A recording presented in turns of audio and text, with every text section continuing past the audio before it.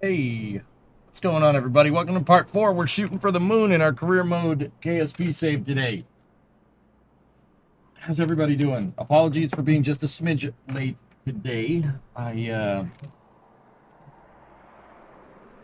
am trying to figure out how a 1986 Camaro ECM works. So, that's fun. 1980s nonsense in cars. That's just... Yeah, so I was tracing wires in the car, and I went to Google something to try and figure it out, and I looked at the time and went, I gotta go.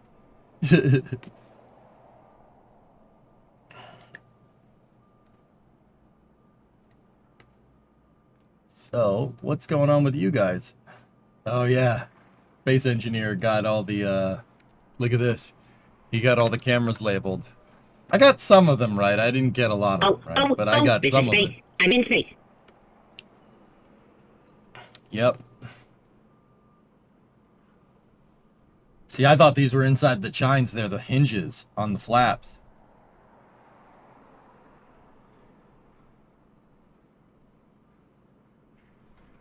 Jeez. Nice. That's cool, man. Space engineer is the real deal, man. That guy's cool. Does good work. Real good work. Flavia, you're fighting a cold, but otherwise good. Oh. Hey, Midge. How you doing? Repost, but this is for space news, but more engine related.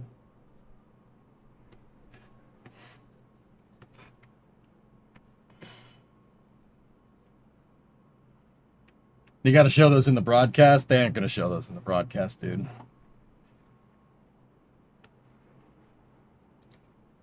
Boeing may already be at the beginning stages of developing a new single-aisle twin-engine jet that would replace the 737 MAX family of aircraft. Earlier this year, the plane maker's CEO Kelly Ortberg met with Rolls-Royce Holdings, which would be the developer of the new aircraft's engines. Why not? Man, why not use Pratt & Whitney? What's wrong with you?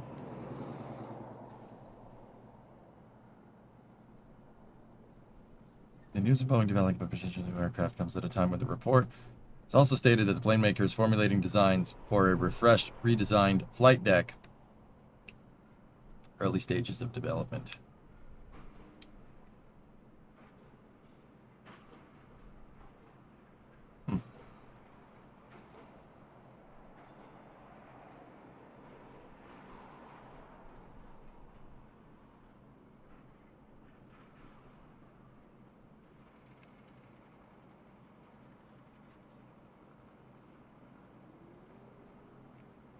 Fellas, this is an unpopular opinion, but I will say this: the 738 is not the 738, 739, This and is the space. Max. I'm in space. It's not a bad design. They just got a little lazy at the end. This Bob, is space. I'm in 10 space. subs, and then we got 5 Gamba subs. All right. Thank you. Thanks, man. A little, yeah, little freaking lazy at the end. Go at throttle up. Killing people is not great. I didn't mean to undersell it, but yeah. Hey, SVO, tier 3, 6 months in advance. Thanks, man. I mean, dude, I was flying. The last time I flew was on a 738. It was a great ride. I don't know, screw me, dude. But, yeah, that's interesting that they're coming up with a replacement. I just really don't understand why they, I don't understand why they stopped making 757s. Just make more 757s. You made the 757 as a replacement to the 737, and then you stopped making it, and then you just kept making 737s. Happy Tuesday, Odbean. Thanks, old boy.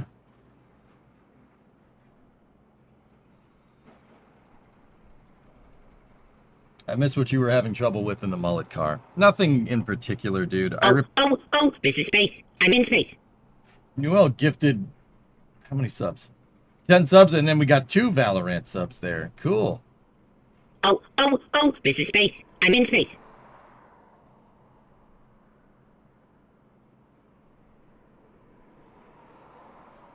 So I have to wait 4 to 6 years for any new announcement. Yeah, because Rolls-Royce is just better.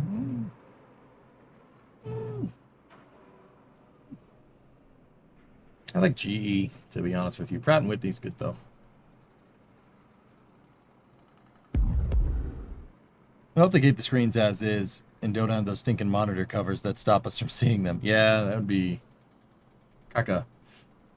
Hey, God, what's going on? Streamerman, doing whatever a streamerman can. Well, thank you for all the gifted subs, guys. I appreciate it. Yeah, I don't know. Maybe it's good that they're starting from scratch because, like I said, I really like the 737. The Max, I'm not, you know, when I said they got a little lazy at the end. That was me being a little subtle to say that they colossally screwed up.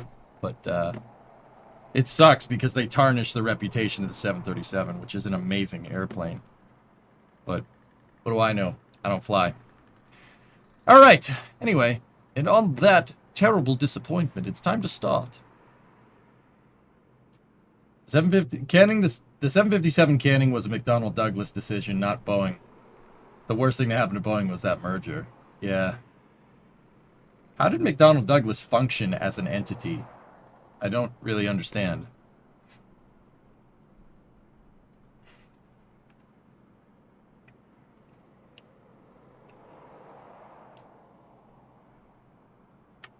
Yeah, Fluffy, that makes a lot of sense.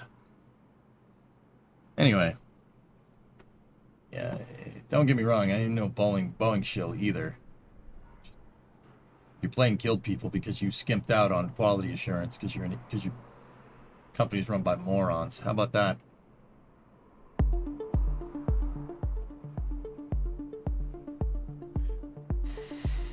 don't get it either. McDonnell Douglas used to be a great company. I don't know what happened, dude. Too many finance bros, probably.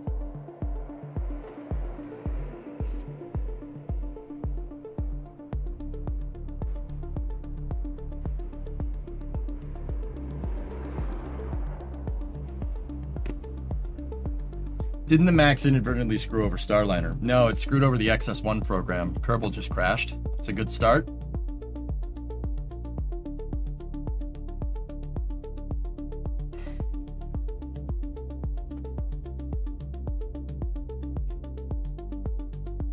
Good start to the day.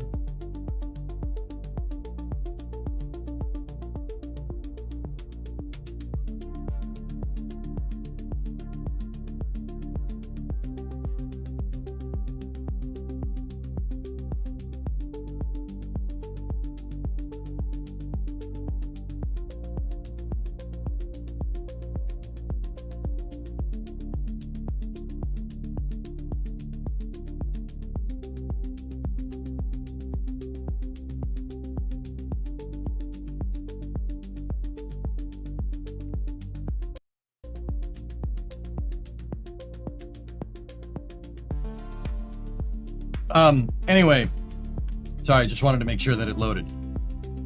Hellfish, I got most of it figured out. So that car, the 86 Camaro that I have, it's a customer car, guys. It's not mine. I'm working on it. I'm just trying to fix it. Mouse has got to the ignition harness. So it has an HEI distributor. It's called a big cap distributor. And then it has, it has battery and tack going into the HEI, right? And then coming or into the coil. And then out of the coil, you have coil positive or coil negative, battery positive, and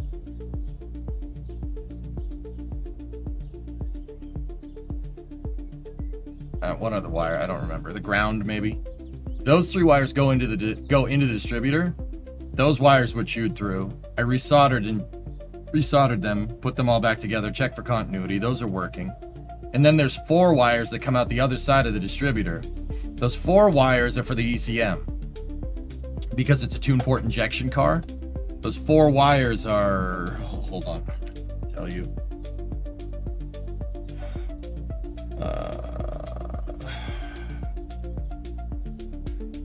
ground, HEI bypass, distributor reference, and then spark timing. So it's like halfway, it's half ECM, half analog. It's just one of those weird 1980s things where it's a mix of old and new technology, you know? Yeah, so I was just checking for continuity on those, on all my connections. Yeah, and I had to go figure out where the damn ECM is. It's under the dashboard on the passenger side. So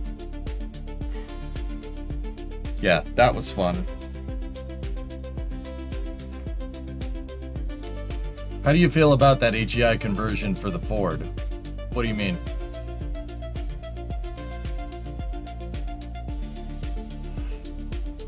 Yeah, Fluffy, yeah, the 737's too close to the ground, yeah. You know what the 757 isn't? Close to the ground. Just saying.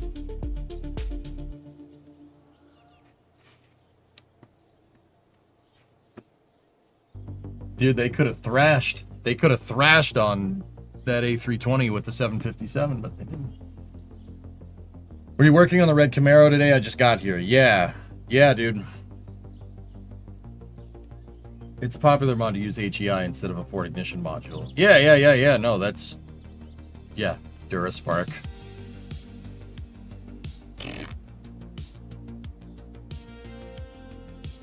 Anyway. So yeah, that's... I had that all in pieces, and then I had to... I made sure all that was working. I didn't verify continuity of the ECM, but I'm just gonna hope that works because there's... The interior of that car is struggling. There's mold everywhere. Just everywhere. It's everywhere. Those carpets need to be taken out and like deep cleansed.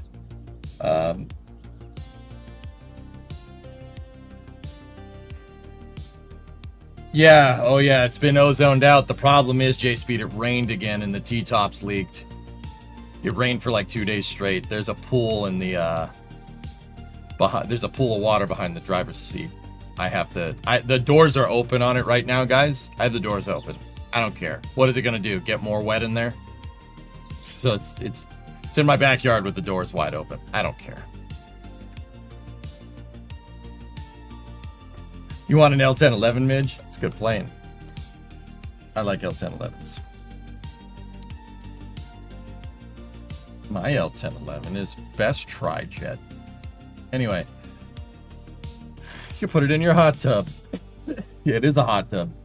For mold. So, yeah, that's what I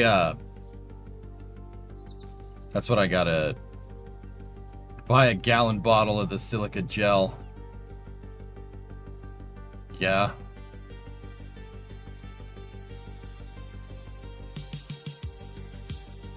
Yeah.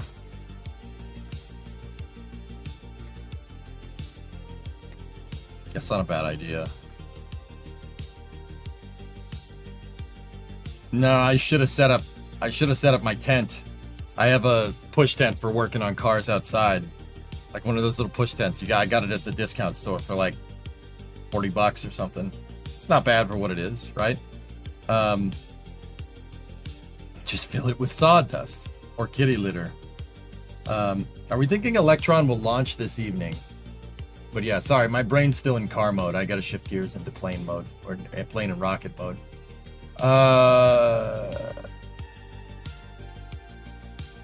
It's a Justin mission. I'm pretty sure this is a haste mission. So I don't think it's going to be streamed, guys.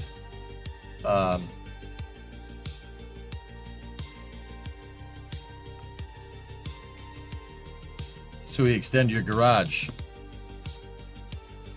Valorant Gamba subs, dude. Put your money where your mouth is. I'm not saying you have. I'm not saying you have to. You want me to extend my garage? Well, we're gonna need some Kai Cenat subs or something. You know what I'm saying? I ain't asking. Just saying. Pony up if you're gonna talk like that, fool. All right. Anyway. No. That's just a joke.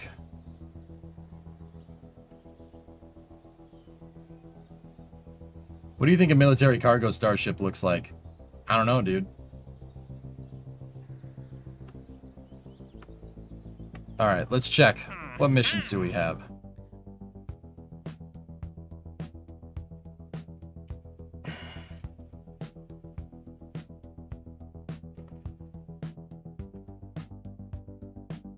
Interesting. What science did we unlock yesterday? I got the... right. We got the RCS. Very nice. Let's see if we get the warehouse with multiple lifts. This is space. I'm in space.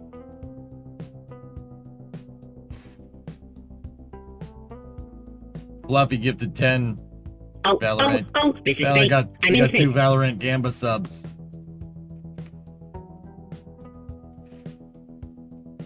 You don't need to do this. Trust me, it's fine. We had a bunch of subs yesterday. That was ridiculous. It's all good, man. I was. But you asked. This is your fault. Whatever. Do whatever. Do what you got to do. I don't care. I just want to play the game. Whatever. Yeah. So we got. This is space. I'm in space. It has to be at least 5 numbnuts.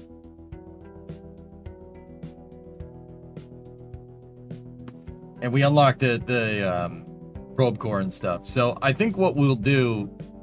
I'm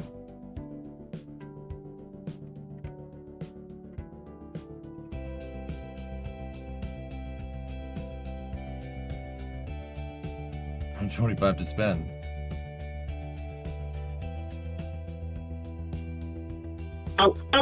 This is space. I'm in space. Now we gifted a sub to Banner von Braun. Nice. Hey, Antares, what's going on? Alright, that's enough. Let's go.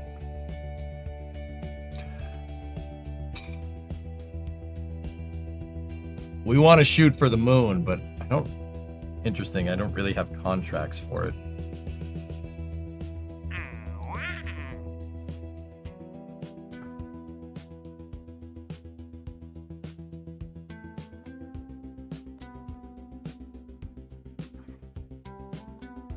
You playing the game I have a question about. Are you able to launch assisted mechanisms? Are you able to do launch assisted mechanisms in KSP? This is space. I'm in space. I said stop. Airbanis. Thanks, man. And then Valorant gifted 2. This is space. I'm in space. God gifted 5. Valorant gifted 1 on top of that. Are you able to do launch assisted mechanisms? This is space. Yeah. I'm in space. Yeah, there's ways to do it. There's, if you want, Rob, you need, so MechJeb is like an easy mod that you can get for KSP that'll fly the thing into space for you. There's also Kerbal Operating System, where it's like a code for just you can write code to how to fly your vehicles manually, like automatically into space. And then there's KRPC, which is what we're using. I could technically write software for these if I really want to. No, I mean like magnetic rails. Oh, launch assisted that way.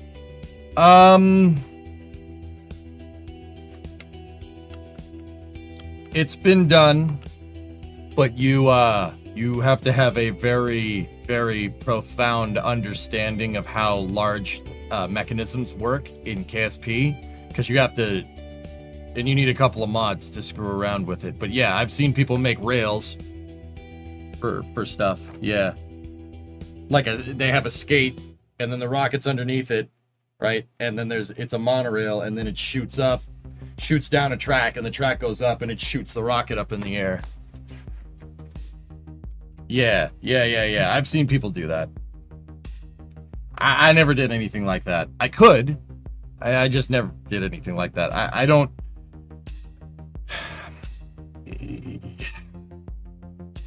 Rail-launched mechanisms and, like, spin-assisted mechanisms for launching into space and, like, airdropping stuff, and then it launched, like, doing, like having a drop vehicle. That's all fine and dandy, dudes, but it's very alluring, but it's not,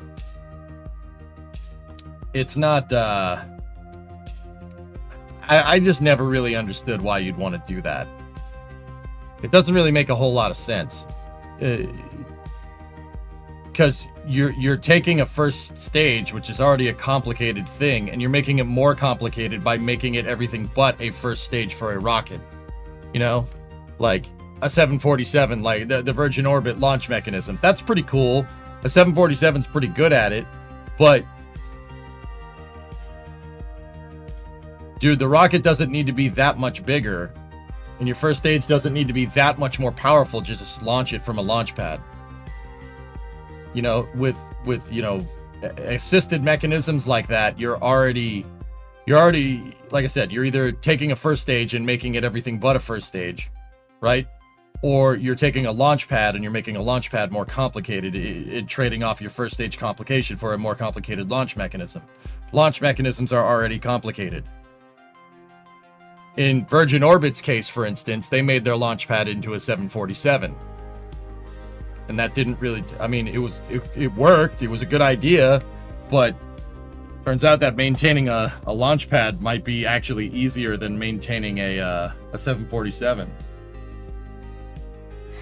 Unless an F-15 does it, and then it was cool. If you think that was anything but inexpensive, or anything but expensive, you got another thing coming. You think a 747's a complicated launch platform? An F-15's even worse. That's a really complicated piece of equipment. Hey, Methane, what's going on, man?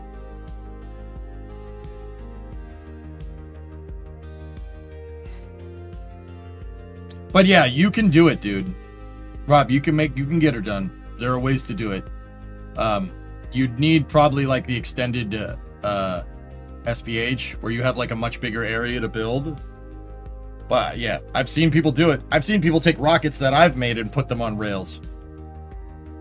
Yeah.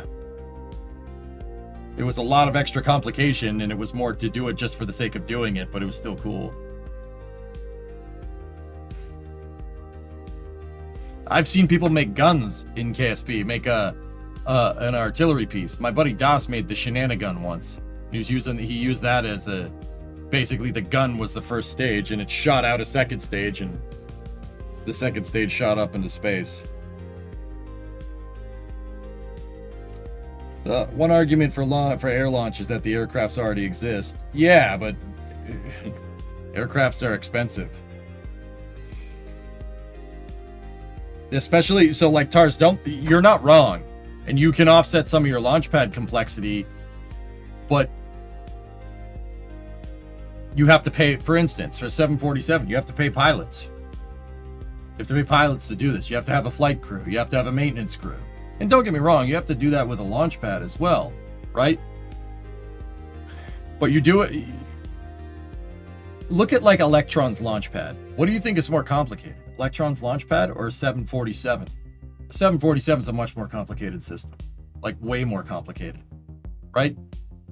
The 747 would be worth it if you had a substantial payload mass to orbit, but you, like in the case of Virgin Orbit, they just built a small sat launcher. And don't get me wrong, it's super freaking cool. I thought Cosmic Girl was a really good idea, to be honest with you. But when you're competing against something like Electron, you can't compete on price because the cost of that damn 747 is so much.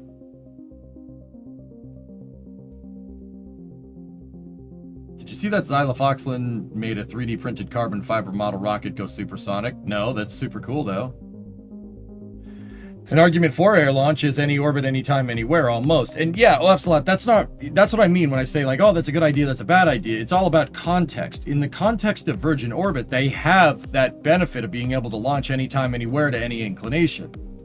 That's fine. Where's the demand? Where's the demand?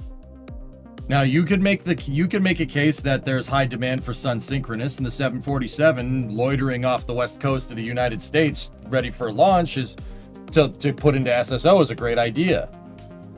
How are you going to do that with something like Falcon 9 and transporter flying? How are you going to do that with Electron launching out of Mahia, doing the same thing? Can't get, like I said, they couldn't compete on price. They couldn't.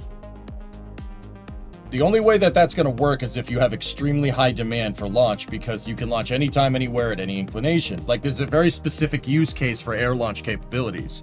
Now, If it was me, if I was Virgin Orbit a little while back, what I would have pivoted to is hypersonic weapons testing. That's what I would have done. I would have marketed Virgin Orbit with the Cosmic Girl and 747 as a hypersonic weapons test platform. Now that would have been useful. And there's your market, you know? That's what Electron is doing. That's what that Electron mission is tonight. The Electron mission flying tonight is a haste mission. So it's a suborbital hypersonic transport or hypersonic test bed.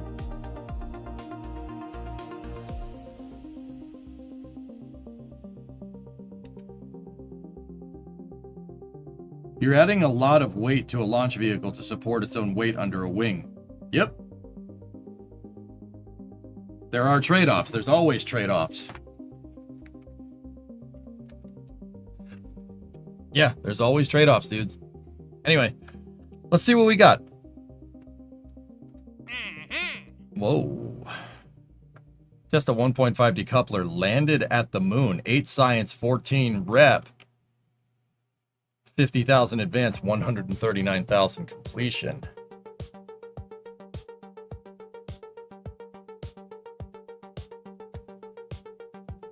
Head-up Rancid would support his company building weapons. Yeah, Midge, you're probably right. That's why they went bankrupt.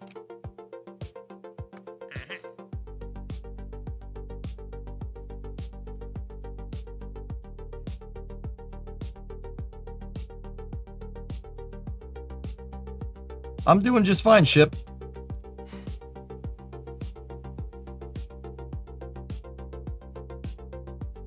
I don't know, Dons. I have no idea.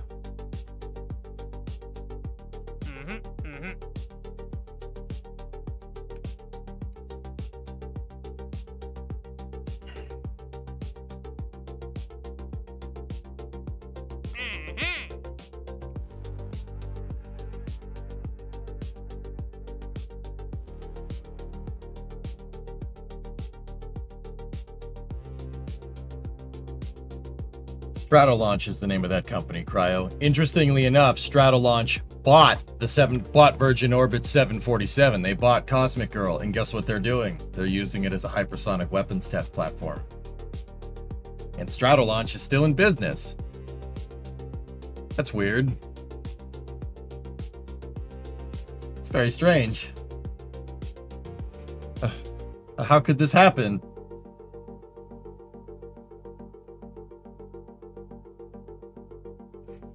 How could this happen to me? I don't want to get DMCA. Anyway. All right, we have specific orbits around the moon. Okay.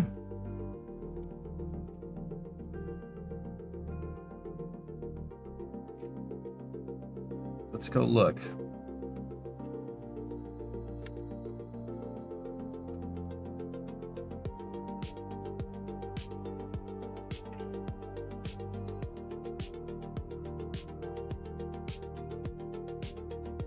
Yeah, they added Rewind, Baranok. It's pretty cool.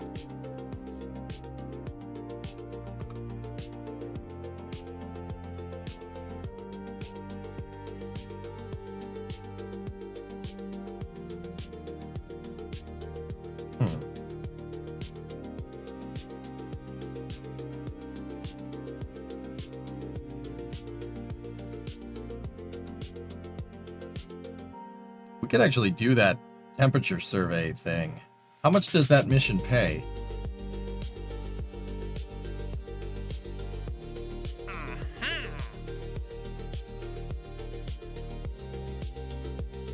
It's not bad. The real question is, can our plane fly that high? Can the A100 fly all the way up there? I think before we take the mission, we should probably do a test flight.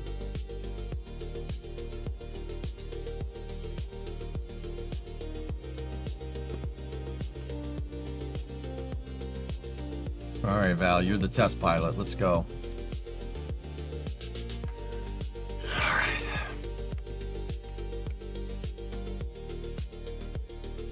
If this thing can get up to 20,000, I highly doubt that it can, but if it can...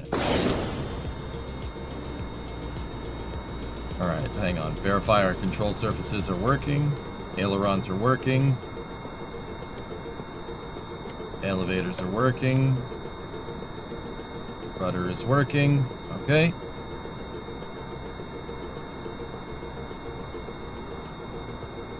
We're deflecting in the right direction.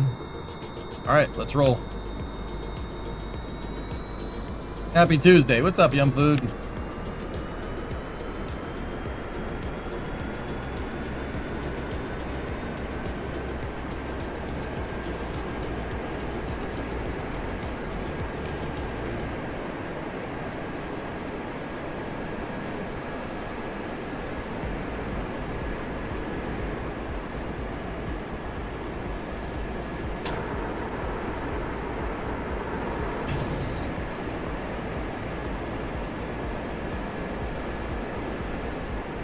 You see the J50 photos? Yeah.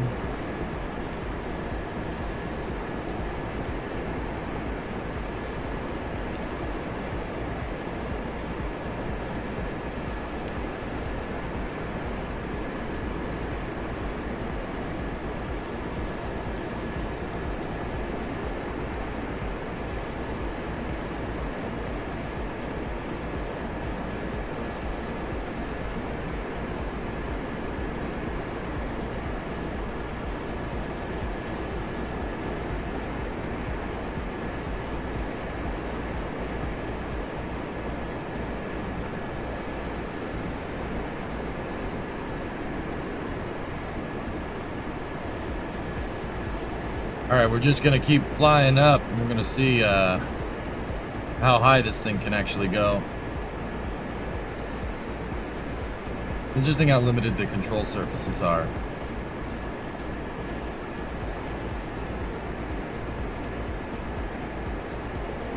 Odd question, but where can one get the latest updates for KSP? Steam?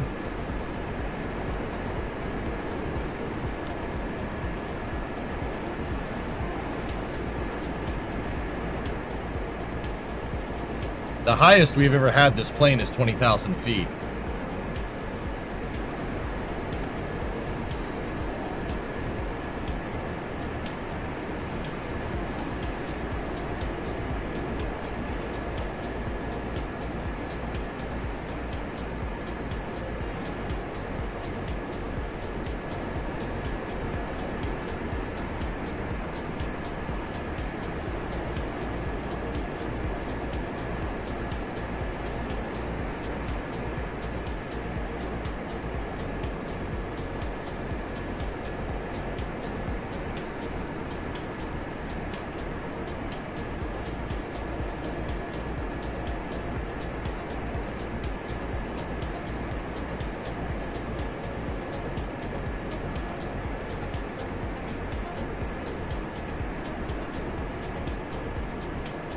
I had KSP before it came out on Steam too, for what it's worth, dudes. Alright, let's turn around.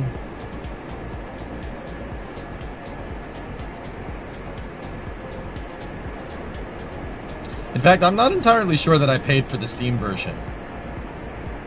I'm pretty sure they gave me the Steam version of KSP. I bought KSP on Squad's website back in the day. I think the developers gave me a copy when it switched to Steam because they wanted me to play it.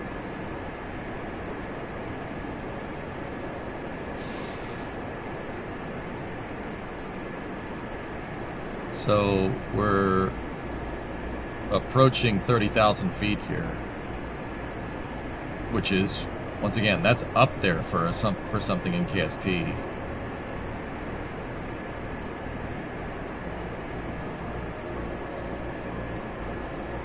Hey Parchin, what's going on?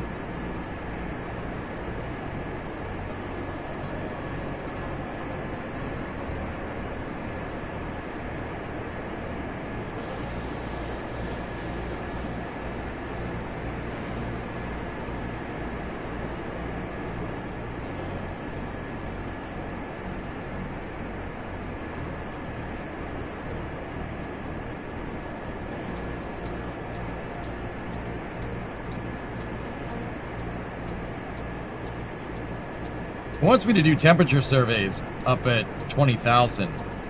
I am not entirely sure that we're going to get up there with Juno engines, but...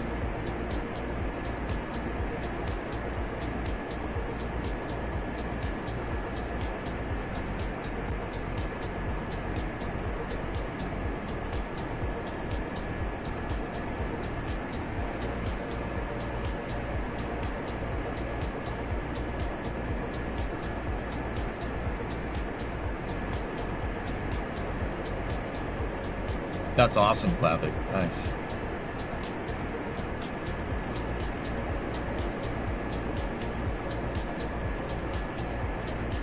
Yeah. Not sure we have the airspeed to power up out of this.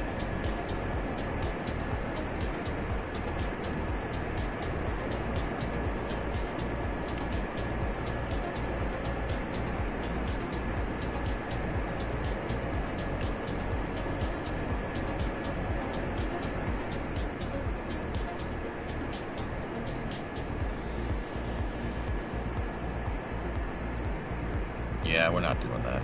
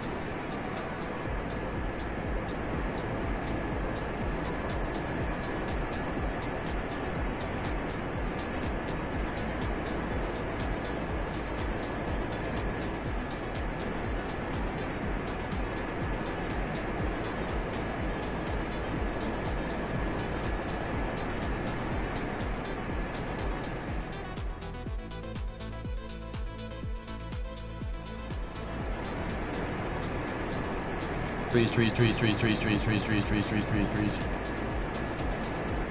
We taking this plane to space now? Nah. That some SRBs should do the trick. I'm not doing that. Yeah, alright. She won't go much higher than this, alright.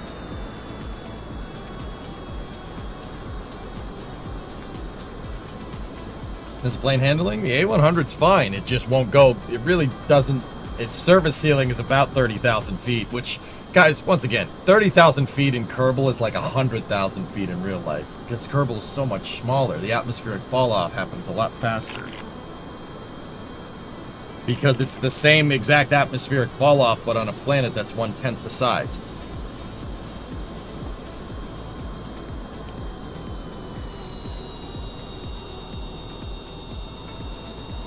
What are your engine's efficiency? 6,400.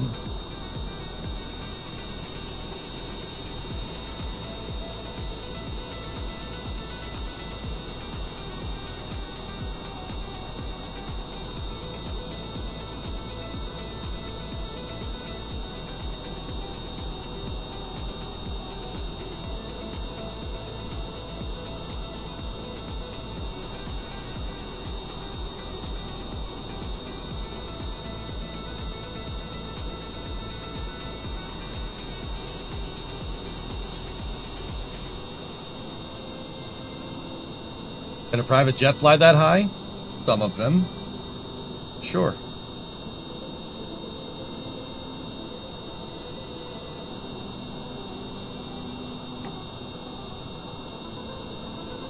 This is not Black Rat. This is not the new Black Rat clouds, no. Will KSA have one-to-one scaled planets? I don't know. They haven't really decided yet, not to us.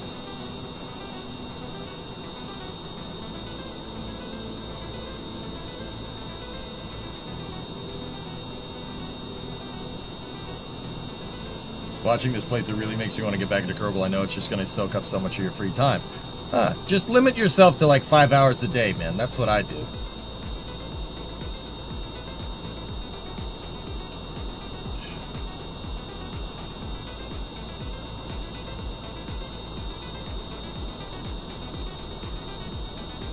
Sounds about right.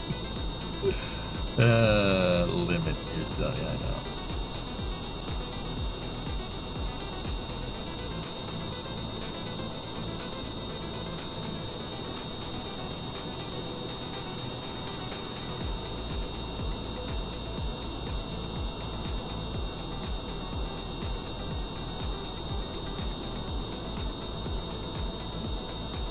Gee! Discovery, go and throttle up. 43-month resub. Wait a sec, give me back my badge. Thank you very much. Yep.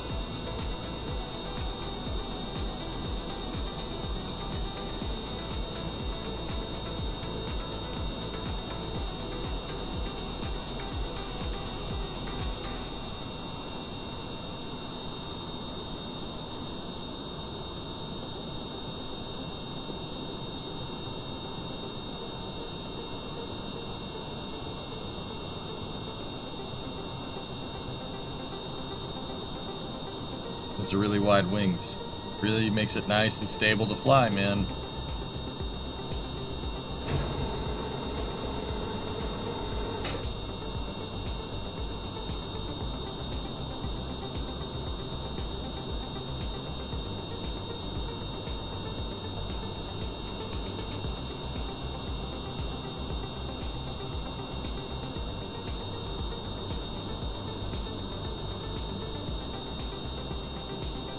Earth. Haven't seen her in years. When I shipped out for basic, the Earth defense platforms were just theory and politics. Look at them now. The Athens and Malta put a shot clean through a Covenant capital ship. Espacio Astronauta. Hi, EJ. Did you see the interview Butch Wilmer participated in? He reeled many things he never said in public about the problems faced on Starliner. That's an older interview, Espacio, right? Yeah, I remember that. He talked to Eric Berger. Yeah.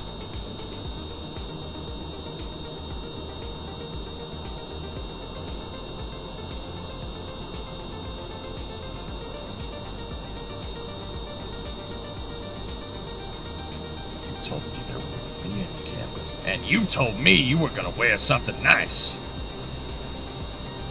Folks need heroes, Chief. So smile, will you? Well, we still got something to smile about. Alright, hang on. I'm putting this thing on final.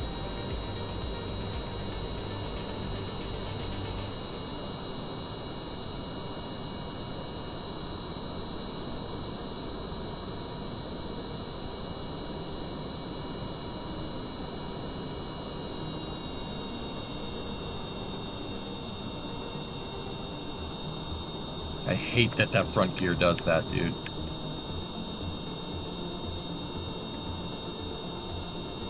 Careful.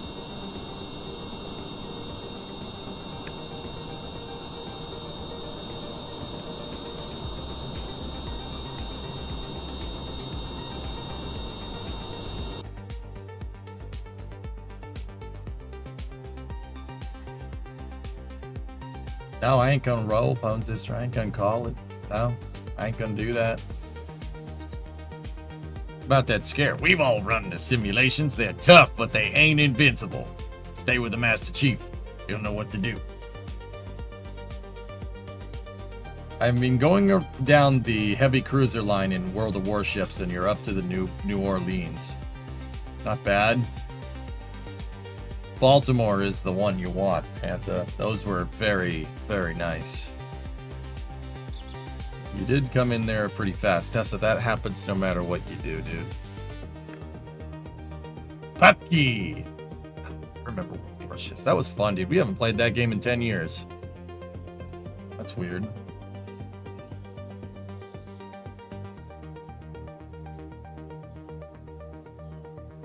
This interview is recent. It was posted yesterday. Butch went to Brazil to participate in a podcast made by Space Today and Space Orbit channels. Interesting. I wonder if he said the same stuff he said in Eric's interview. Anyway, no, I haven't seen that.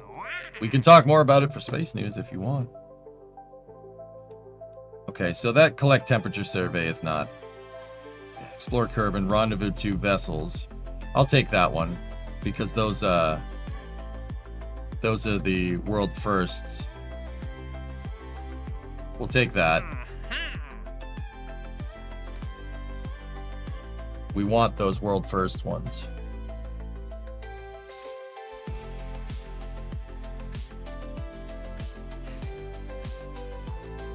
Alaska.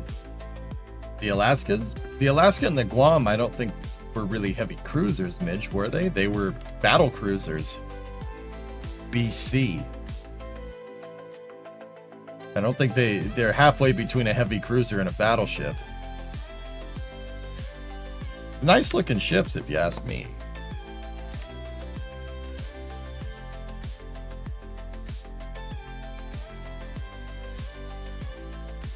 They look good though. Oh, you ain't lying.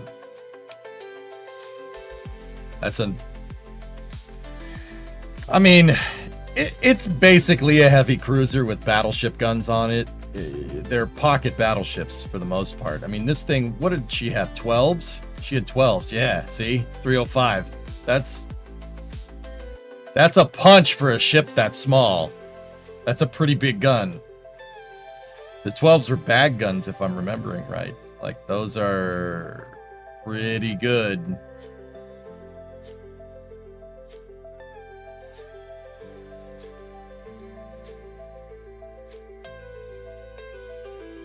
Where was the Alaska made? I'm pretty sure it was made. Oh. Camden.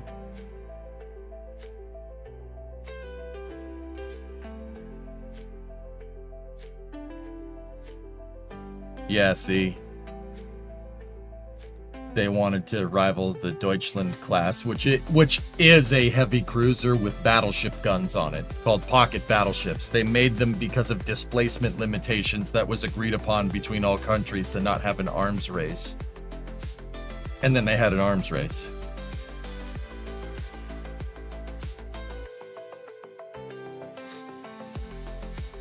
Yeah, those are cool ships. They only made 2 of them. They only made the Alaska and the Guam, and that's it.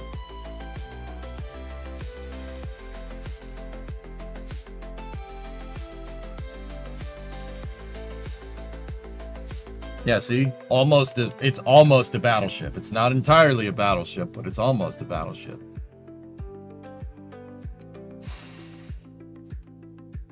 Good stuff, man. Freaking Bofors.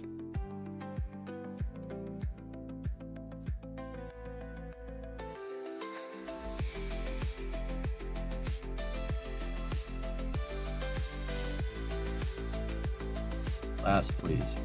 I have a story to tell you. I was in VCT, and one of the drill sergeants was infantry. He was telling me a story about one of his deployments. He dead-ass described Halo. We were deployed against an insurgency group called the Covenant. Yeah. Yeah. Yeah, they got all kinds of fun names. We scrapped this thing? It was 84% done.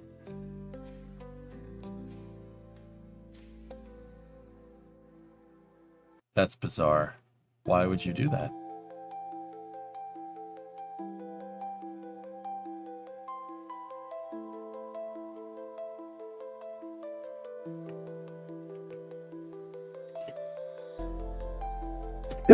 Do I think aliens have visited the Earth? No idea. I hope not. Because if aliens, something out there, dude, we should go find it. But, you know, I want to be the ones doing the finding, not the ones being found.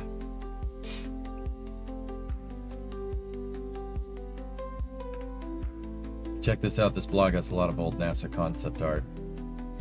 Yeah. Neat.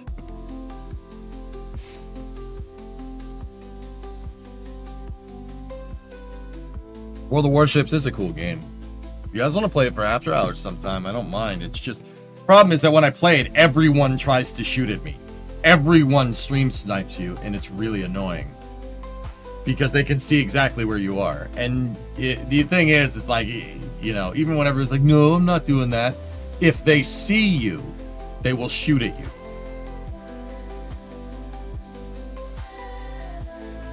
It's, you don't know how blatantly obvious it is, dude. That's why I stopped playing World of Warships. Just play the PvE side of World of Warships. Well, Ayla, when we were playing 10 years ago, there was no PvE side.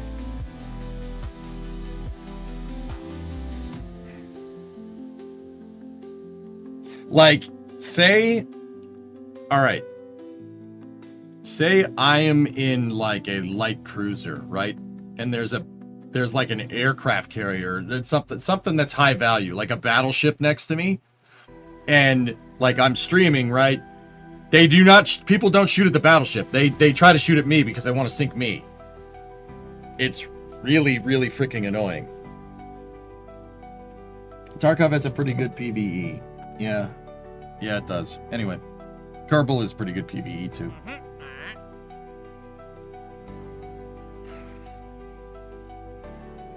No streaming BF6. BF6 is enough chaos. It's enough of a chaotic event that it's not that big of a deal.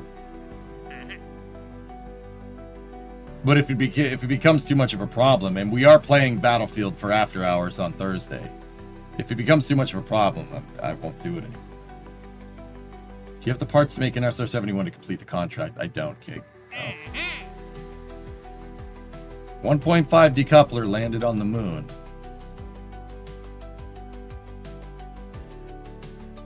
Thursday, Coltec, is when it comes out. Yeah, if I'm remembering right. Oh, it's next Thursday. So it's the 10th. It's not this week, excuse me. I forgot what week it was. Hey, S, what's going on? All right, let's do this. 8 science for that mission. Position a satellite in a specific orbit around the moon. Those missions pay excellent. Yeah. Give me that one. Give me that one. Give me that one.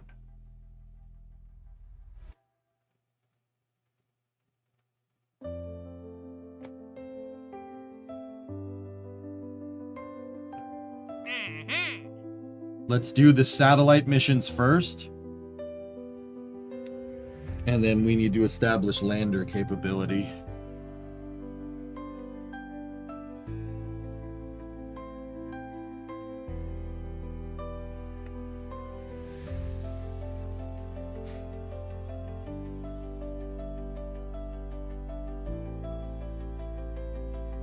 What about getting crew into orbit?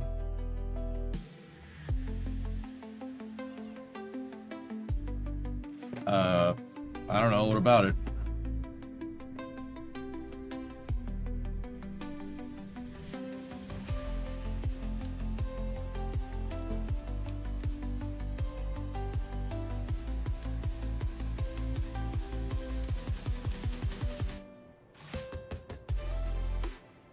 Worth doing the test mission, the test at launch site missions, just so you can get better ones. Yeah.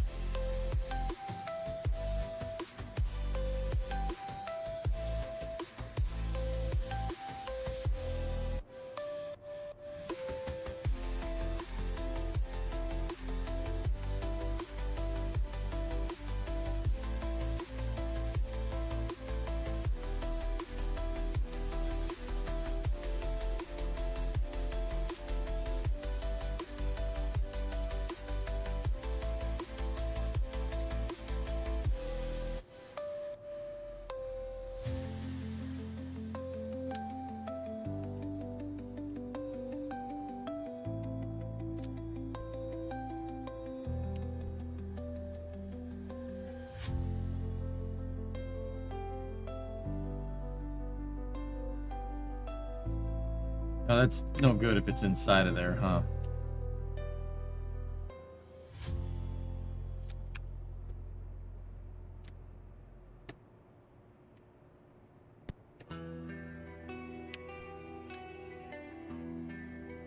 Then again, 3 times symmetry should be enough to cover all the angles. Alright, so I'm just trying to free up some parts for us, dudes.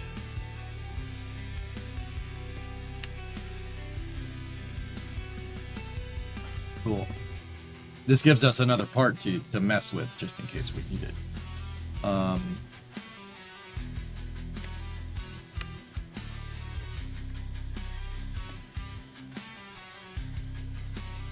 Do you need the nose cone? Yeah. I mean, no, but I want the nose cone.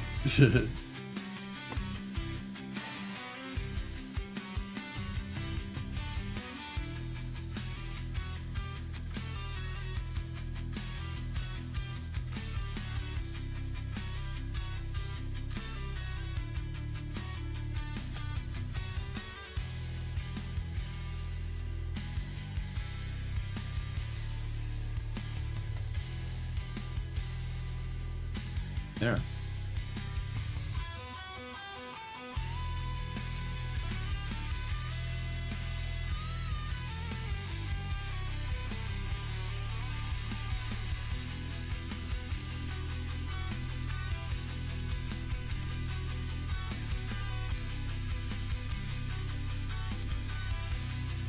Okay.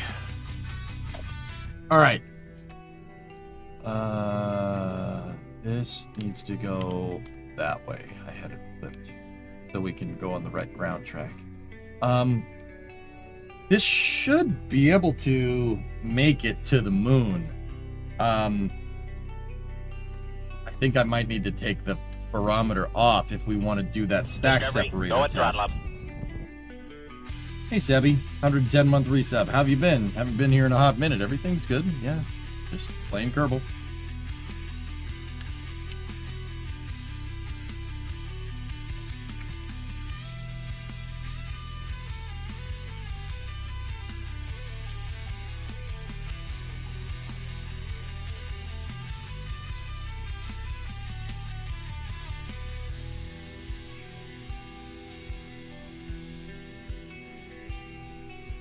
Can you put container? No, I don't need a container, Blackness. Not right now, at least.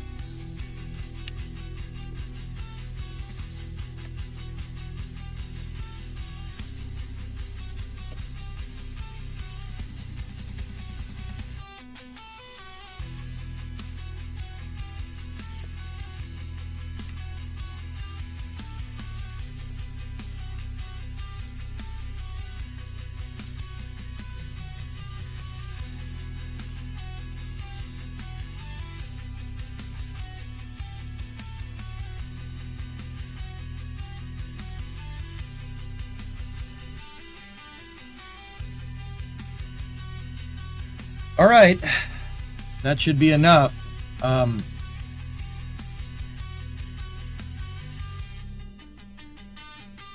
So for the specific satellite specific orbit, it wants a thermometer and a science junior on it. Okay, and then that one just has a thermometer on it. We have a thermometer on it, so we can at least nail one of these things. 195 by 169 at 35.8. So we will do this mission right here because I don't really have the room for a science junior per se.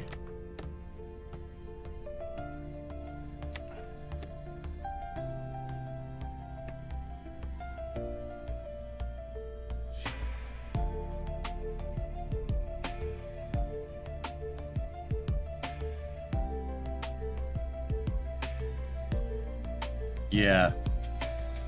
Okay. All right, fellas, I just got to go use the restroom real quick. I'll be right back. Then we'll launch this. Yeah.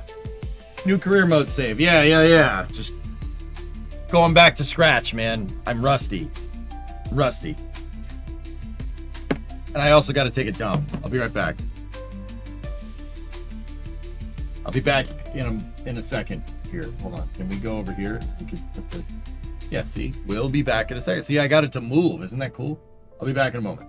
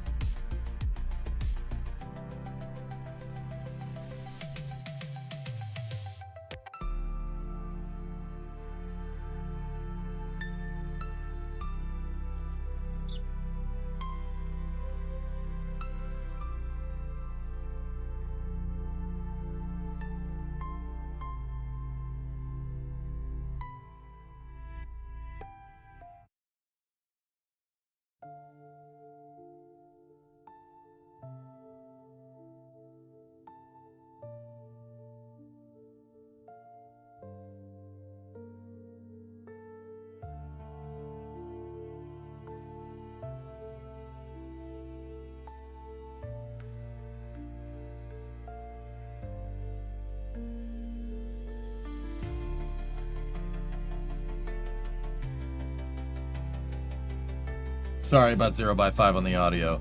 I was just looking at the orbit that we need to get into, and I was just saying it's going to be tough to get that right. Apologies. I don't know why I muted the mic. I usually never do that.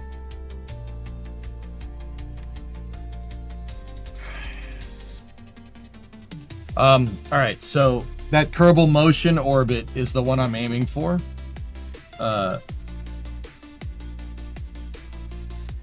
The Rokio one is going to need the Science Junior, and that's going to require a redesign of the Marvin launcher. So I don't want to redesign that right now. Kerbal Motion just needs a thermometer. We already have a thermometer built into the design from a previous mission. Alright, let's try for this. You obviously didn't want Jer talking with you. Well, he says some messed up stuff that might be against terms of service, so I don't know. That's not great.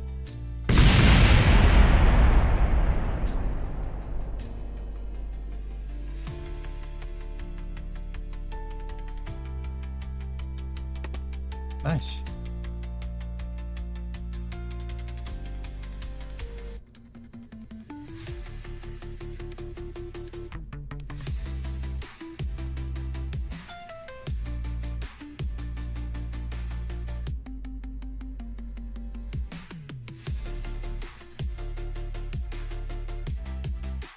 We don't have the part count for launch clamps, so I gotta hope that that was just a fluke. It was.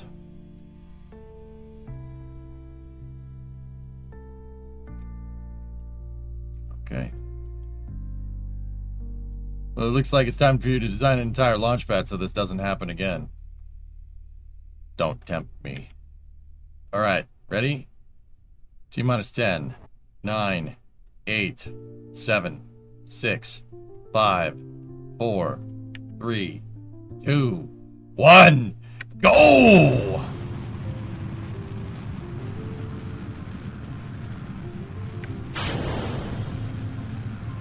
Pitch kick. Looking good.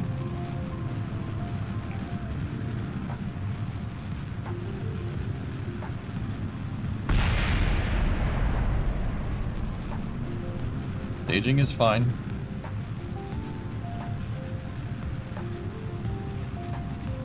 That rate's a little bit high on the negative pitch, but that's okay. It'll stabilize out here in a second.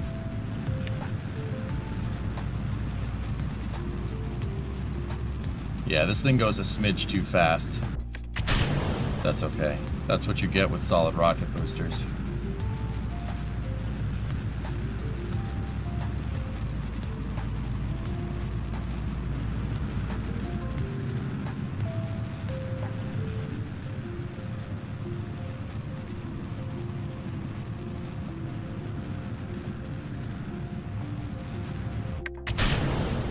Third stage ignition and separation of the second stage. Okay, let's coast here for a second. Got to get a little bit higher up in the atmosphere before we stage again.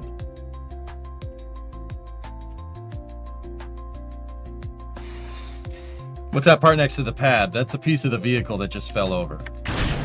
There we go.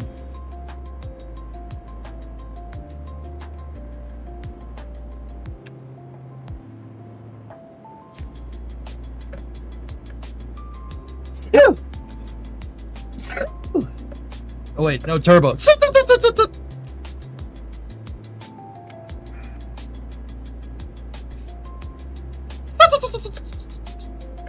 Yeah, there was turbo lag, sorry.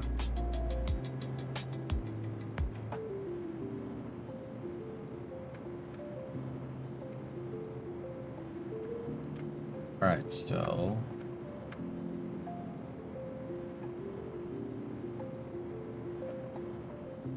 let's throttle back the engine a little bit.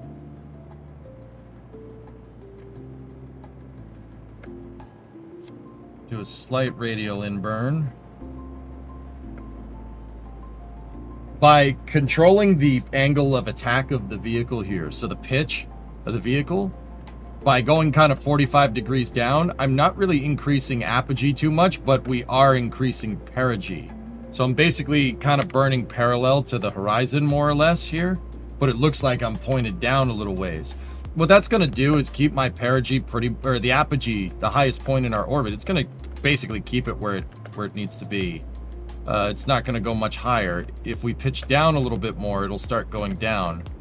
But we are increasing perigee this whole time, which is what we want.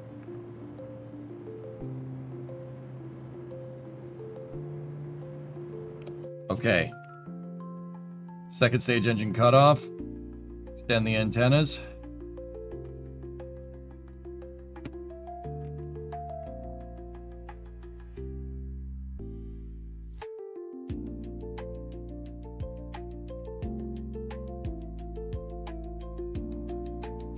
Make sure that's set to hibernated warp.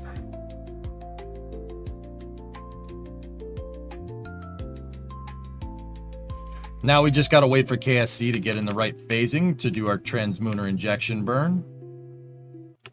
Shouldn't take too long, 3 to 4 orbits.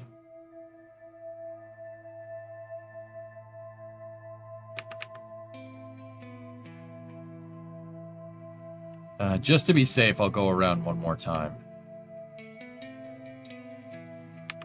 All right, so I'm doing this basically without conics here. Hey, 12, what's going on? EJ, did you decide on doing an all SRB launch stage? Why did you decide on doing it? It's simpler and it's cheaper.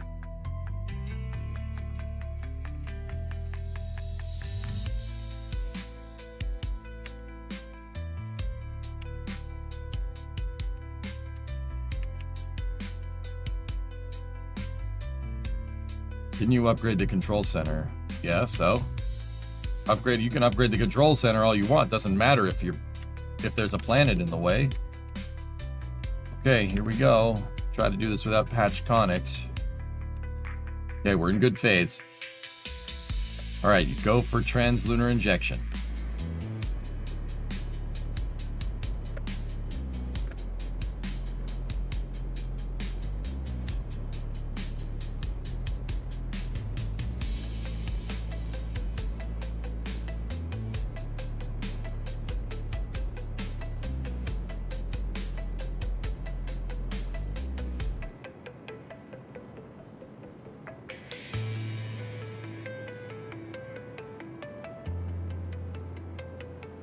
Stand by for SES2.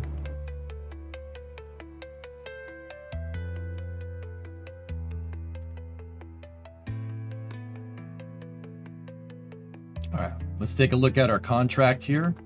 The contract with periapsis is 169, so we got to just push it a little bit more. That should be good to iron that out.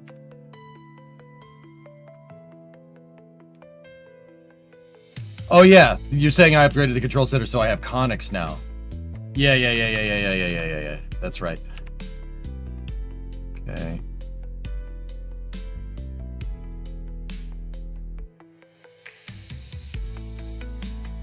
There's an eclipse right there.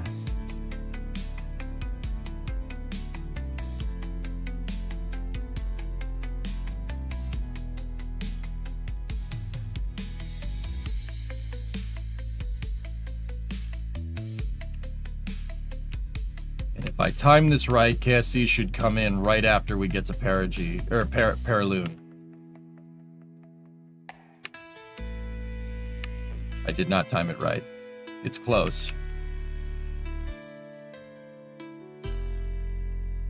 Okay, we got a signal. So we're gonna have to slow ourselves down a little bit.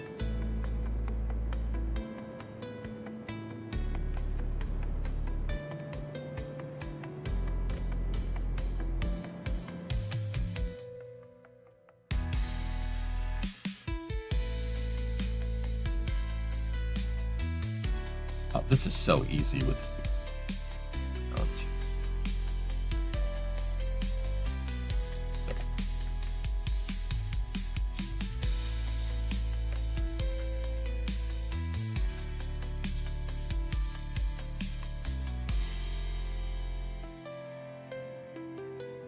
little bit radial in here.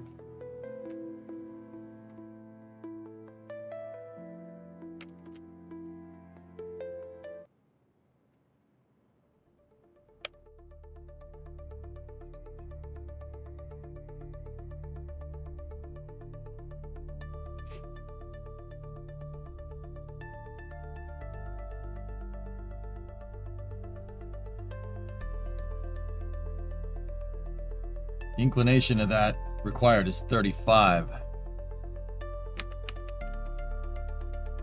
So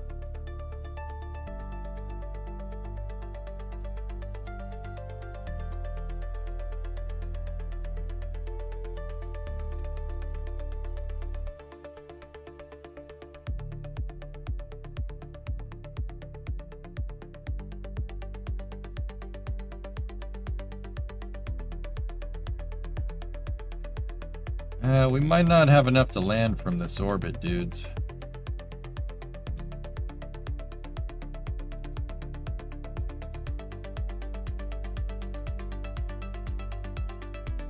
Nope, don't like that.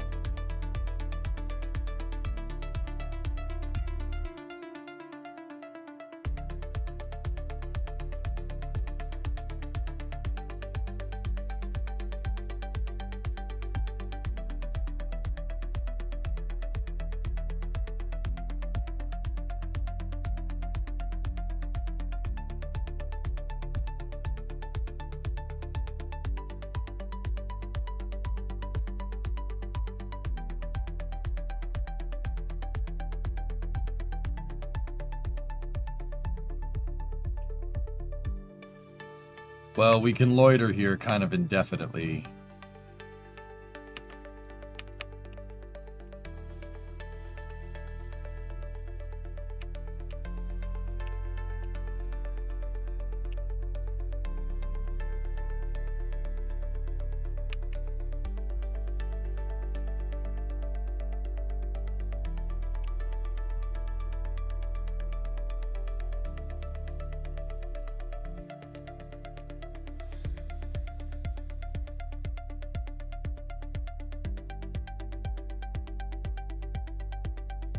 All right, let's try to get the orbit. Ready?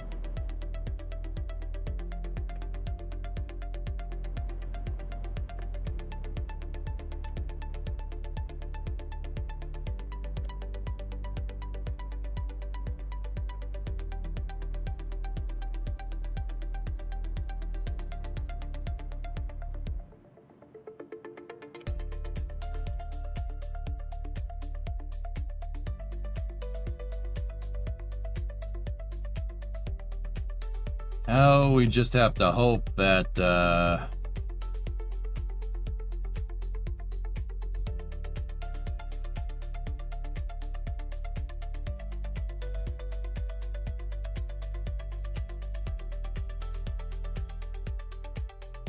now we just have to hope that we still have signal when we gotta do this next burn. We're gonna have to just go for the burn, dudes. That's we're gonna have signal for it. You know what? I'm doing that burn now just in case we run out of signal. That would really suck. We have to stay captured around the moon.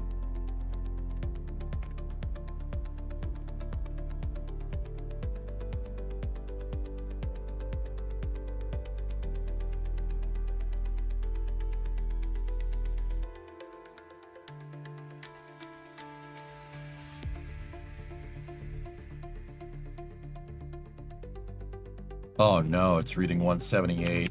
No. I'm retrograde. We're 180 out. We don't have enough to land either. Balls.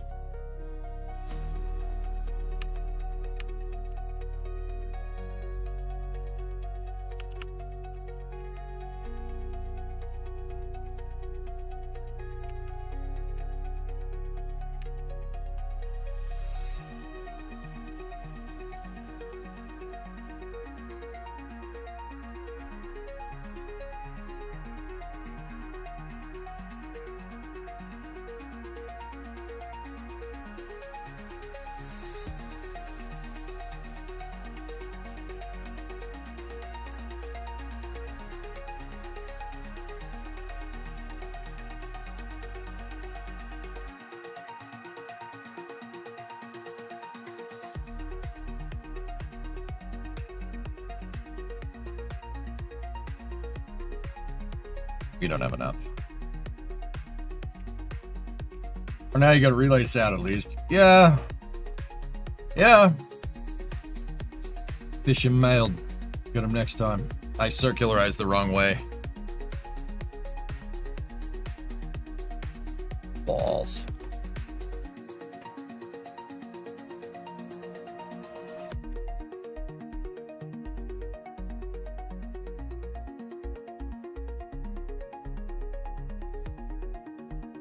So the orbit wants me going this way. I'm going that way. I must have looked at it backwards for a second. Or it's reading our inclination as at 178 degrees off, which means we're going 180 degrees in the wrong direction. You have the delta V to change.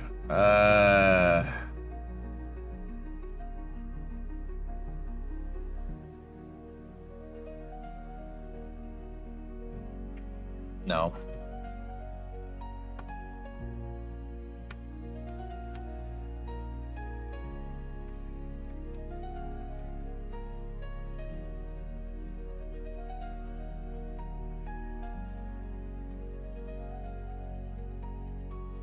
Might have enough to land. Worth a shot.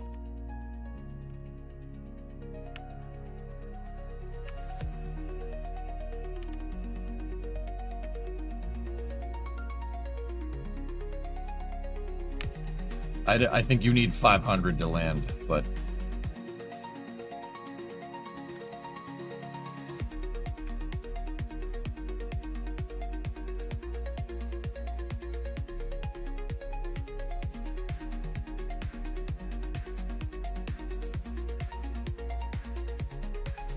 Relay set is good value this early.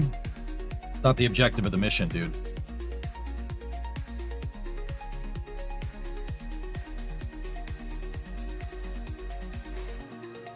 It's like 580 to land on the moon, if I'm remembering right. I don't like that this is in some strange freaking orbit. I don't want my relay sat in an orbit that I'm not familiar with. So we're gonna try for it in a best we get an impactor.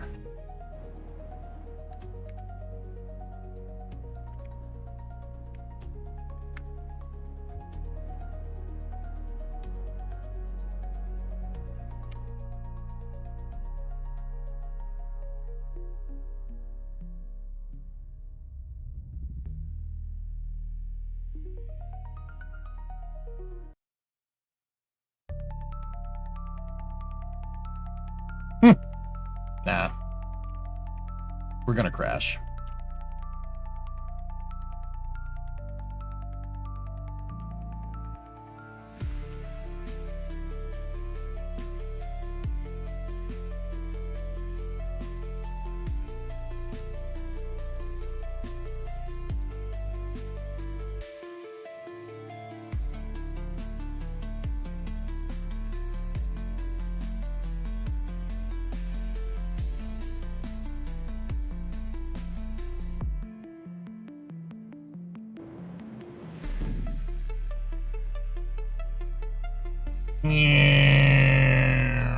Sorry, Marvin.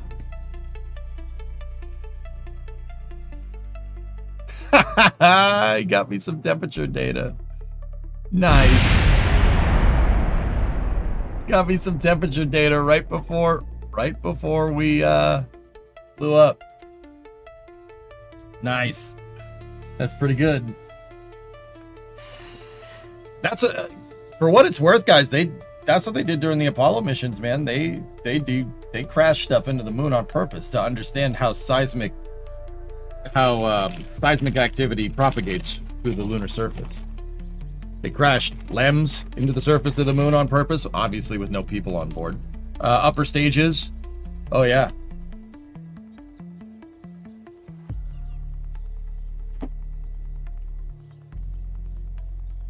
How did they observe the crashes? Seismometers put on the surface from the astronauts. Yep, that's part of the ALSEP program, the Apollo Lunar Surface Experiments packages. They did all kinds of cool surface experiments on the moon, guys. Anything from like an RTG to generate power, seismic experiments, soil samples. They did all kinds of cool stuff, man.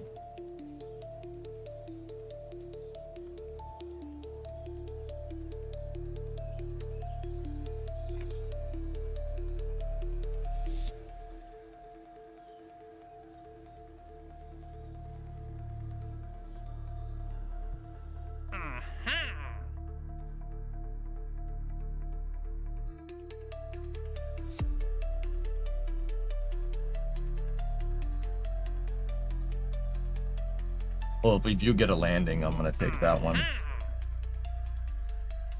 Position a satellite in a specific orbit around Kerbin.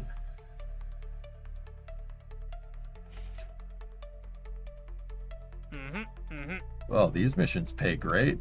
Polar orbit, polar sat server. Yeah, let's do that. Good stuff. We did get some science out of it, man. That's pretty good.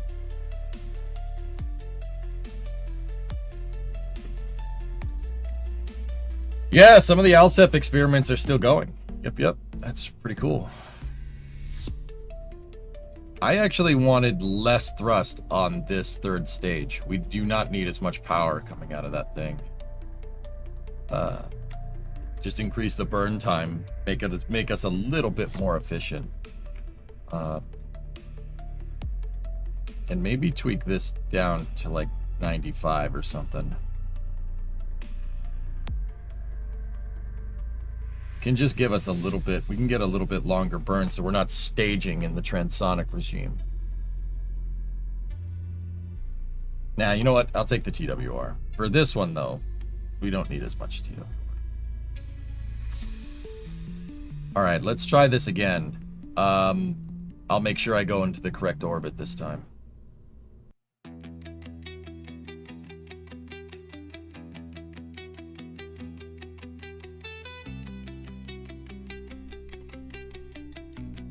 All right, 5, 4, 3, 2, 1, go!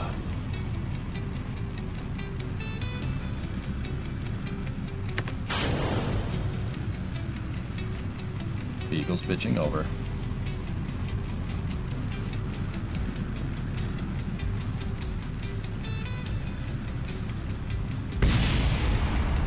Pitch rate looks good.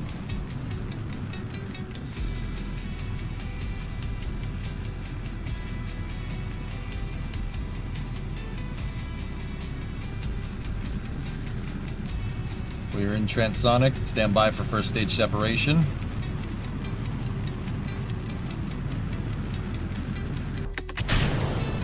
We got a good separation, good ignition on the second stage. We're supersonic.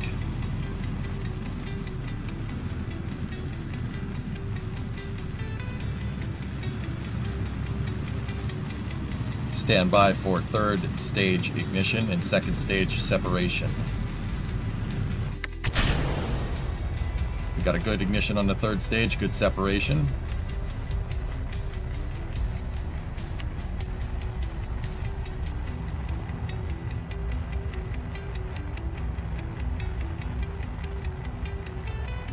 Little bit of a nicer ascent here with this one. Yeah, we could lower the thrust limiter even more. KSP every day, 1,000. Okay, stand by for third stage. Ignition.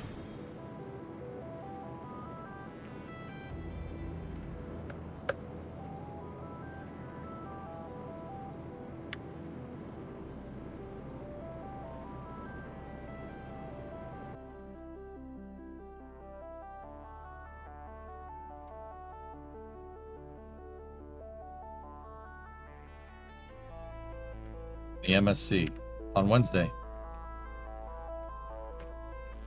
Wednesday for after hours back in its regular slot.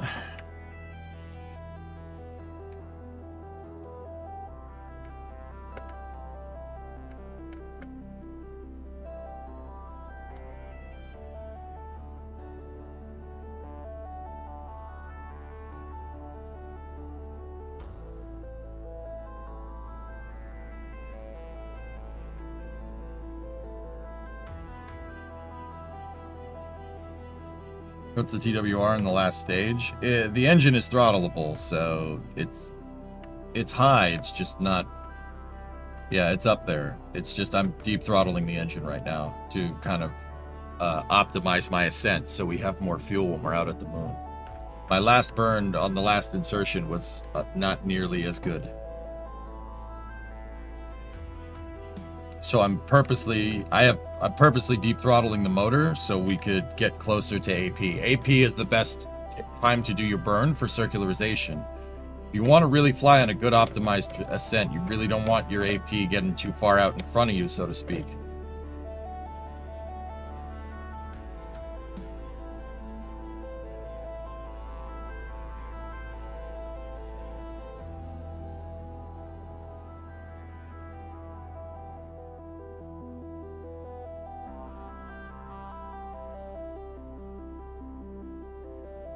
Note that I set the moon as target, guys.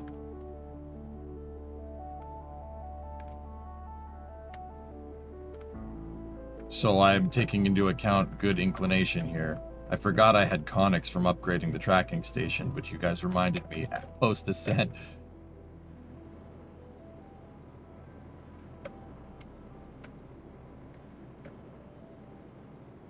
See, that 2 degrees of inclination on the lunar orbit is going to translate to something big. Now we can throttle. We went past AP, so I'm going to burn slight radial out here.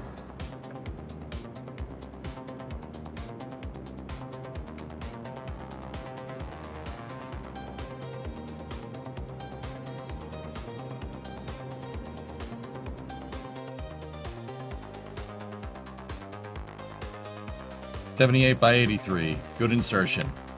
All right, deploy the antennas.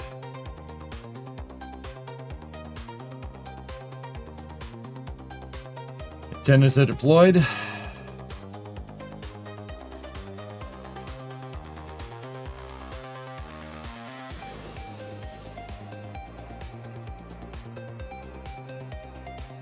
Greetings from the moon. It's a bit lonely. Oh.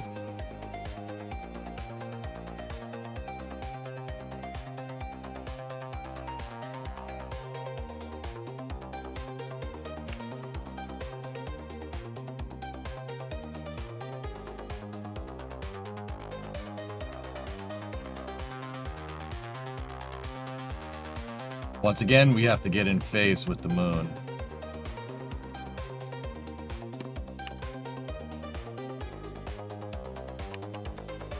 Sending node is -2.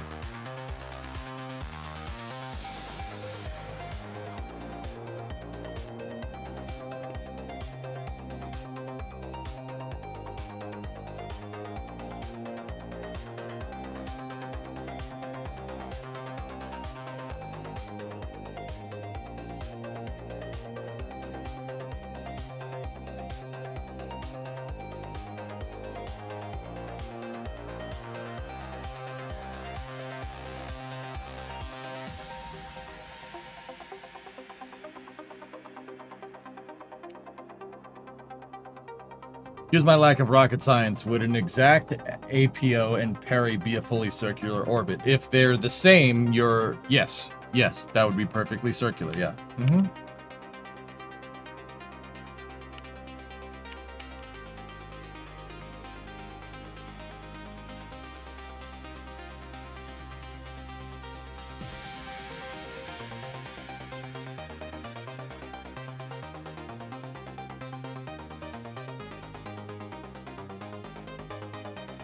Close enough.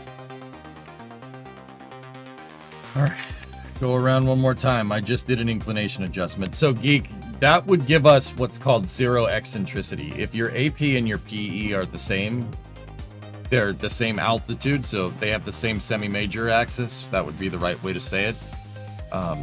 If their semi-major axis coincides, your eccentricity is at 0. Orbital eccentricity is how elliptical. It's the measure of how elliptical your orbit is. 0 eccentricity being a perfect circle, and 1 eccentricity means escape, right? So anywhere in between will adjust the elliptical shape of the orbit. So like that orbit right there that other probe is stuck in, that is way more eccentric than the circularized orbit, a relatively circularized orbit. We have very little eccentricity here, like maybe 0.1. Actually, not even that. Point like 0.5. We're pretty circular. Now, the other thing to take into account is that in Kerbal, the moon's equatorial plane is perfectly in line with Kerbin's equatorial plane. That's not really the same in real life. The moon is 6 degrees inclined. Its orbit looks much more like Minmus's relative to Earth. But they make it easy in Kerbin to be able to get to it in Kerbal. So It pays to match its inclination right now. Now, if we were really slick, we could throw it right into the orbit that it's requesting. But I'm not that good. Not by sight, at least. It would take a little bit more effort than this.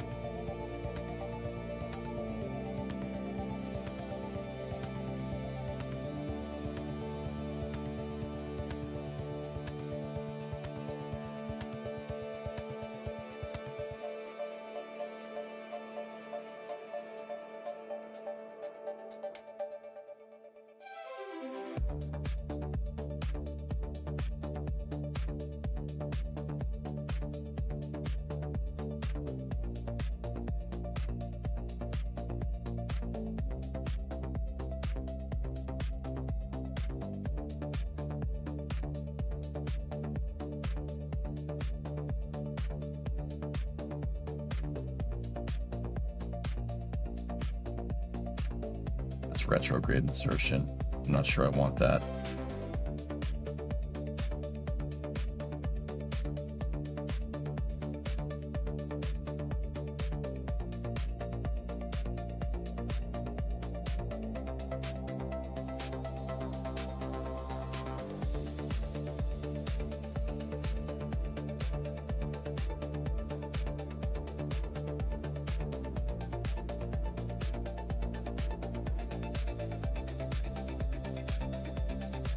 How are you determining which orbit to do your transfer burn to the moon? Old Kerbal trick. When the moon comes up over the horizon, do an 800 meter a second burn.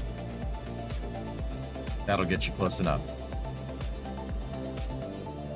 That's just, by coincidence, that's just the right phasing. When the moon comes up over the horizon, find your prograde and burn.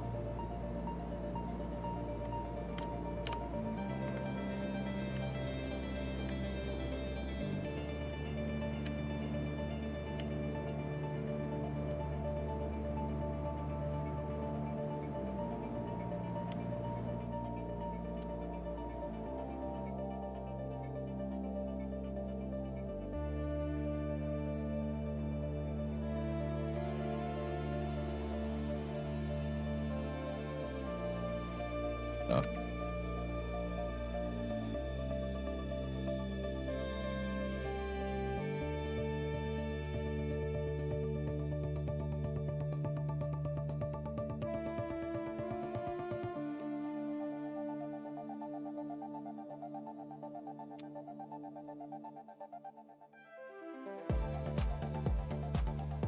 See, it kind of loops. A little bit of a free return here. But it's not, but it is. It's more of a grab assist.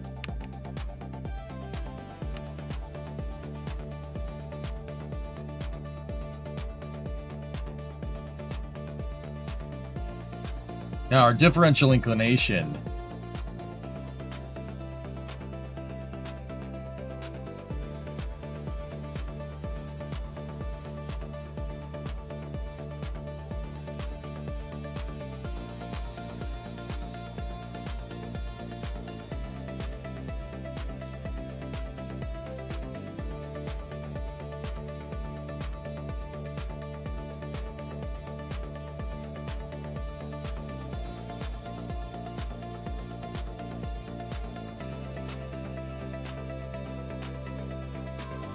Let's keep it like that.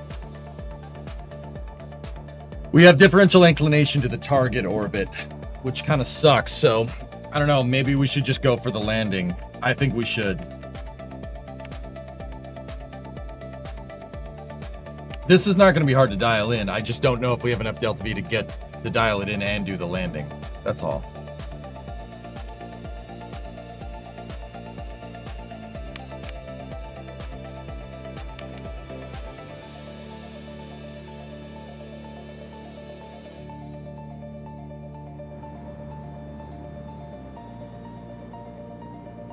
We've captured. There we go. Good. See, we're 35 off now. We have 1338. We need about 600 to land. Now we want to find the ascending node. The ascending node says 35, so we should be able to do one of these bad boys right here.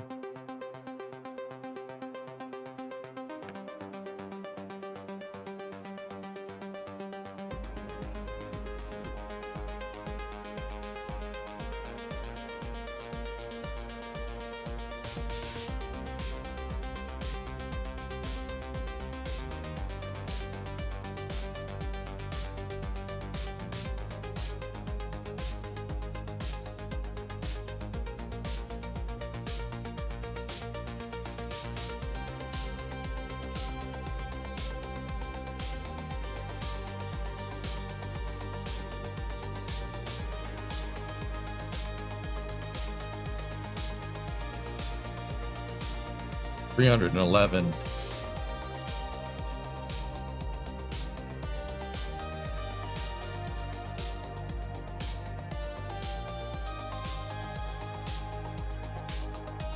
When you were first doing Kerbal, you used to do what's called pineapple staging.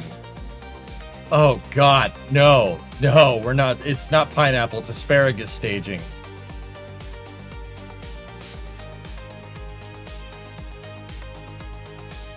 I did call it pineapple. No, I did call something that. I remember that, Superbot. That was a long time ago. Yeah, no, asparagus staging. Nah, I don't need to do that. That's lame. That's super unrealistic. But then again, Kerbal kind of is too. But I like keeping the rockets relatively within the realm of possibility. The 7x7 and the 9x9 lifters that could do like 400 tons. Yeah. They also had like, how many expendable freaking stages did those things have? 81 staged? 81 stages?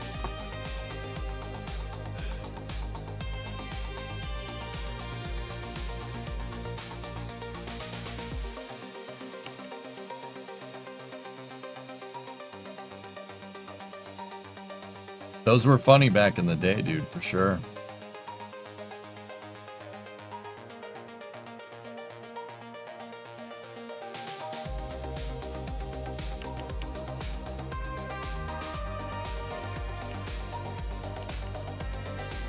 You know what? I'm gonna land it.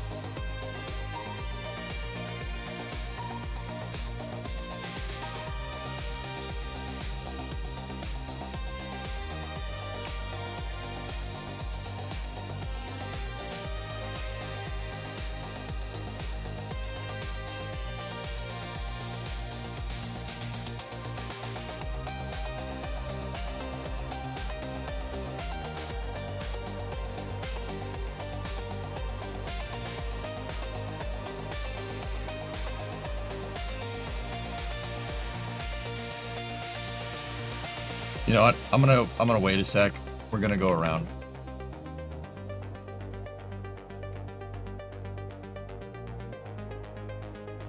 I'm gonna wait till KSC comes over the horizon, and I'm gonna wait till we get some good phasing with the moon. All right, that's what I'm talking about. Let's do this. So from here,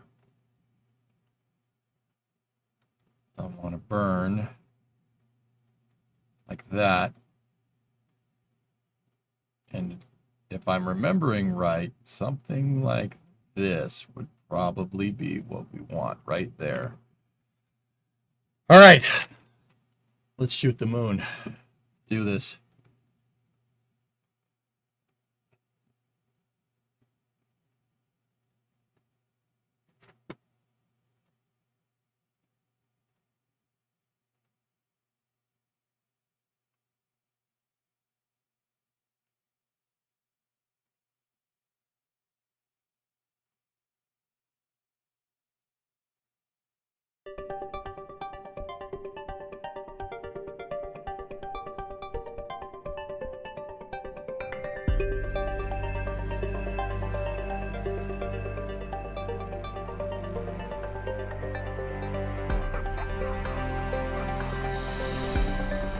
Alright, go for powered descent. PDI 1.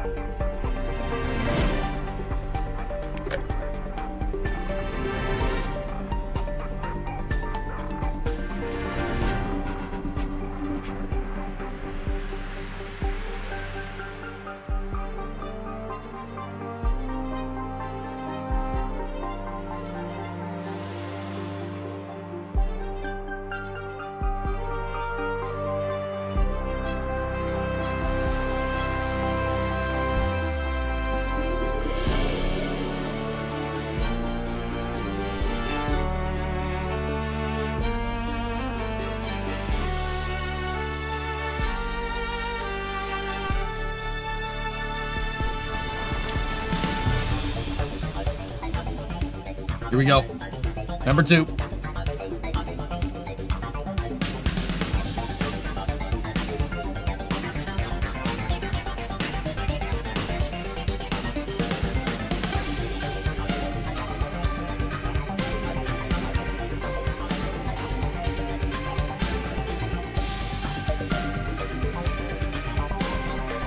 Okay, 3 is dialed in.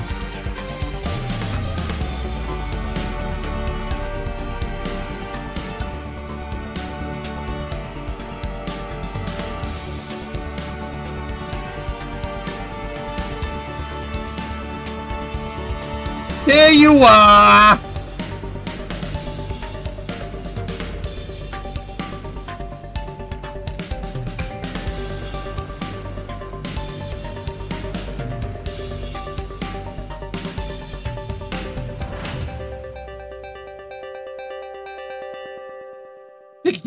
$62, there you are!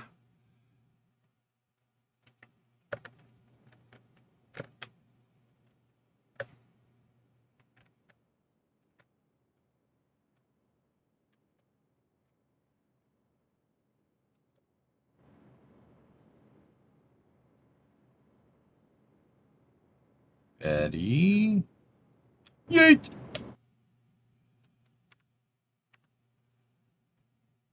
Yeah.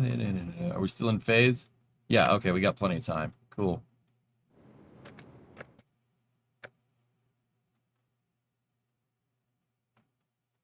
No RCS landing? I don't need that.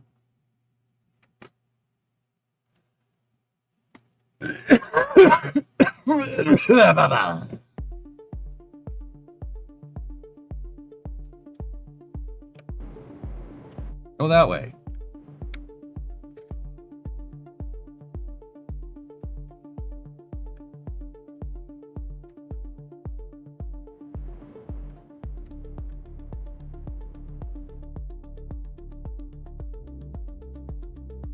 Wait for it. Yeah, trajectory's a little bit off. We need to do a little bit of that.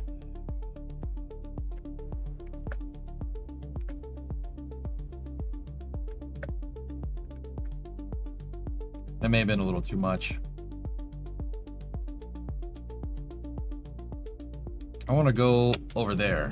There we go.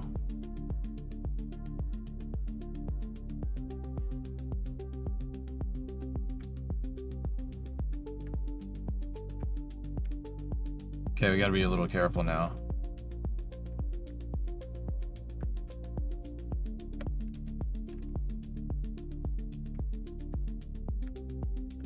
Gotta be close.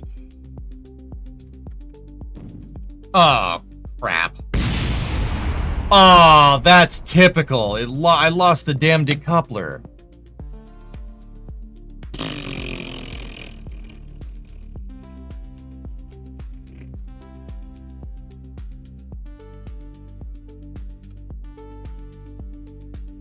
Hey, well, it broke the fall for the rest of the stage, and you know, that's useful.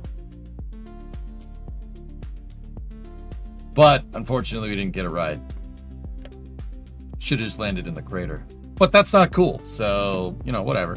But we can still complete the moon. Okay, we got Lunar Highlands. There we go. Yeah, buddy. Still completed one of the contracts. Excellent. It tipped over. What are you gonna do?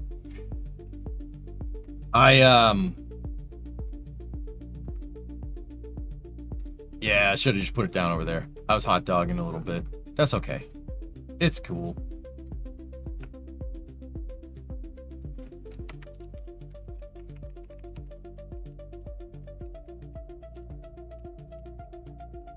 I think that was the third Marvin impactor. We'll just, I don't know, probe.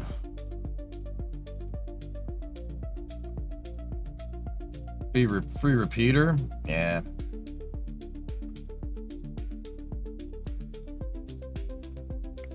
What do we need the decoupler for? That was the big mission. The decoupler, it wanted us to test the decoupler. See? Oh, that would have been a huge payout. I'm an idiot. Okay. EJM. Edge-tuitive machines. Yeah. Blah. But we got the science data one, which is huge.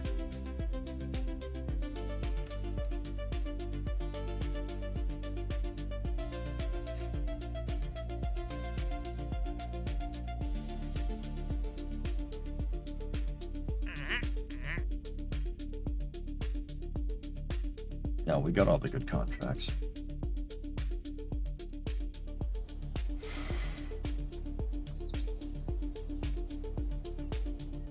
Intuitive machines. Oh.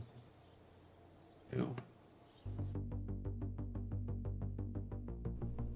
Alright. No horsing around. Let's just, let's get her straight to the moon. I could really see that my problem is I could really do with some RCS on this thing. That would really help. But we don't have that. You challenging yourself with a no revert challenge? Yeah, no reverts, no quick loading. I don't do that. Ew. That's gross behavior, Eastfield. We do not do that. Can't you make a heavy variant with attachable boosters to the side? Yeah, of course I could. We don't have the VAB big enough to do it.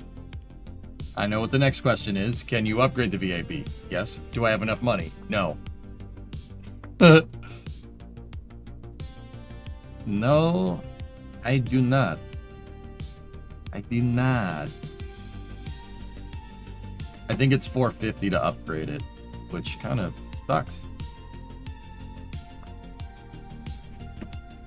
Now, another thing that we could do, because we upgraded the launch pad, we can build a taller vehicle. So, what we could do, get rid of that, put that right there, right? What we could do is that. And make Marvin Launcher Mark 6.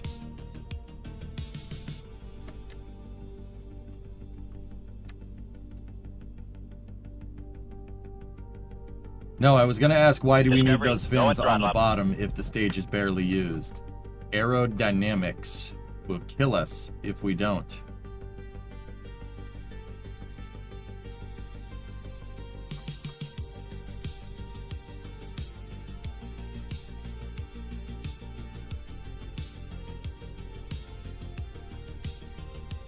Now, I don't know what that thing's going to do with force that high, so...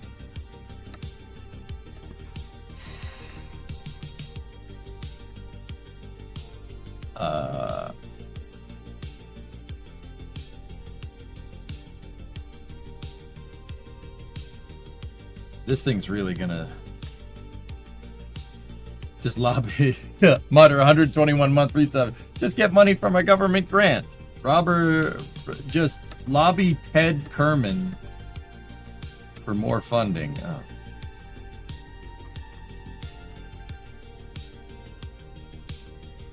guys feeling all right?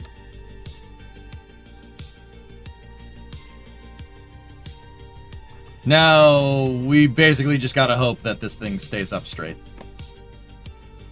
It might. Not. Oh.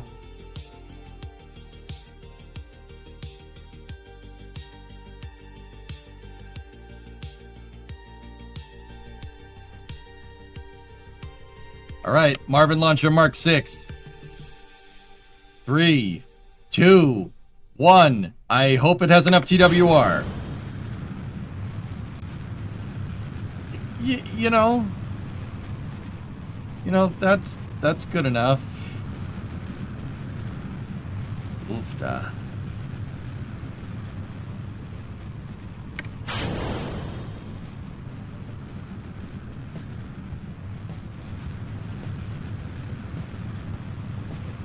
Nope. It wants to go that way. This is fine, I guess. You know, pitching in that direction is good if, you know, you want to crash.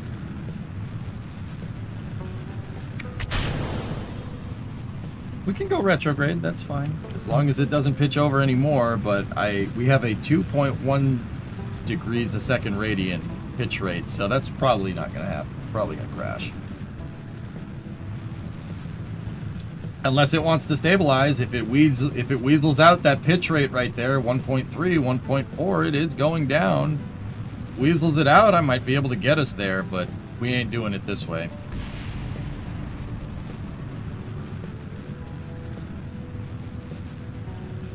It weasels it out, but we're still, we're basically parallel at this point, so, you know.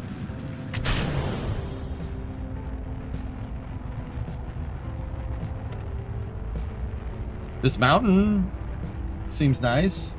You know, mountain, moon, they both begin with an M. It's fine.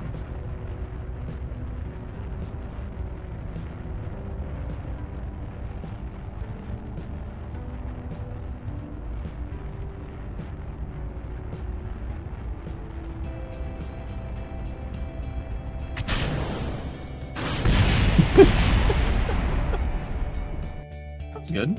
That was a good test. Nobody lives up there in the mountains anyway. It's fine. This thing actually needs a little bit more moment than that. It also needs more TWR in that first stage. 1.09 is not going to get us what we're looking for.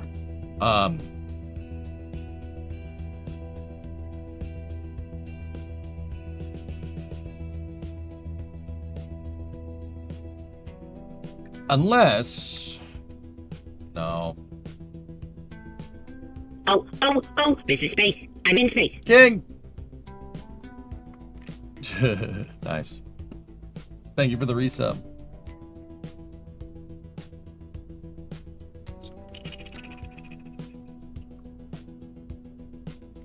Discovery, go at throttle up.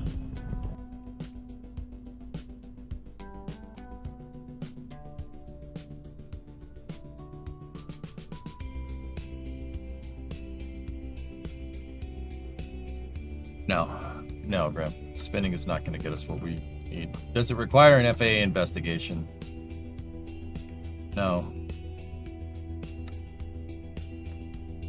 I know what I can do. I'm going to hit that decoupler separation to give us the pitch over. I'm going to hit it a little bit earlier. If we hit it a little bit earlier, it'll pitch. But the problem is, if we hit it too early, it's going to do that, but in the right direction. All right. 3, 2, 1, go! Ooh.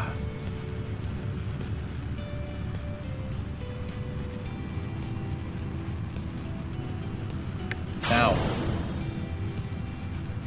There we go.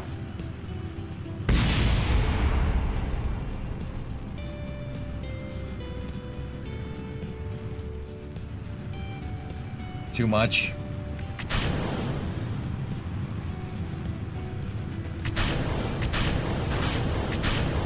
Yahoo!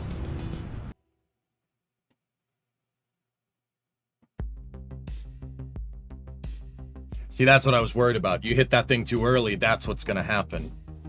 The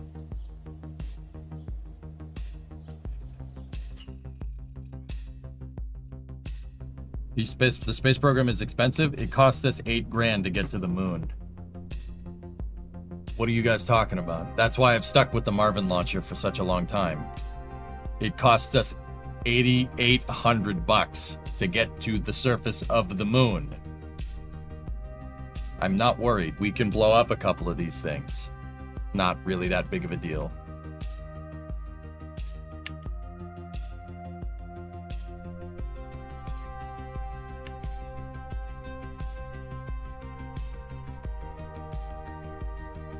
Five times 8 is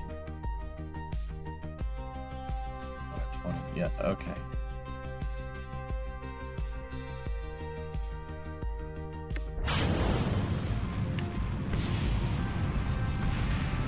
I can't afford it right now, Metric.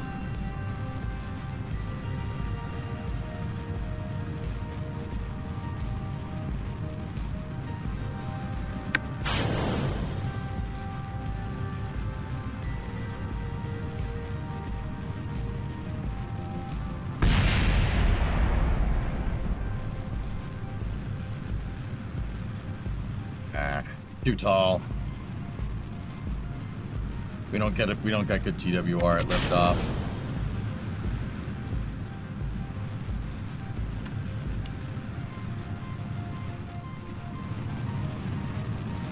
We might go back to the Mark V, but or yeah, I don't want to do that.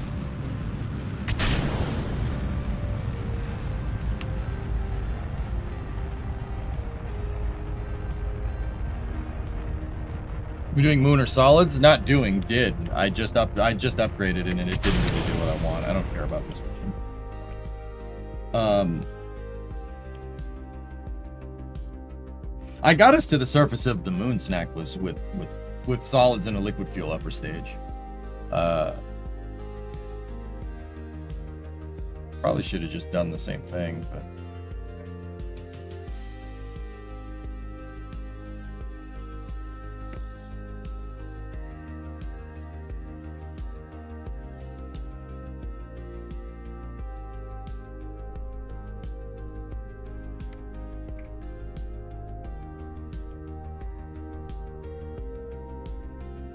thinking about what I want to do here.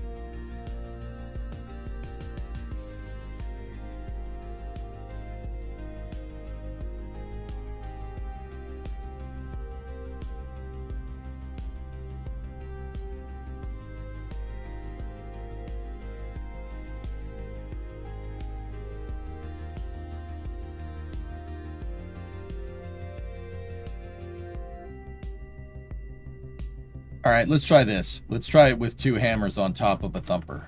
This should do it. It'll give us a little, it'll make it a little bit easier. Just ICBM a mountain goat. Man, if there was a mountain goat there, there would be no mountain goat left. I'd be picking it up with a sponge.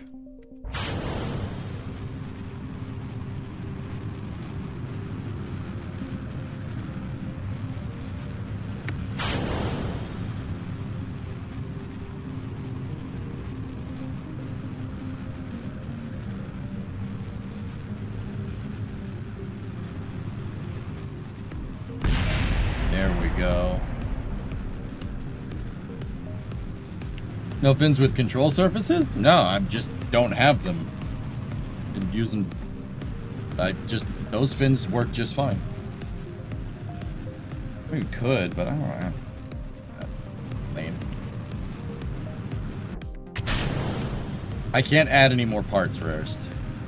We have to upgrade the VAB. We need 450 Gs to do that. This is perfect.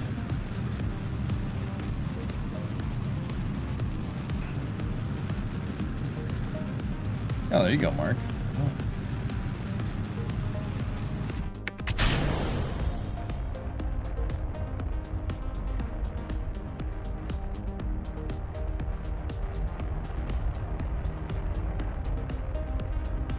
Oh, yeah. Very nice. Very nice. Yeah, that thumper up there instead of a flea is very good, and it's thrust limited.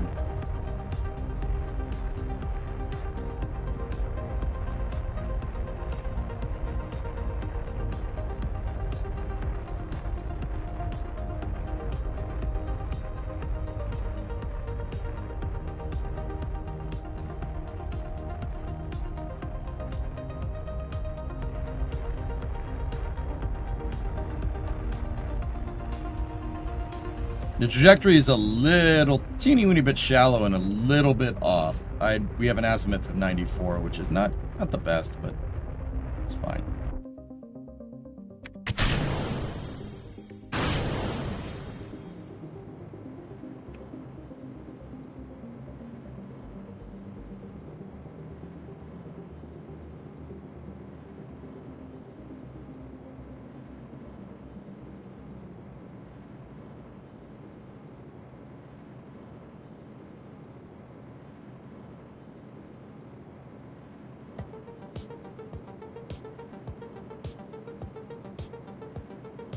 Flyer.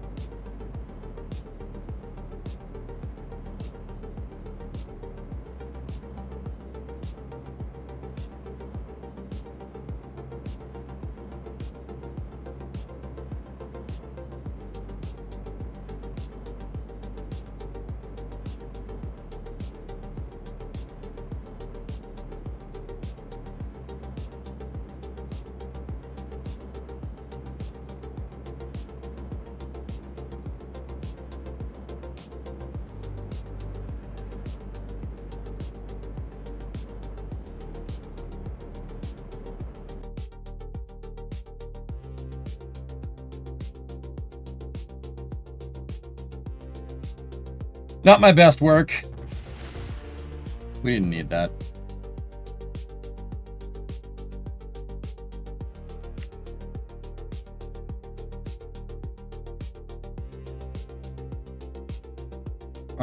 It's so inefficient.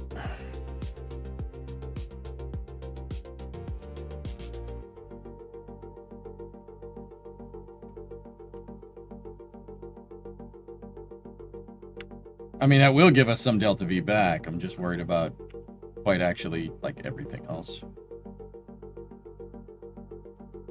And we're just chugging along too much in the atmosphere, guys. It's a problem.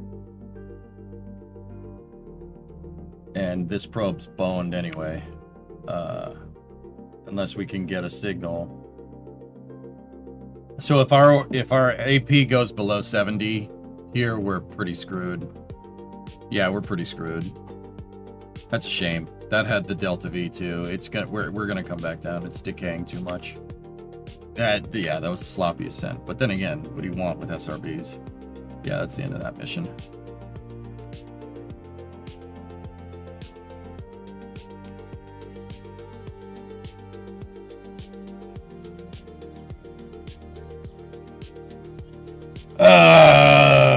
Okay.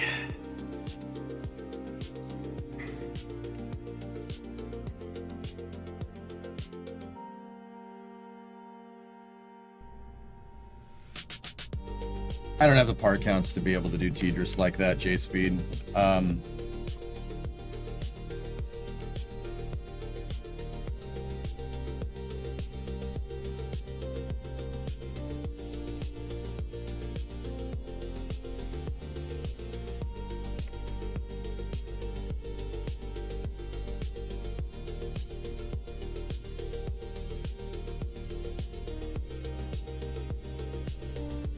The thrust limited SRB was on purpose. It just didn't have enough. It didn't.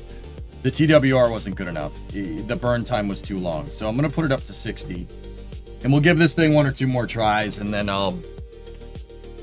we might need to baseline a new vehicle. I don't really want to, but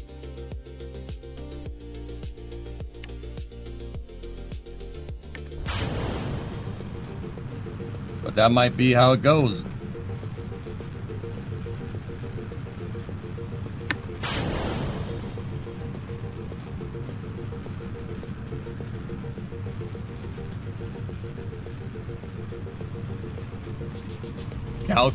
Cal controller curves. Yeah.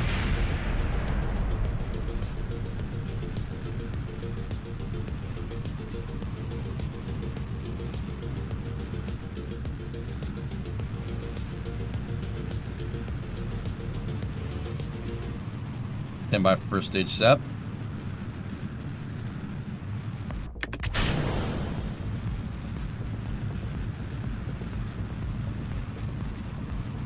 Okay.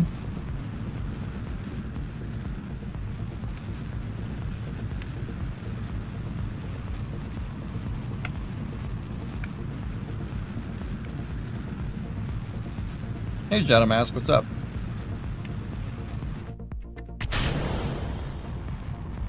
Much better. Much better.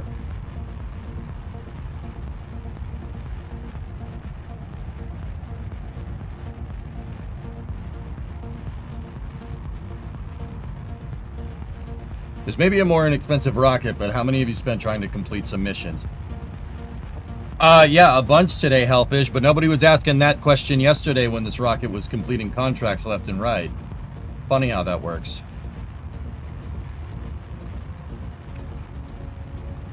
Dude, I changed the launch vehicle design, man. Of course we're gonna have some failures.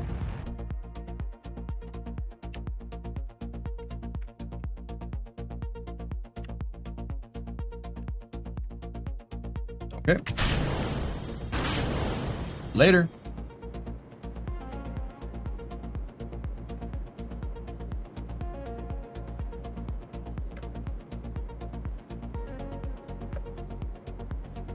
Going for a free return? No, I gotta get that stupid decoupler to the surface of the moon, Hip.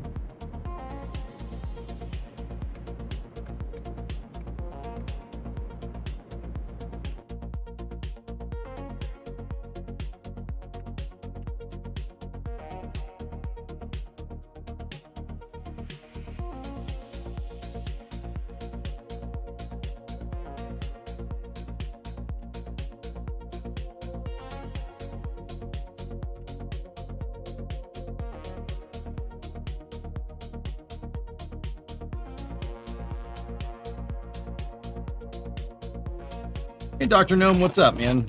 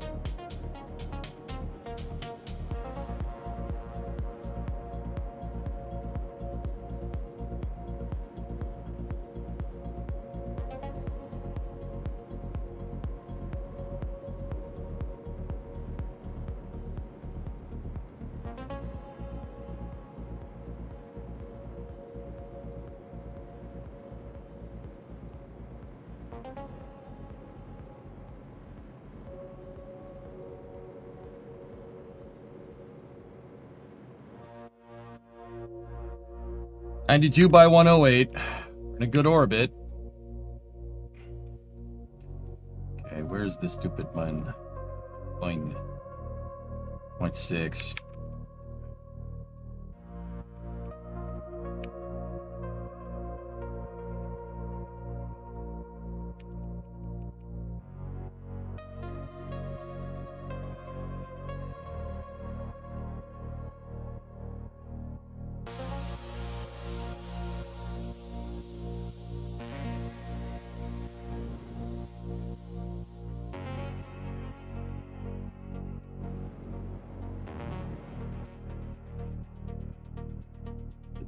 All right. We're dialed in.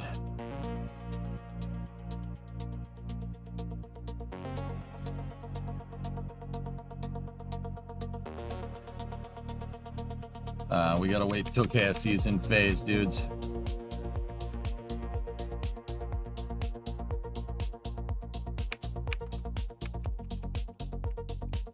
There we go. Moon's on the horizon, and there it is.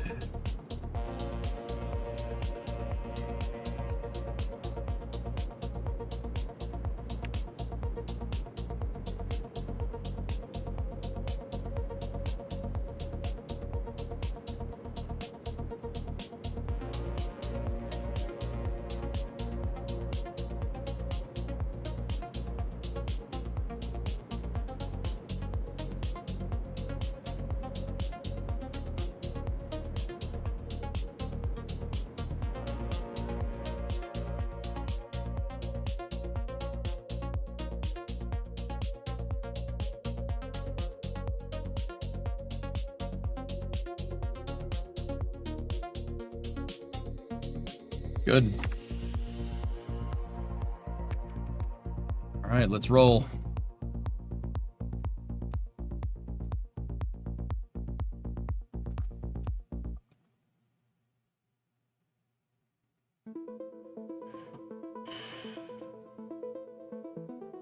Dr. Num, you're back at school. You got to get that environmental degree. Okay.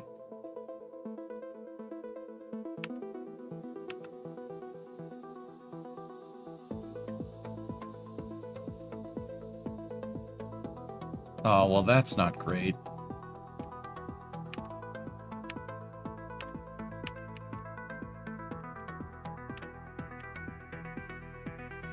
Come on, give me phase. It's right there. Thank you.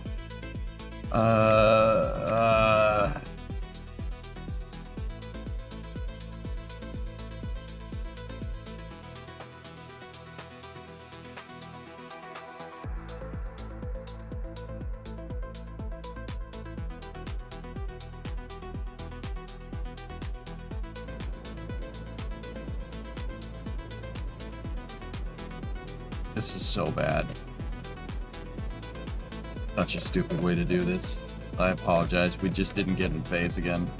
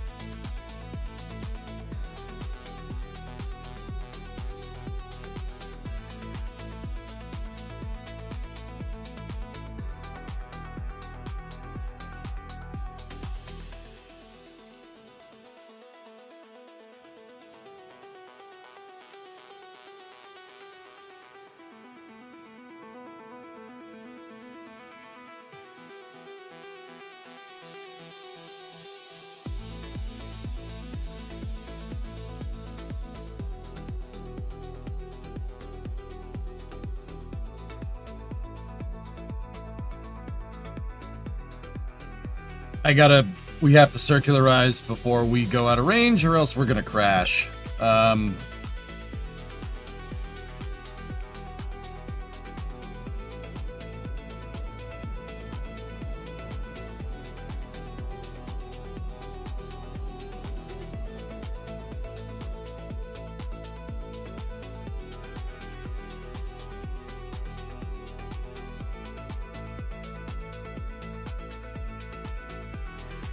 Yeah, that would have sucked, but we're here. So there's that.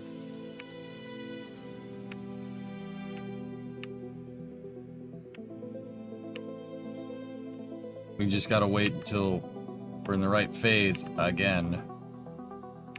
This should work right here. Come on, give me the signal. Come on!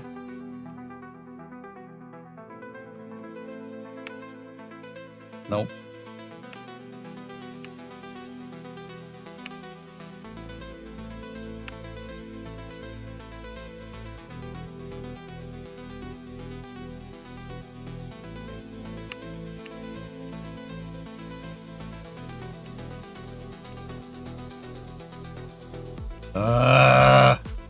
It's not giving me the signal at Paraloon. So we can't, it doesn't want us to let, it's giving the signal out here where we don't need it. We need the signal, we need to get signal.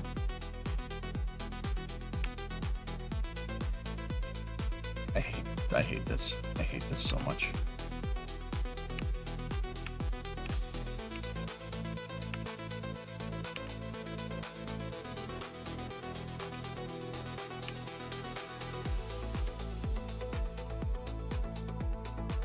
Not gonna do me any good if I have signal out here, but not when I'm close to the moon, dudes. We just gotta keep going. Eventually we'll get a resonant point where we're on the close side of the moon with good connection. But that's not happening anytime soon.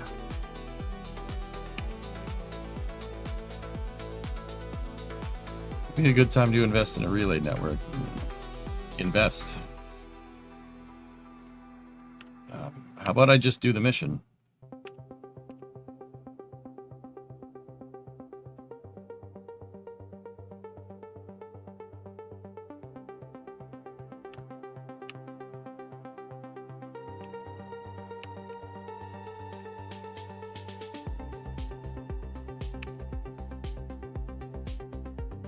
Thoughts on the new super heavy landing burn? 5 engines. What are my thoughts? I don't know. I don't have any thoughts, Azor. My thought is to land this stupid thing on the moon right now, okay? I'm in a freaking resonant orbit that's not... I keep getting connection in the same goddamn spots, which means we're resonant, which is stupid. Which means it's never gonna give me signal right here.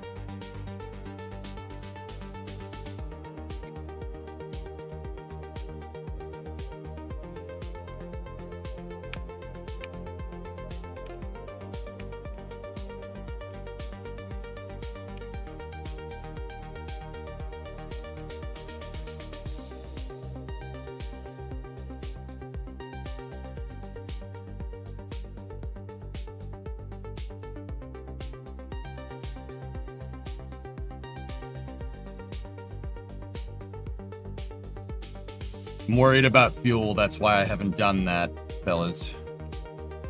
No, not this. No, there's no, oh, you should do that. No, I don't know. We don't. Gotta be careful with fuel.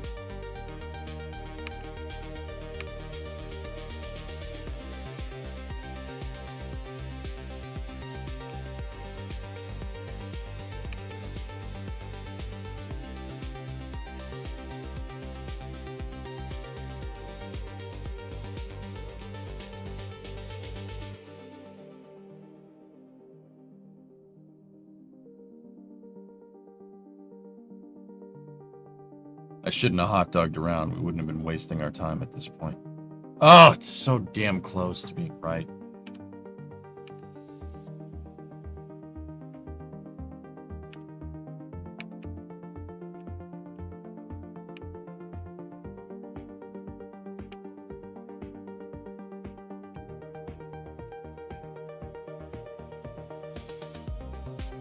You know how hard it is to put this thing in this type of orbit where it's never in line of sight at KSP at Paraloon? That's like, we did it by accident. That actually is hard to do.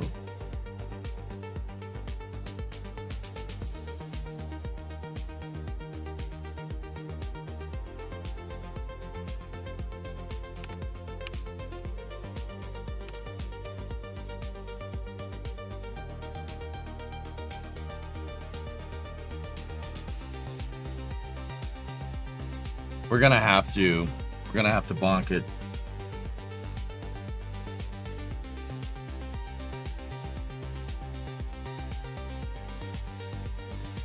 You know what?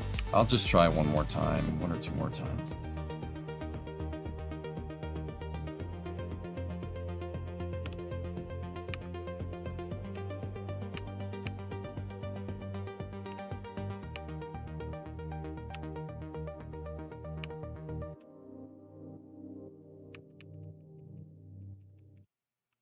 Can't believe that with the eccentricity that we're at.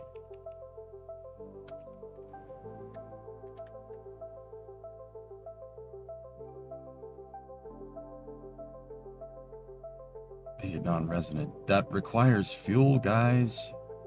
Trying to not use that. Let's try that. But see, now that I've increased my paraloon, we're gonna need more fuel to land because we're not as close to the frigging moon. That's why this is annoying. It basically it soft locked this mission, which pisses me off.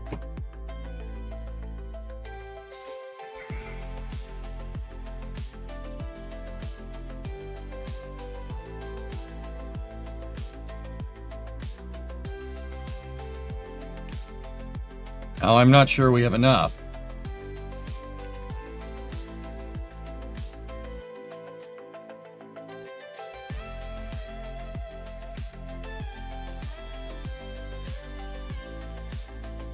Let's see.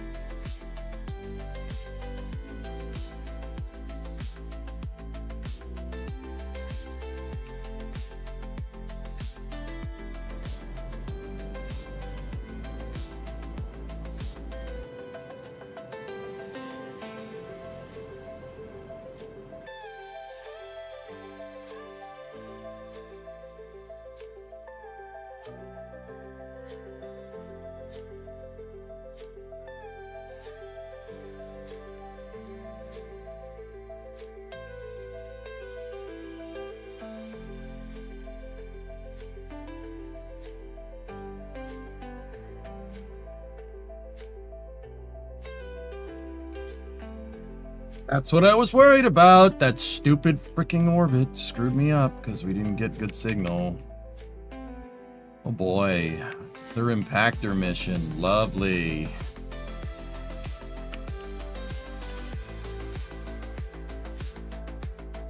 Sorry.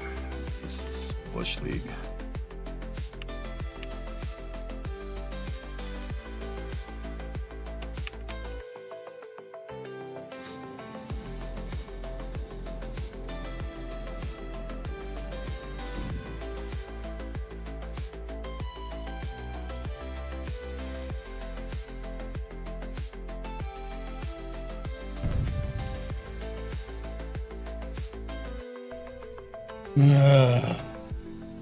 EJ, why is the moon so perfectly round, and why does the moon have a pink beam of light coming from it during a full eclipse? Yeah, I know we aren't supposed to look at it, sue me.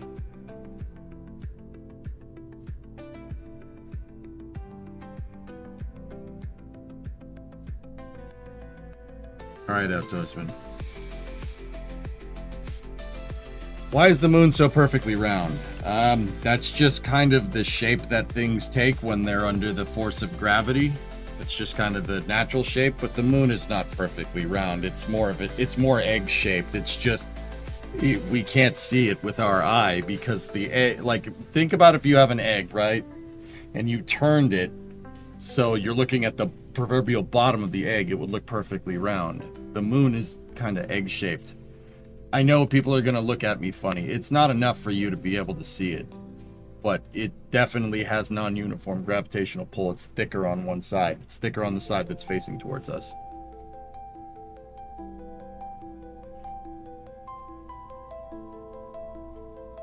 So why does the moon have a pink beam of light coming from it during a full eclipse?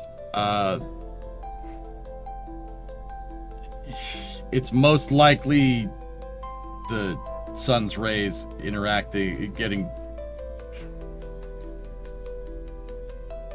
it depends on where the eclipse is in the sky, okay? The moon can appear to change color, and the sun appears to be a different color than the actual light that it gives off because of gas diffusion in the atmosphere.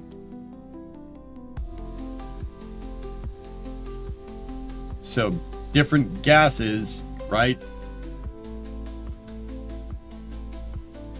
Light will change color, appear to change color through different gases, right? That's how NASA finds like all these other exoplanets, right? We find like, oh, you always hear, we found an exoplanet, right? And we know that it's oxygen, it has an oxygen atmosphere because of the rays of light that they point a telescope at it, and they wait for that planet to transit its star, and they see what color the gases are.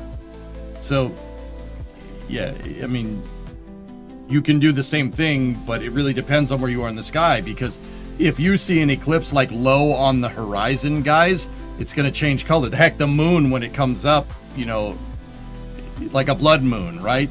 That's because you're looking at the moon through more atmosphere. You're looking at it through more gas, so it changes color. That's why it appears to be all different types of colors. Gas spectrography is what it's called.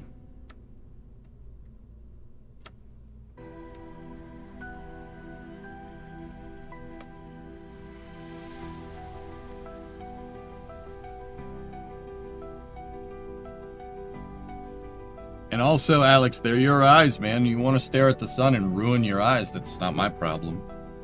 I would say don't do it, but you clearly don't care, so. Have at it, dude.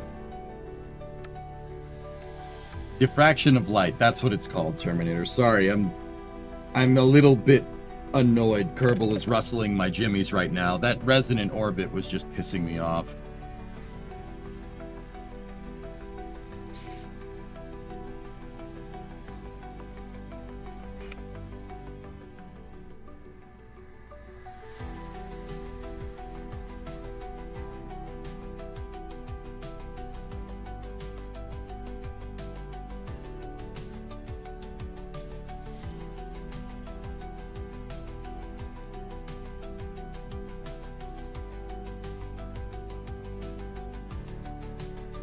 You want to do, you know, everybody's saying, oh, do a relay network, do a relay network. We ain't getting it. You ain't making a relay network with the HG5, guys.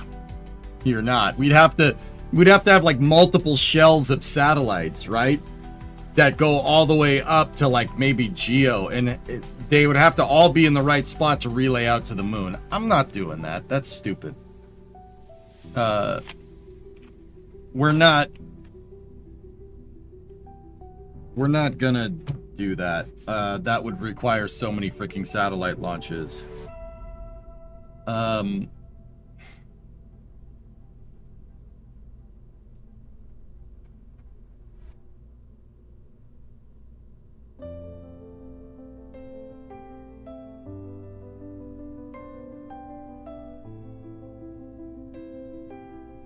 thinking.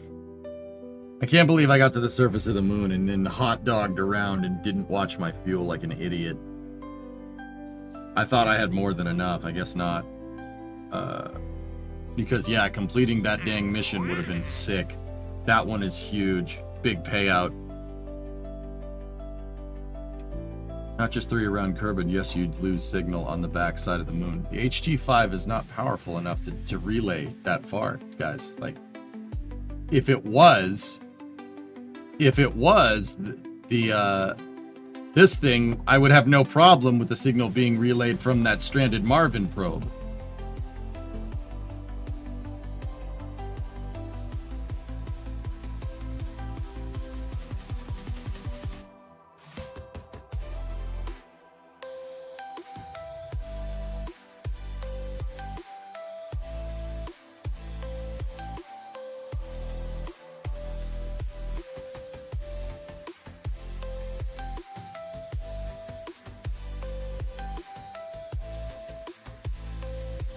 Dude, I can't believe I let Kerbal get under my skin. That's so stupid.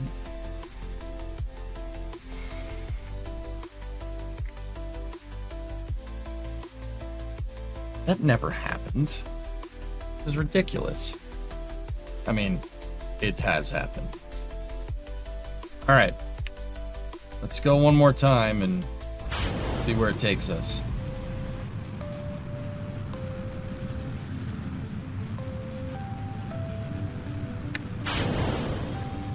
You're flying solids with decoupler guidance. Yeah? So?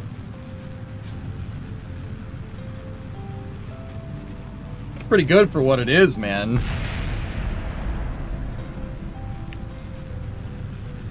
Yeah, I really like making ground stations, JDG. You know that's my cup of tea, dude. I love doing that.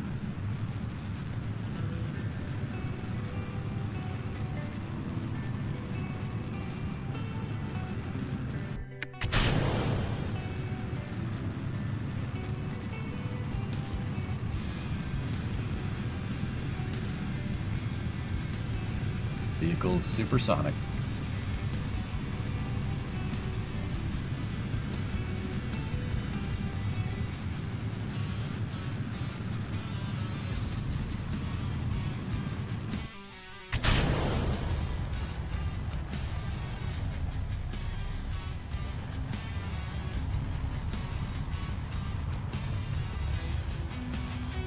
Yeah, God, don't remind me.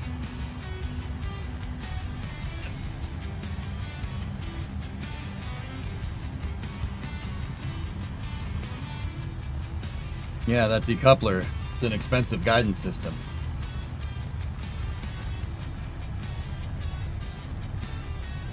I don't have a dish good enough to relay to the moon, Dink. That's the problem. The HG5s aren't gonna get us anywhere, man.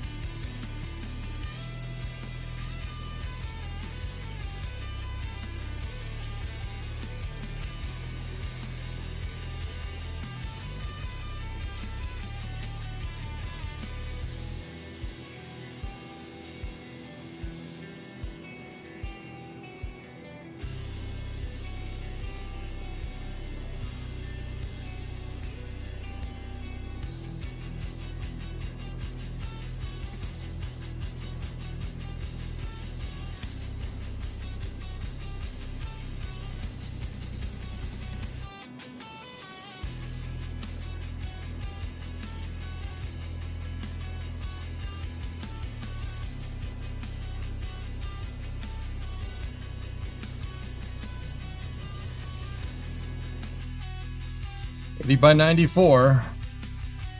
Nominal orbit insertion. Okay. We got our relays out. We got our solar panels out for Harambe.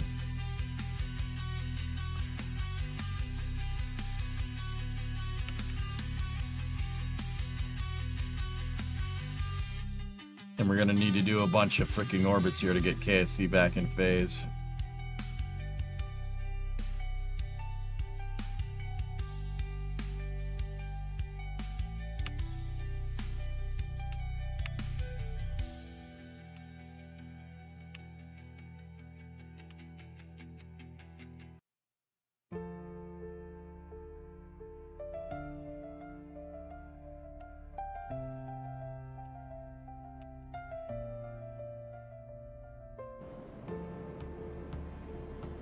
All right, here we go.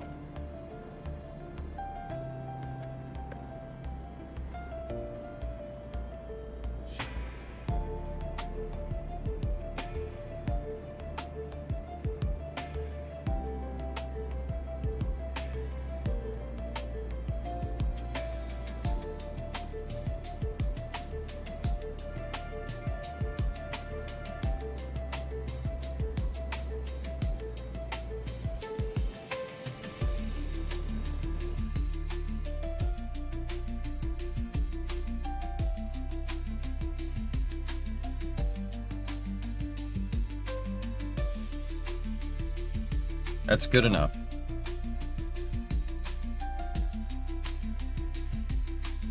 Okie dokie.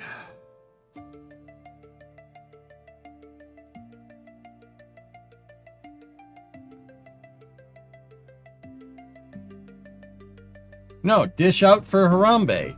That's what it means.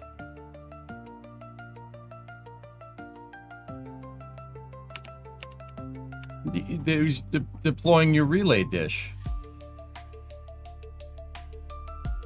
I don't remember STX. Discovery, go at throttle up.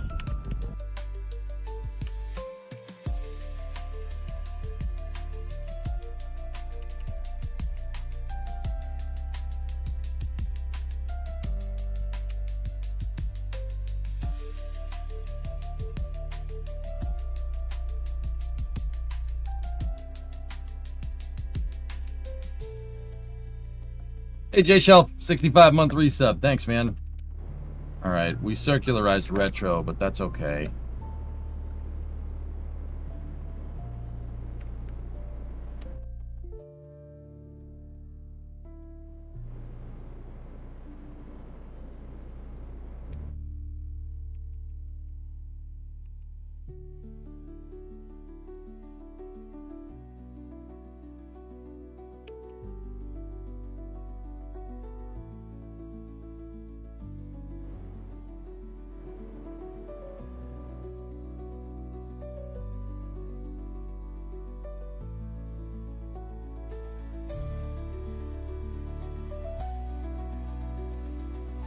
You have like double the fuel last time. Yeah.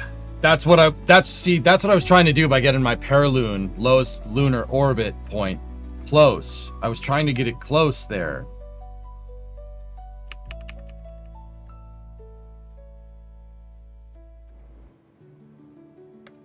The reason why I'm trying to get it so freaking close is because you can use some of the moon's gravity to slow you down just a little bit. It's called a retrograde gravity assist.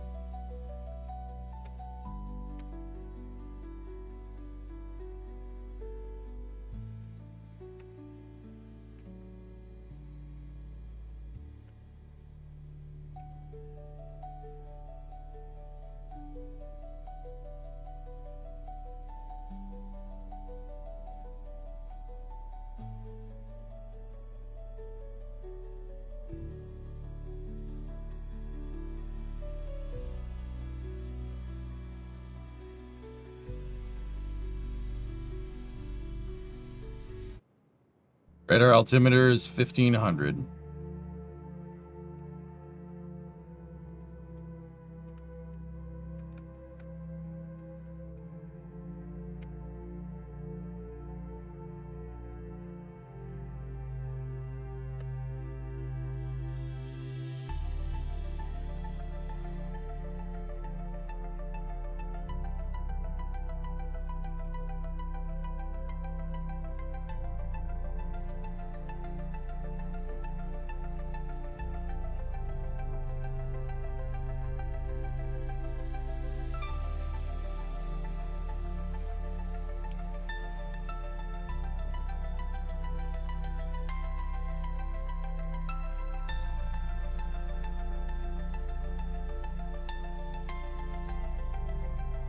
Yeah, we nailed it this time. Everything was in the right phase that time.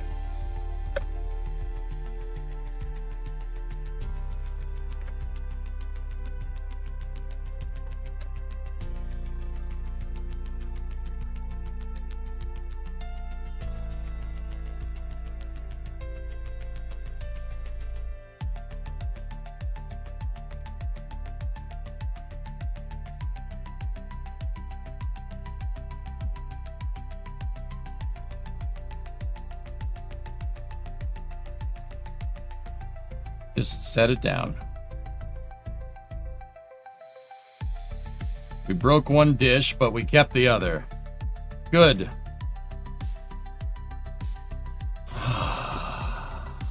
We're just inside of this folder.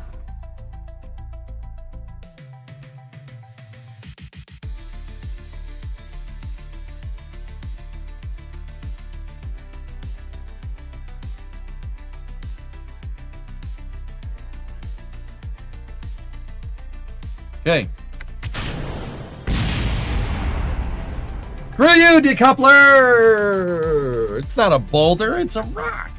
There we go. Got it. Jeepers creepers. That took us way too long to do that. They're not rocks, they're minerals, okay?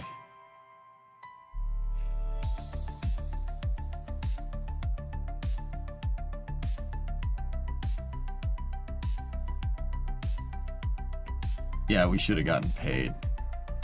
Yeah, 8 science, 14 rep, 139 Gs. That's what I'm talking about.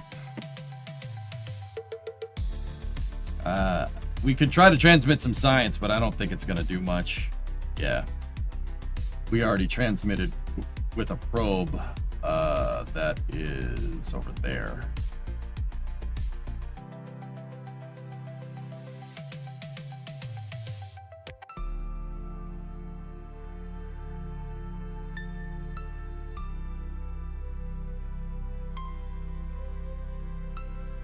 Quite an interesting landing technique. I mean, considering it's an upper stage.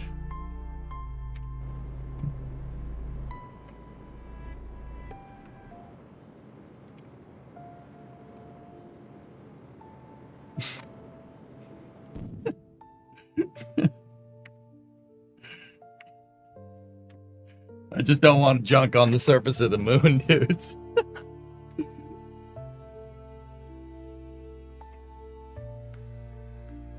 Isn't it the other way around? Who cares? All right. Excellent.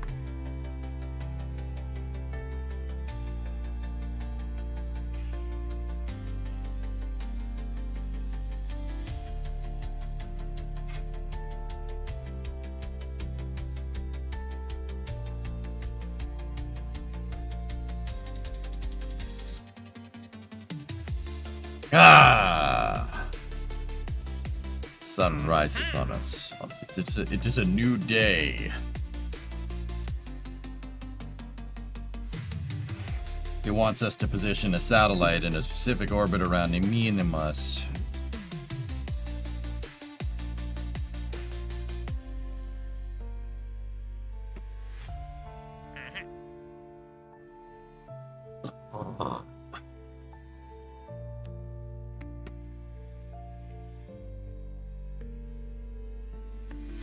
What are the orbits around Kerbin that this thing wants me to get?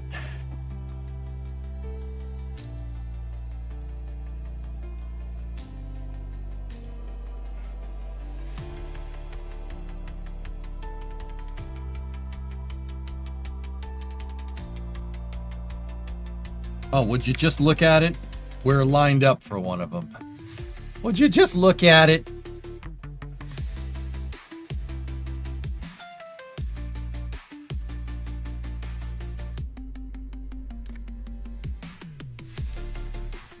Going polar.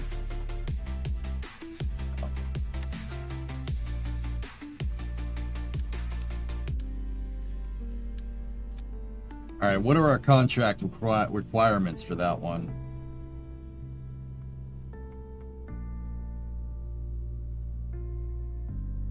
It wants a thermometer.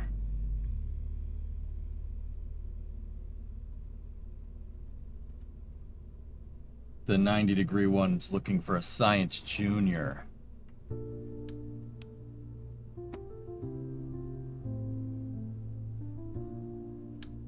All right.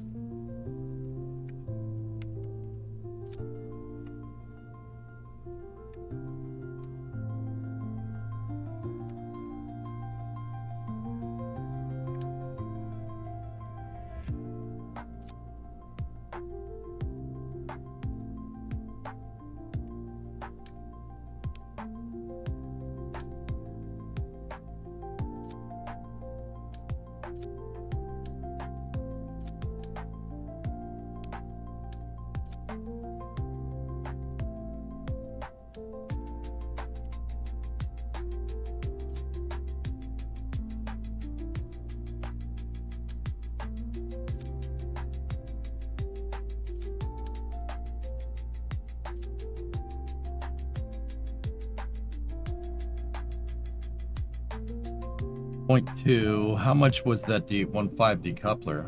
Whatever. All right, so polar.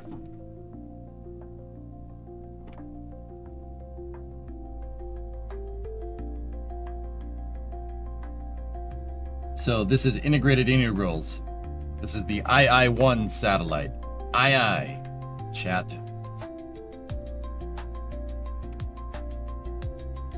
Yeah, ADG, we're good. Yeah, let's try to do this one. If Marvin Launcher Mark 6 can do this mission, we can upgrade the VAB and we could build a much nicer rocket.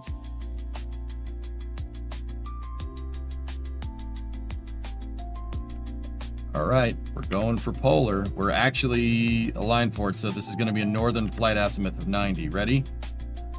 3, 2, 1, go! Hey, cat named Elon, what's up?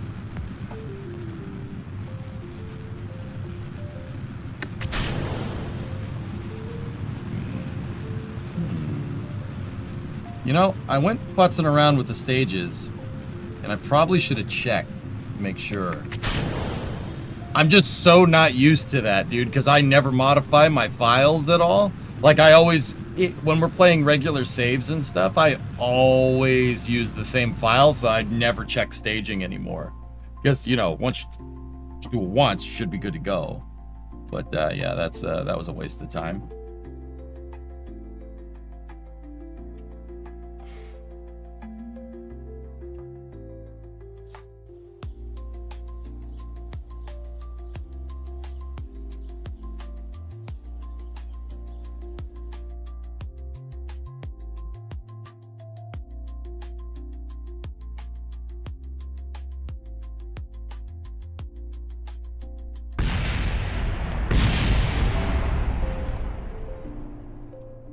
No, I got to the point where I never had to worry about it, dudes. To be honest with you, I had to worry about that stuff.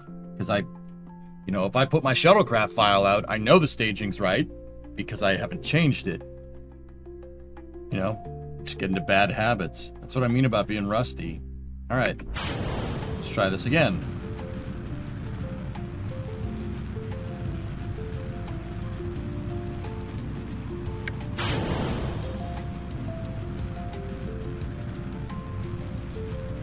Another waiting in the hangar. Yeah, this thing's easy to make.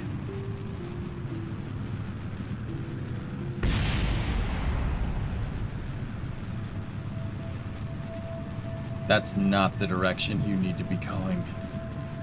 Oh, why? No, don't do that. Don't go that way.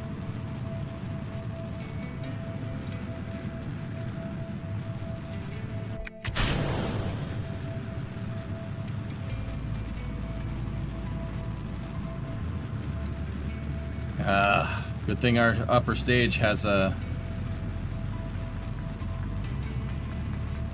lot of extra Delta V.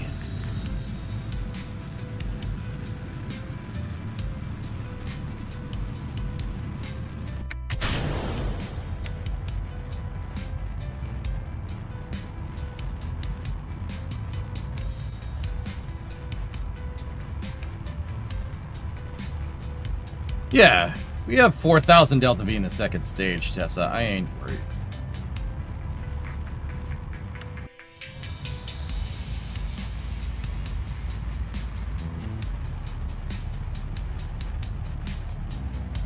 We'll just do a dog leg here, no problem.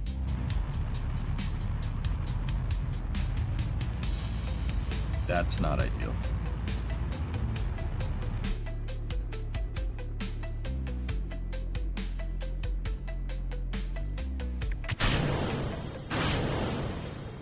Oh, I turned too much. Come on.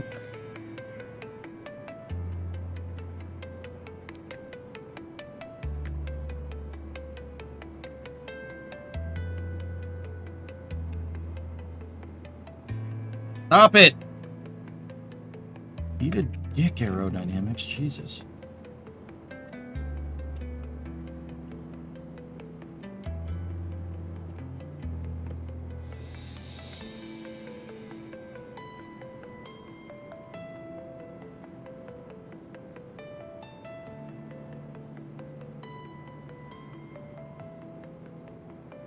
Still salvageable, as screwed up as that sounds.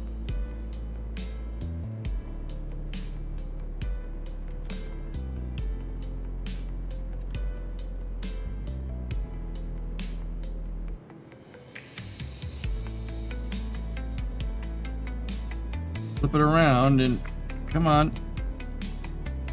Stop it! Ah!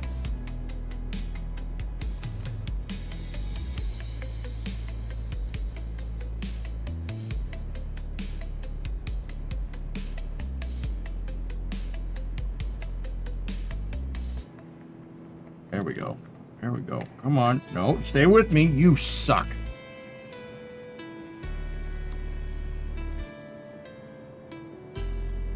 Ah.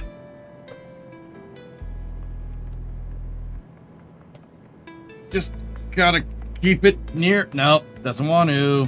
Always just is gonna get me on the freaking arrow. Not salvageable now. Good. You know what you do now? Now you accelerate at the ground. For pissing me off.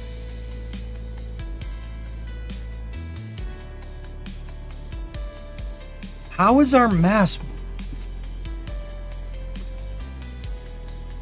How is our mass so ridiculously low? That doesn't make any sense. All the stuff that doesn't burn fuel is up here.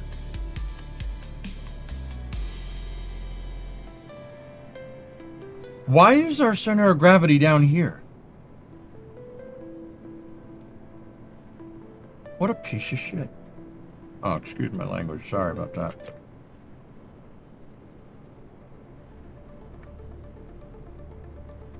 That's not right. Something wrong with that. I shouldn't be doing that. No, this does not get a gentle landing. No, I'm accelerating at the arrow is backwards, guys. That should not be.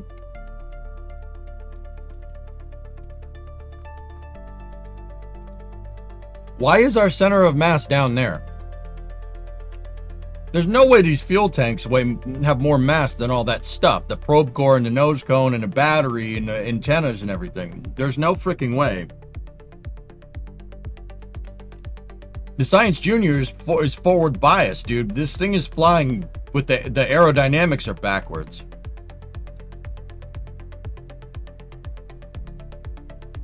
Space Ghost, you tried playing Summer Car after watching the streams. Let's just say you make that game look way easier than it is. It's a tough game. Oh no, you exploded. Oh no, oh no, oh no. Oh no, enjoy eating dirt for your insubordination. I had them liquidated, you little... They were insolent. Something was not correct with this, fellas. That was not right.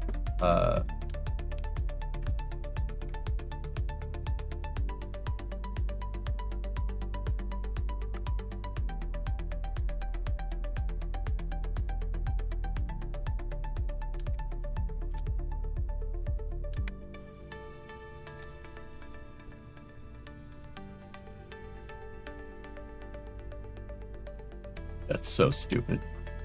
That's so stupid. Why are those damn fuel tanks so heavy compared to the payload? That shouldn't be like that, but hey, whatever.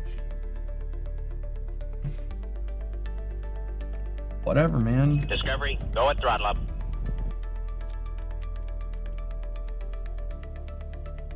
Yeah, I guess it wasn't. That's very weird.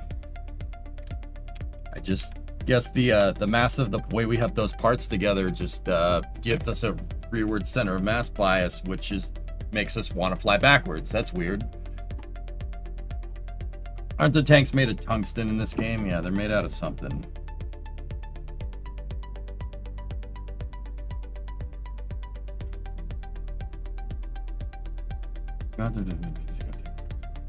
Patient.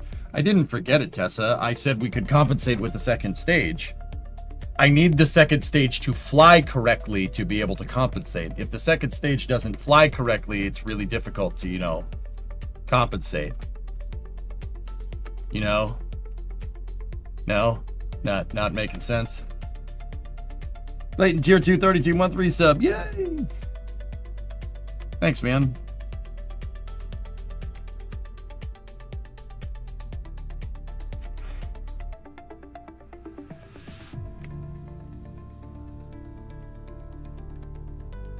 I just don't understand how this stuff is not as heavy as the tanks. That doesn't make any sense, but whatever.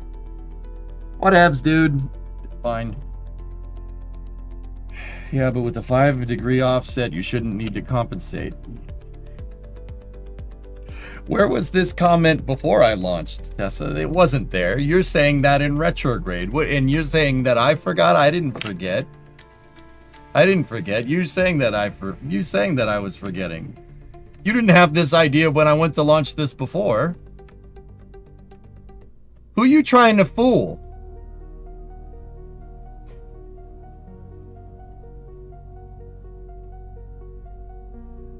Is there room to put the probe core in the service bay? I feel like clipping it into there, the nose cone is excusable. I have another probe core. We technically don't need to use the stay put nick, dude. We could get rid of it. You were eating. I know. Did this game used to crash a lot? Yeah. That's just a habit, Awako. Yes, it used to crash. It's an old habit. Nah, we'll send it again. It's fine.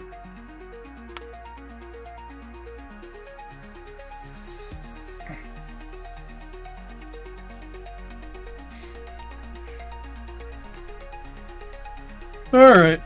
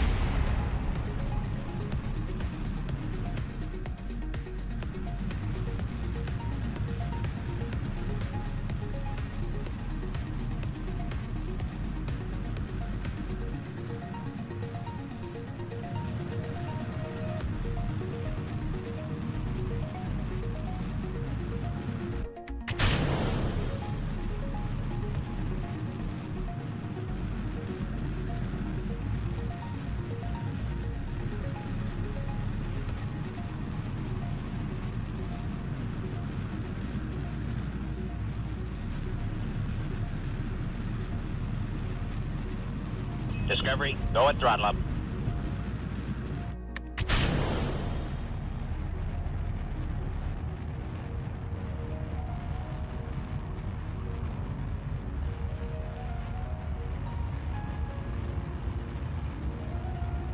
Hey, Dre, what's going on, man?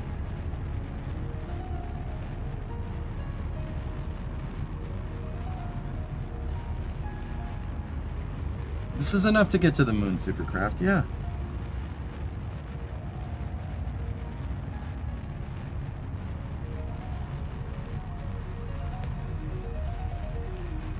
Damn, what an ascent that was. That was perfect. Wow.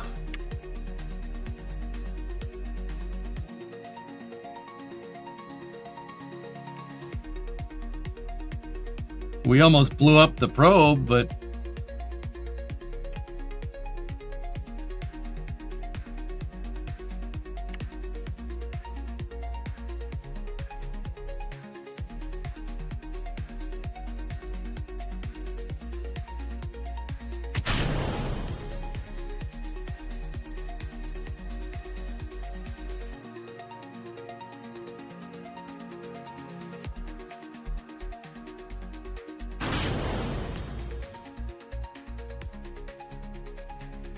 oh, dude, just shoot me in the face, man. No wonder that ascent was so good.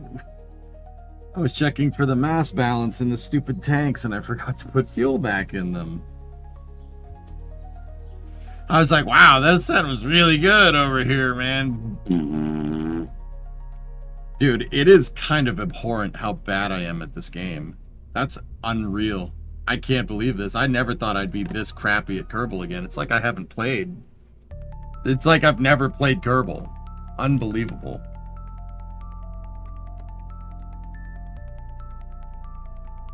That's embarrassing, man. All right, let's do this a little bit different this time. Use better parts. Yeah, let me just go to my, let's go to our parts thing. I don't have the science to get better parts, man. That's my problem. And I can't upgrade the VAB. I need more. Can't upgrade anything. It's looking for 90 across the board. Yeah, like I said, that is, Tessa, once again, that's the reason why we're using the Marvin launcher. That's the reason why I'm doing this way, because this is a simple vehicle. If you screw up, no harm, no foul. I did that on purpose. I didn't want to go sit here and engineer a vehicle, spend all this time engineering it, launch it once, it's going to cost a lot of money, and it doesn't work. And it's gone.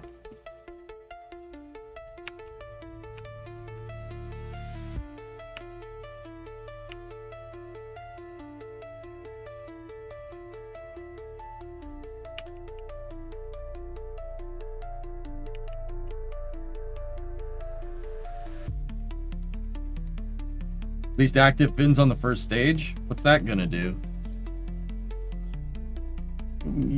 That's the fins aren't gonna be able to give me a pitching mode. It'll give me two. If we get, so of course, if we're on ascent, right, and the ascent is not looking good, right, and I try to pitch it, the whole rocket will just spin, like it'll just flip. Trust me, dude, that's not gonna do anything.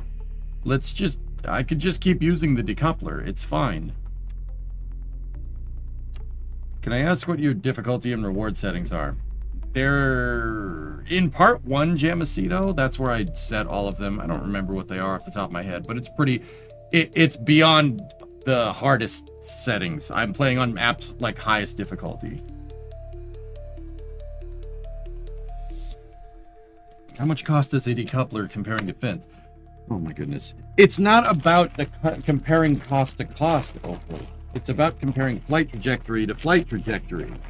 You know, it's not just, oh, replace this part with this part. Now you have to learn how to refly the vehicle. I'm good. I'm good the way it is, dude. It's fine. And if it's not, we'll send another one.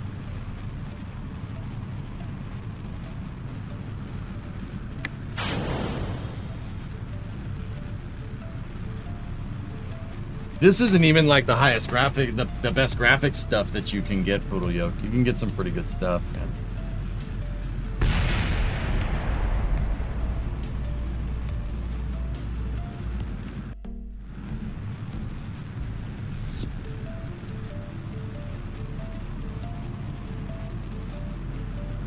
Yeah, it's gonna do the thing again. 30 is when I kick it over.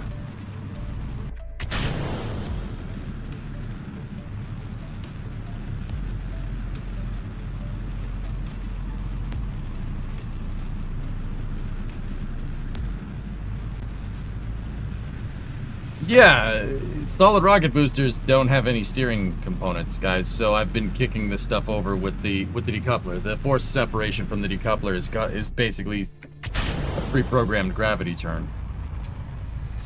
We went to the moon with it, dude.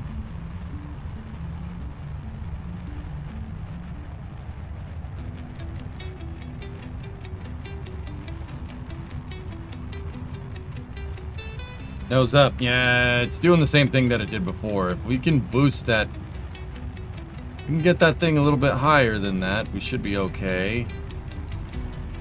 But once again, we don't have fins on the last stage, so it's going to be really difficult. It's going to be tough to get this thing to stabilize.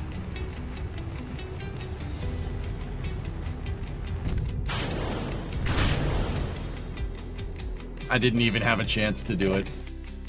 I don't care. F that thing. Yeah, we gotta...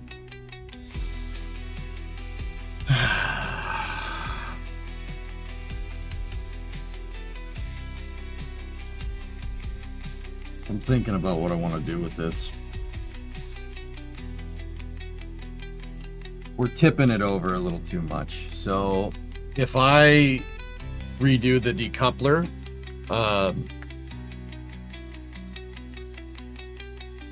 Let's separate at 20 and see what it does.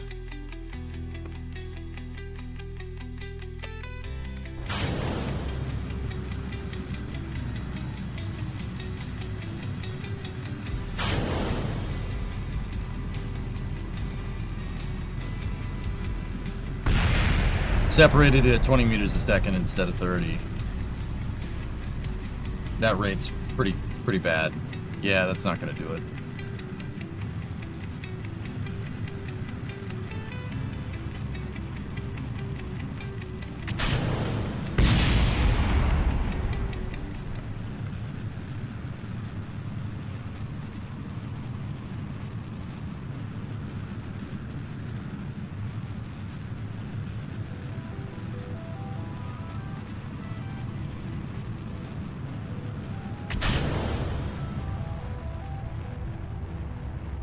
Nice IRBM though. Yeah, okay. So we need to go higher, dudes. Let's try 40. 40 should do it. You must use the force.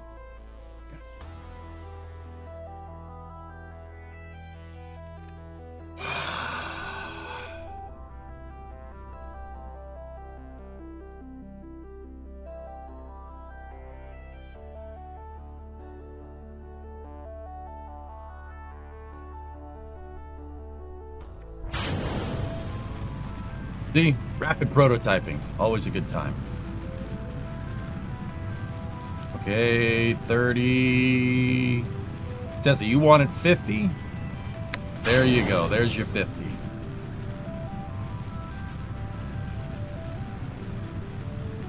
$50 was a little bit too much, dude. I think 40 was the magic number.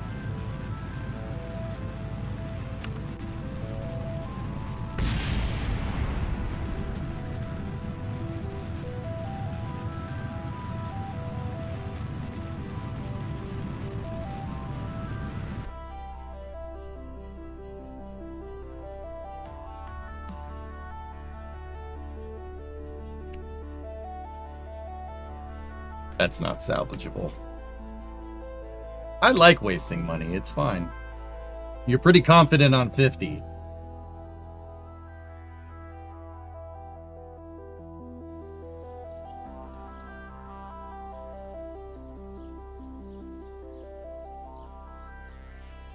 How?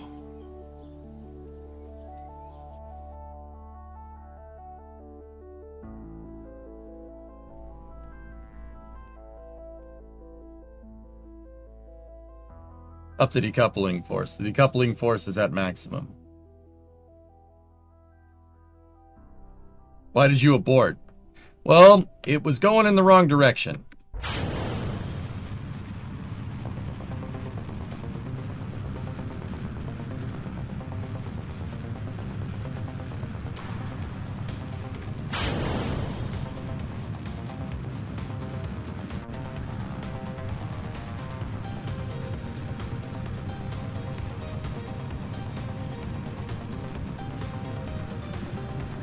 Well, it's going up.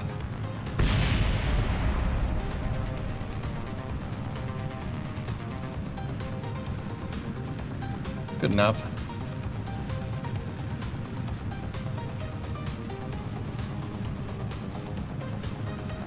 Not great, Bob. Is this real solar system? No.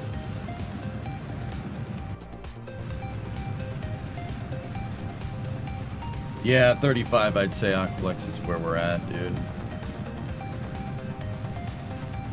I mean, this thing's going retro, which is dookie.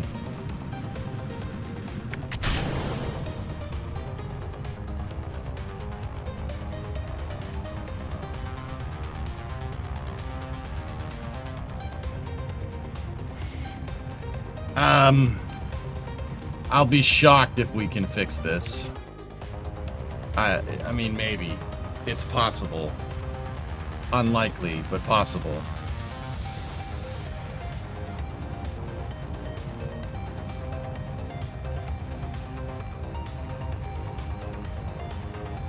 I'll try, just for fun.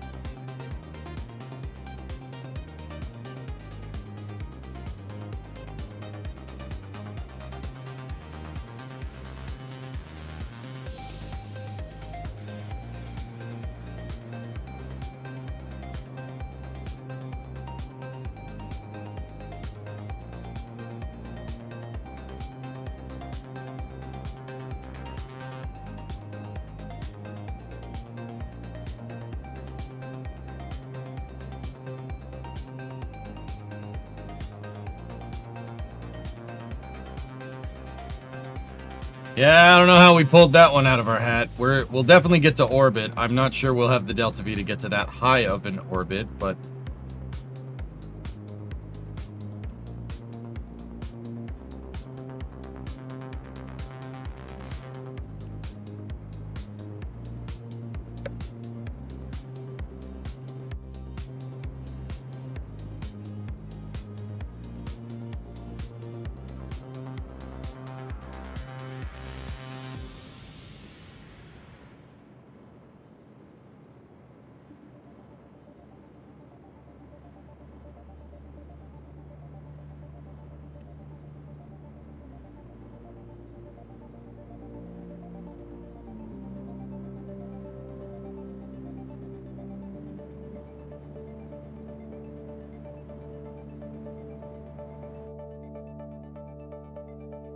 Well, it made it.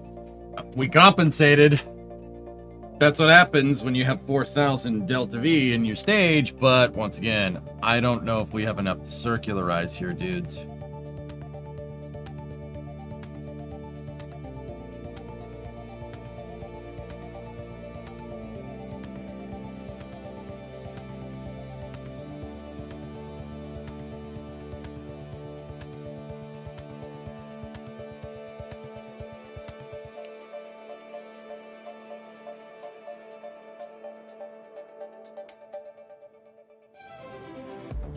Nope, nope, nope. Wrong way.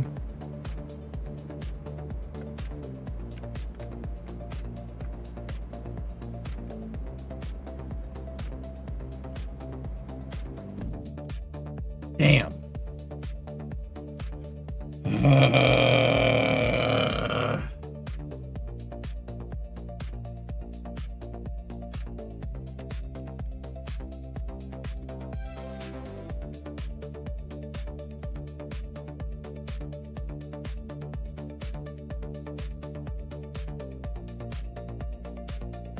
Yeah, extra Delta V might have done it. We don't have any RCS, so yeah, kind of sucks.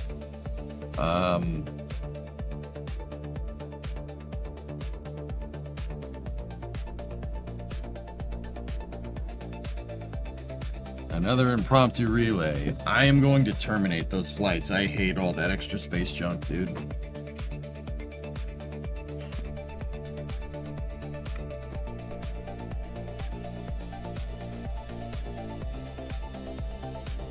We have initiated first flyby of the sun. Yeah, we did.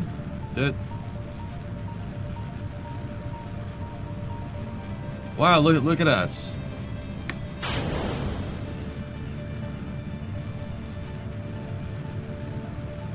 Who would have thought?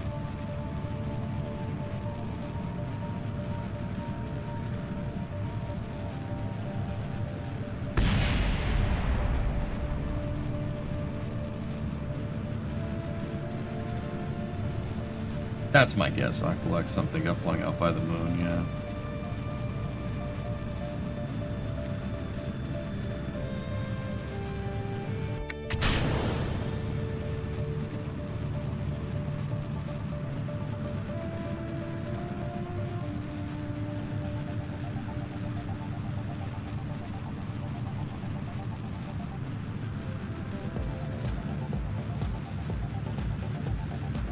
Why don't you start in plane with target? Oh, yeah, I didn't do it that time. Crap, that was a waste of 8 grand.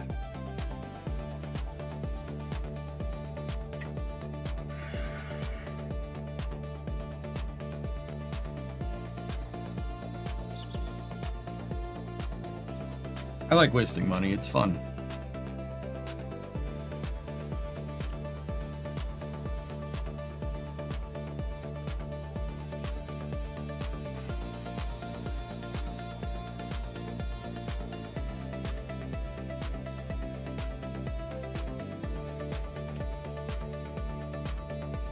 Maybe that's why NASA does. Yeah, Nate's.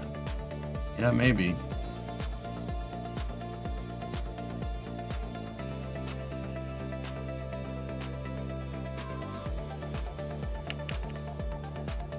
Yeah, we gotta launch in the plane. You gotta launch when the Space Center goes by the orbit, see?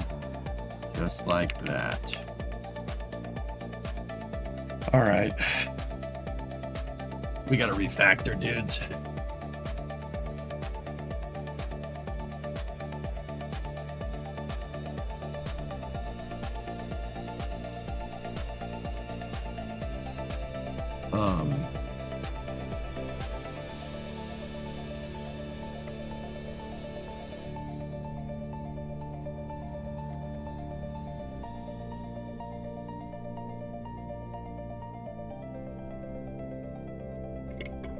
All right, we'll work around the octo. It should be a little bit easier. I'm gonna refactor my vehicle here. We'll stop using Marvin for the time being. So give me. I need the service bay, right? And then we need.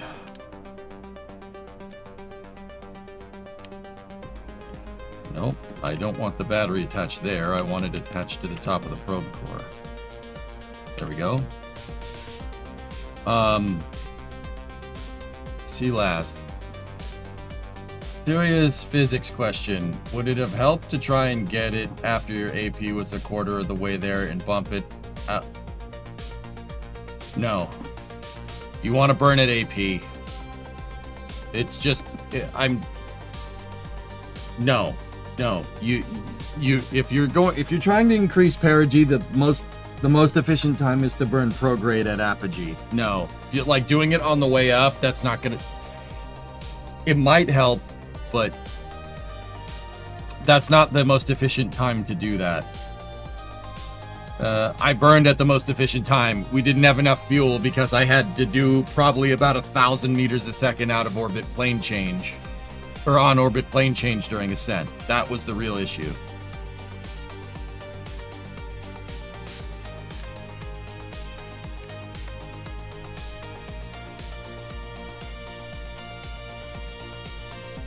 Oh, this is space. I'm in space.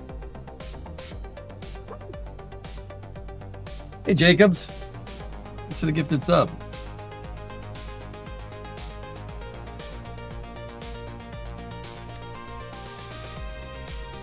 What did you end up researching instead of RCS? I did research RCS, Raymond. That's what I did research. The problem is that vehicle didn't have the part count for it, dude.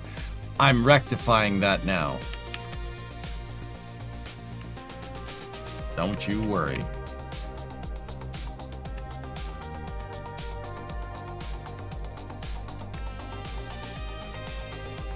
One solar panel. That's enough.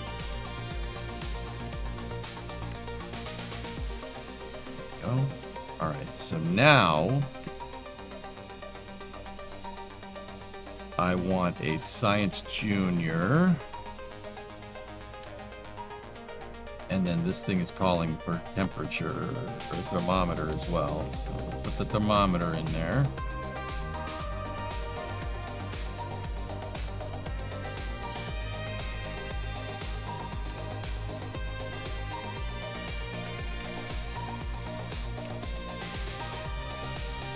Double relays, as is tradition.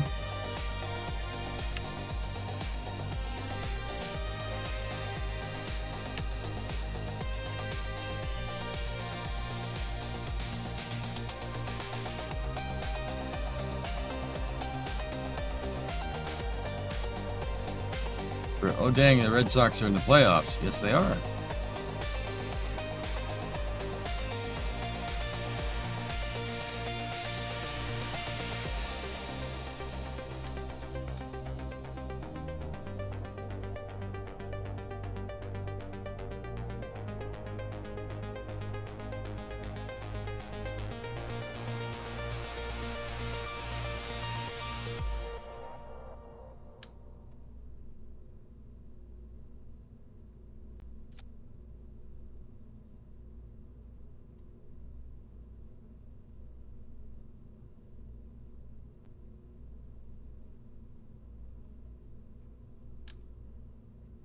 Roundified thing is the only one we have.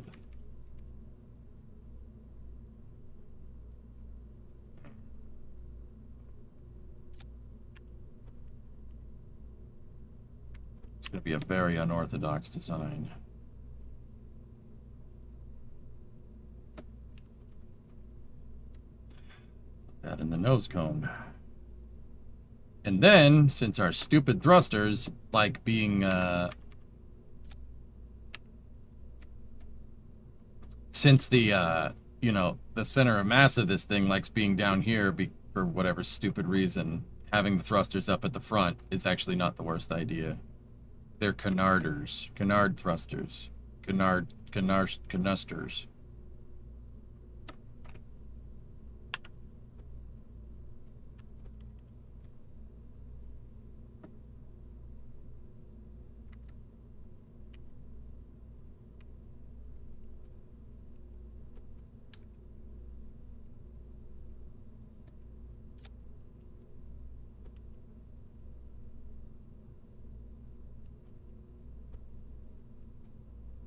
Did I see an inline RCS tank?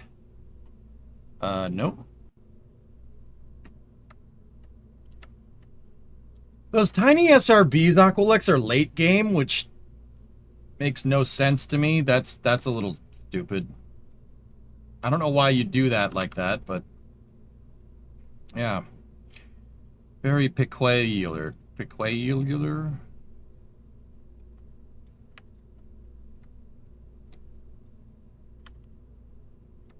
Where's the music? Come on back now. There we go. Freaking thing looks like a Polaris missile. Is one solar panel enough? Well, with the RCS, I should be able to orient it into the sun. And we do not need high thrust from that. Yeah, I'll be able to orient the solar panel with RCS. So yeah, all I need is one, dude. I can only choose one.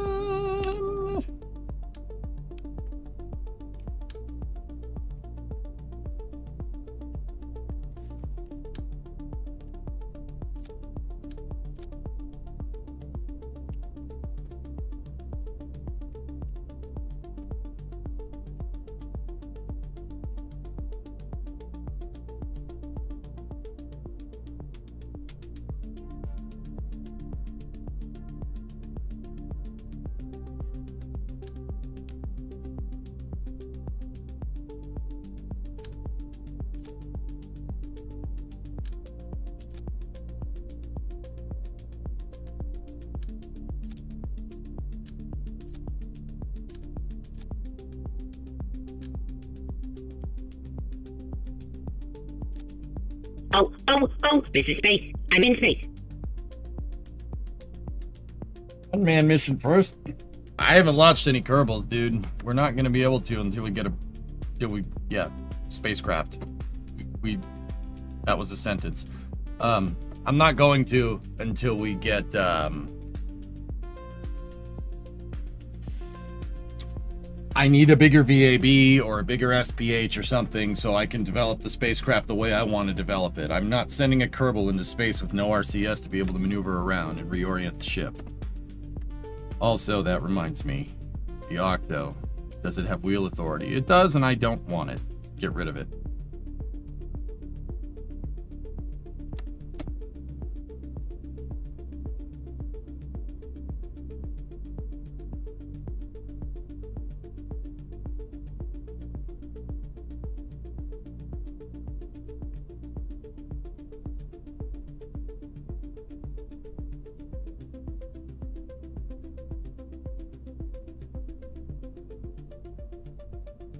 All right, let's see what this gives us.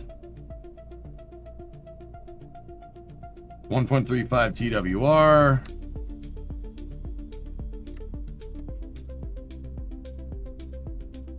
And we have a little bit more control authority at liftoff.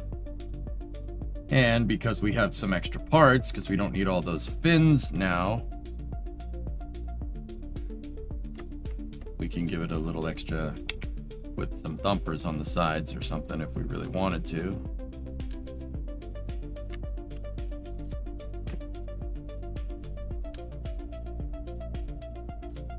Although that might be a little bit too much.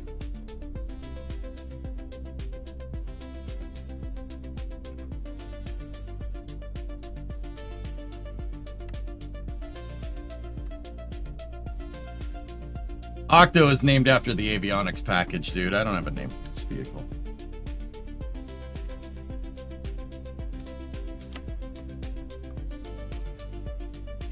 Nah, you know what? Use grandparent strut to our advantage here. Make it so we don't need those, and then give these things. Yeah. Right.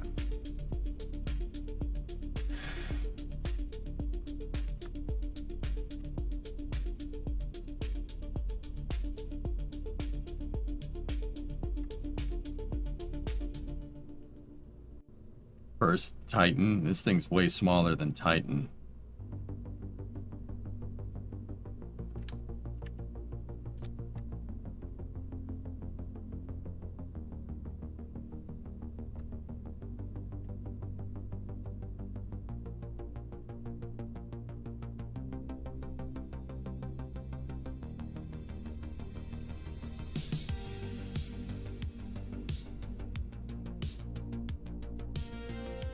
See, this thing, little more expensive, but it can throw. Yep.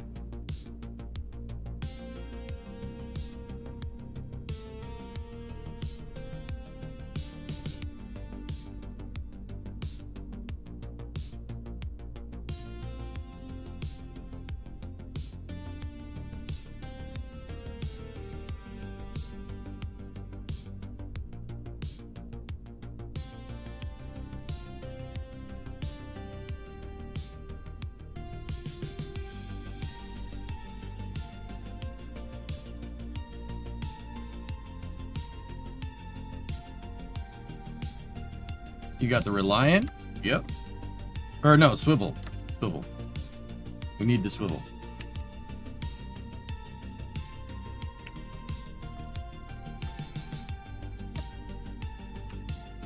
I'm willing to spend 14 grand on this thing that we're about to try. TWR is 1.93 off the pad. If we do...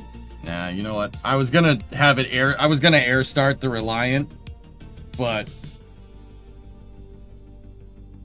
Nah, that's probably...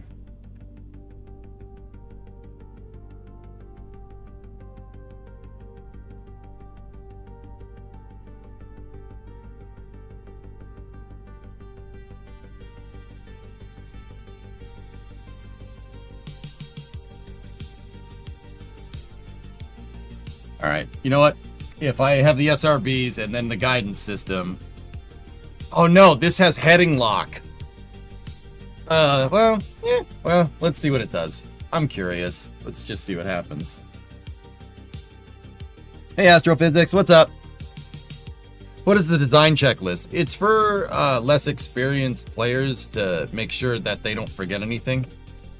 And I say less experienced, and I've been forgetting stuff all night. But then again, whatever. Let's go.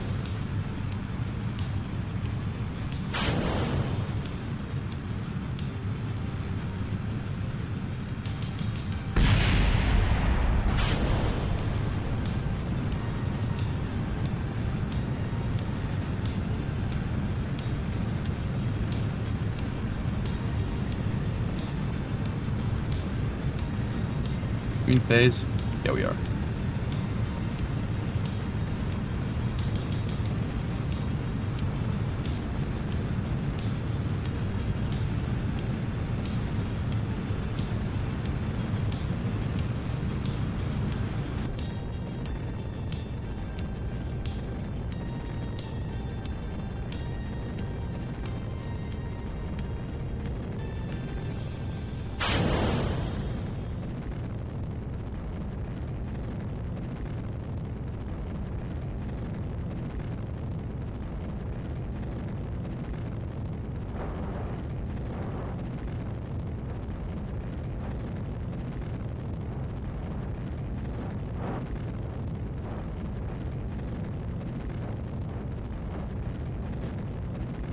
Nice.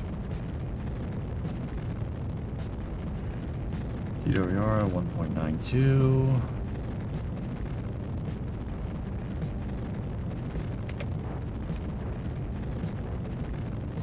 Got to take into account the rotation.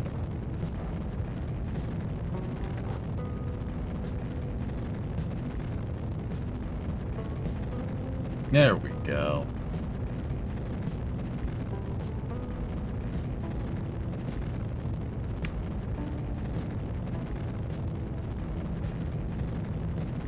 Stand by for staging.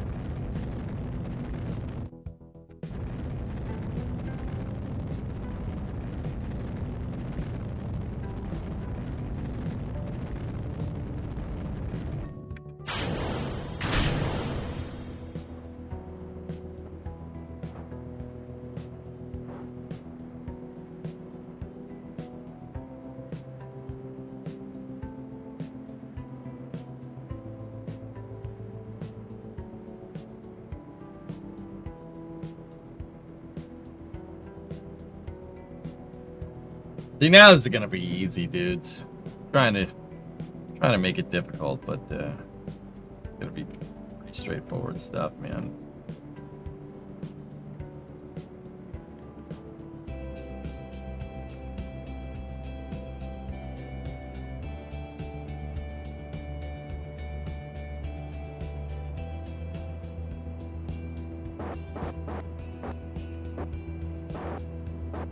Much easier to keep the vehicle oriented with the RCS and stuff, dude. Hey, freaking, what's going on?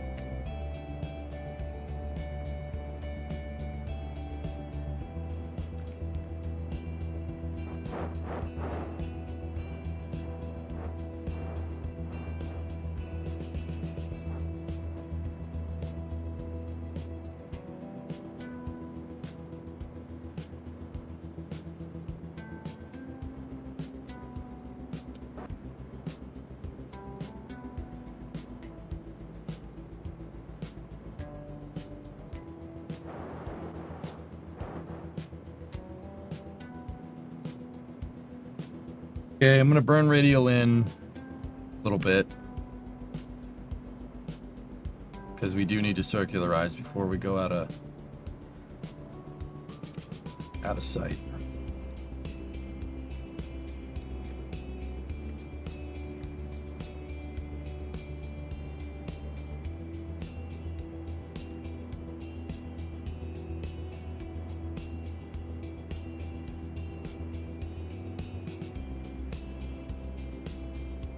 Once again, not the most efficient, but we have a lot more Delta V to play with this thing.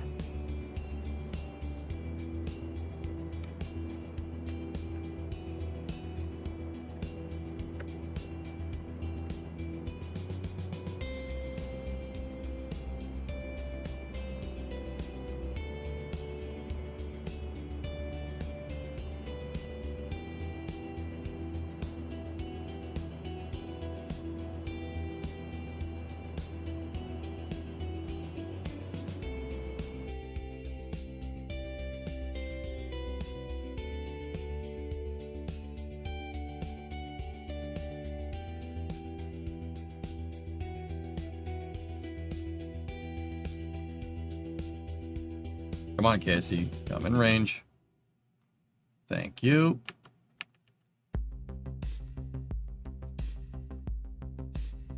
Oh, we're off by a little bit.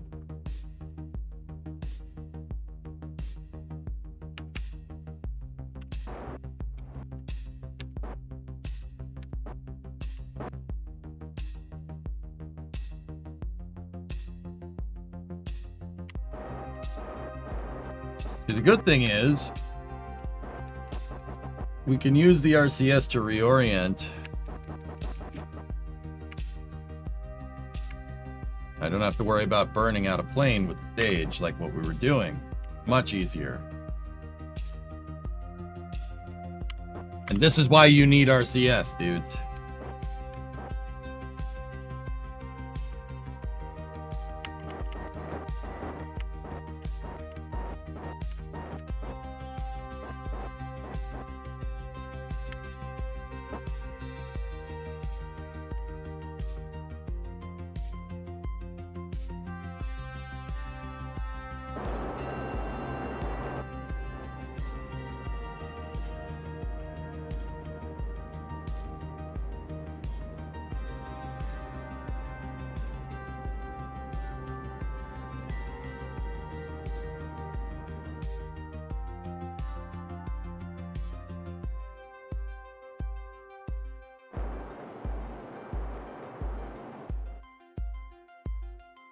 Hang on.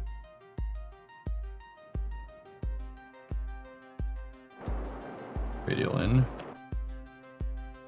You get away without RCS and KSP because of the ridiculous SAS control. I don't use SAS control on Sister. I don't like doing that.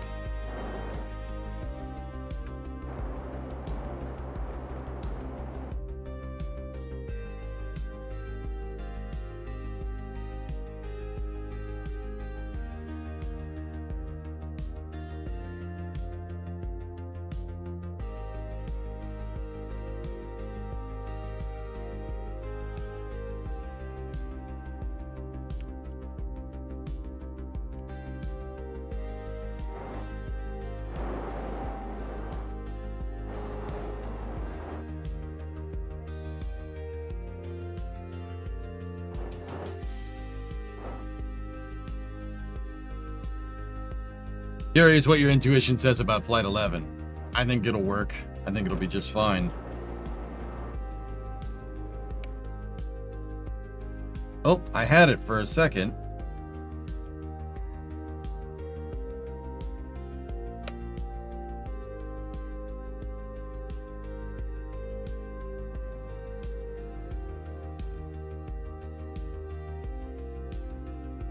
There we go.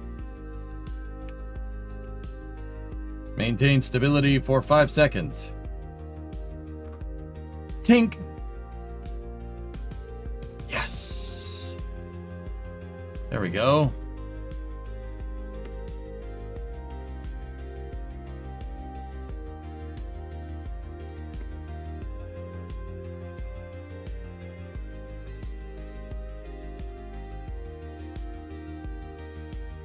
Material study while high over Kerbin.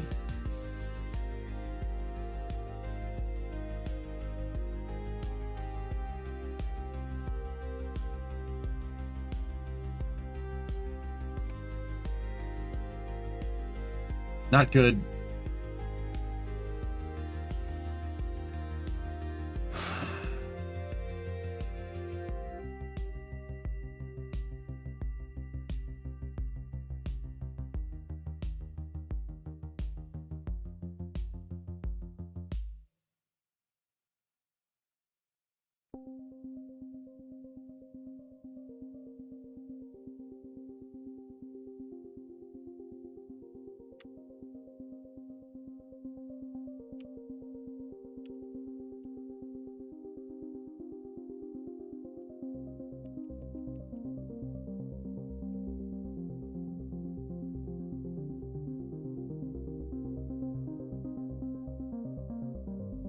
Good thing our one solar panel was turned correctly. Yeah.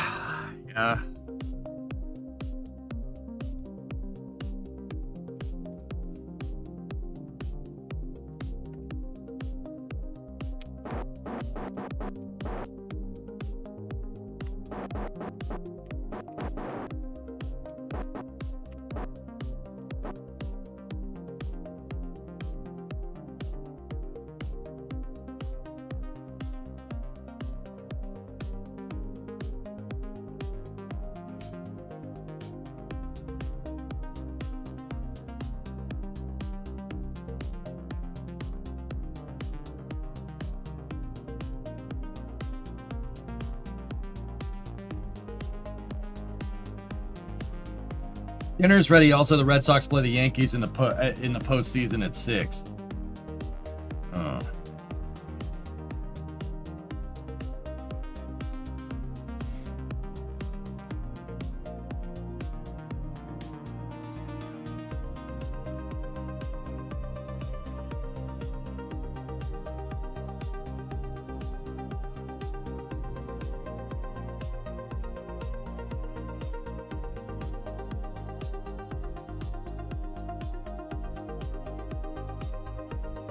Well, we'll transfer ownership over to Integrated Integrals.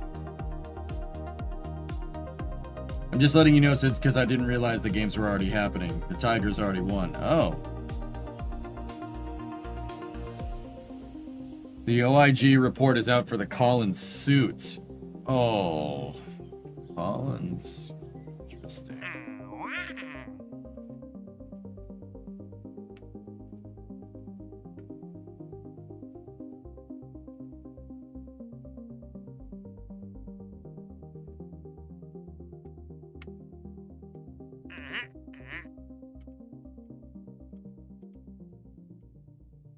Doesn't look great.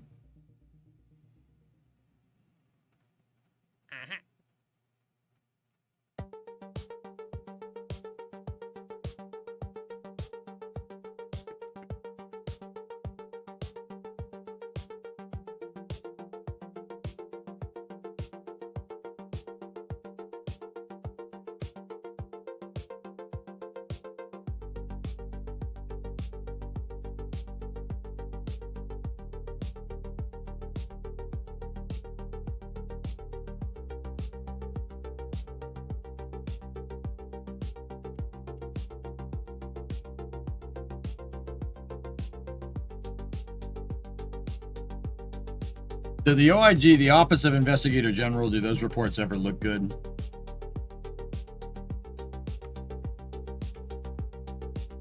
Yeah, Inspector General, not Investigator, excuse me.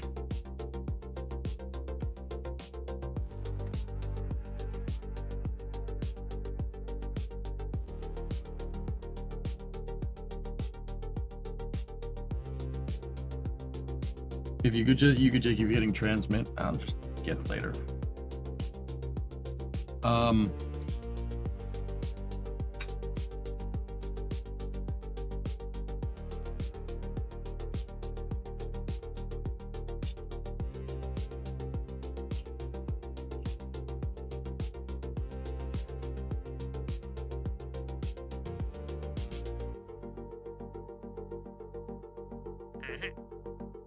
Mission to satellite specific orbiter.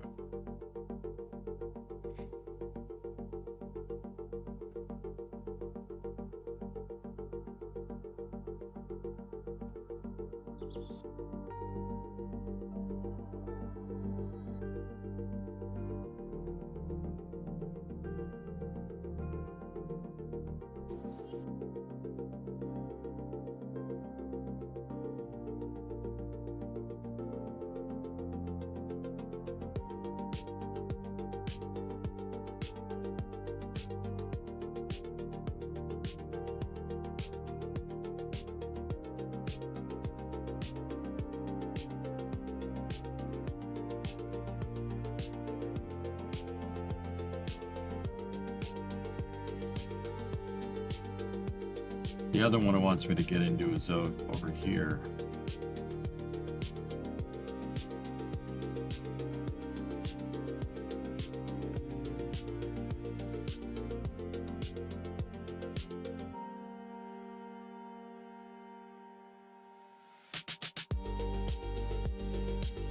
What Collins suits?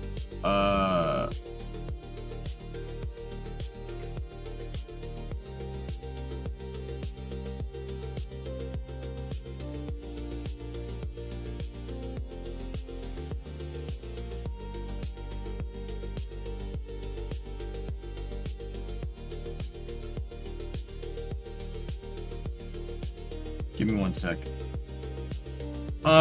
What Collins suits? So Collins had a contract with NASA to build more EMUs, extravehicular mobility units, to replace the ones on the ISS. Collins actually pulled out of the program. They said, nope, we're not doing that. They actually pulled out. Yeah. That OIG report's already gonna put me in a bad mood. And I'm already in a bad mood because Kerbal's pissing me off earlier.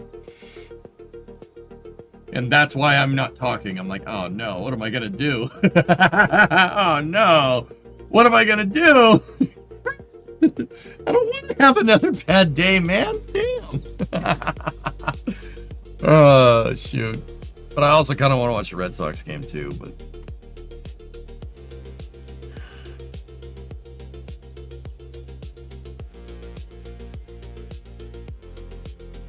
This is fine. Yeah, it's fine. Fine. Don't worry about it.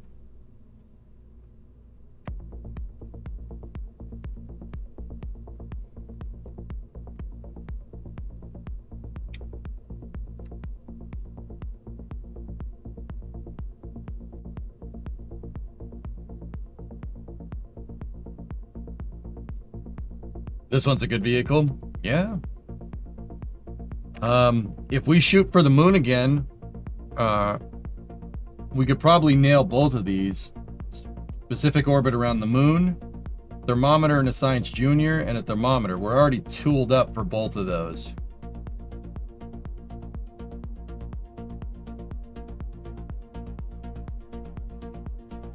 Yeah, let's shoot the moon with this thing.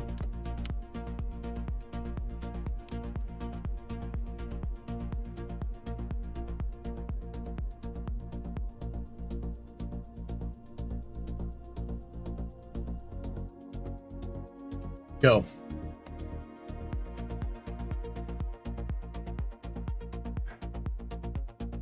They made a report on Collins Aerospace. They pulled out of the spacesuit program. Not great, dude. All right. 3, 2, 1, go! Yeah!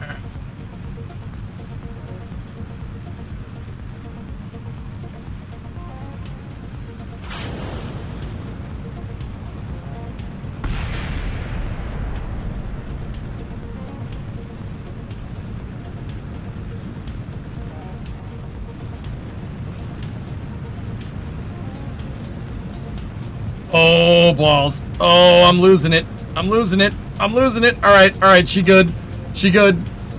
She good. That was almost incredibly bad. Okay. All right. We're good. We're good. I got it.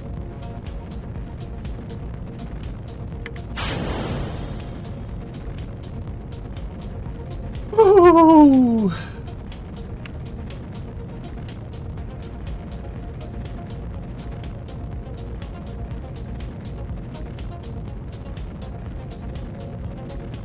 No, RCS isn't on, but we have gimbal. We're good.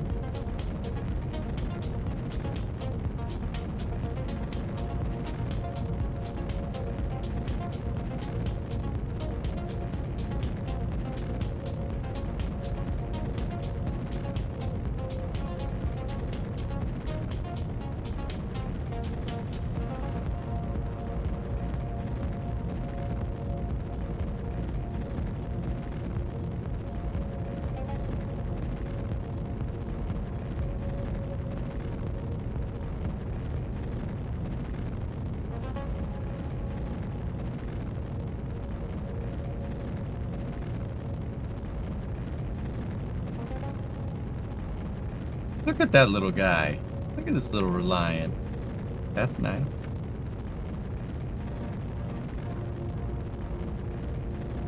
Okay, stand by for staging.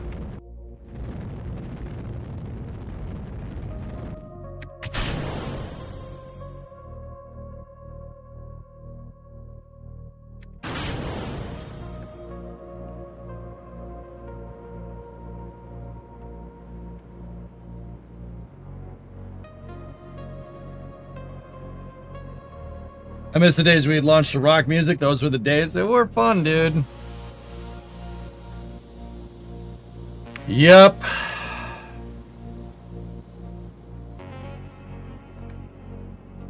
Okay.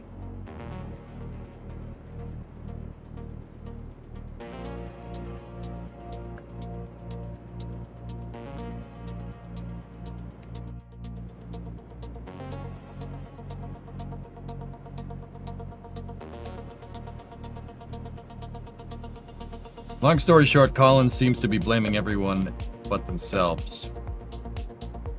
Mm-hmm.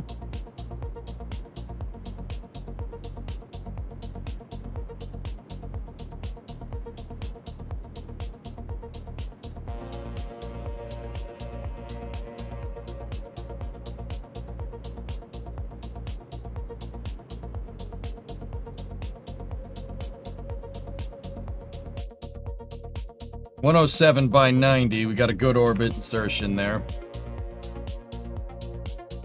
Where's that pesky moon? And yeah, the II-1 polar sat is actually making this a lot easier. It's acting as a huge relay, so we can go for translunar basically whenever we want.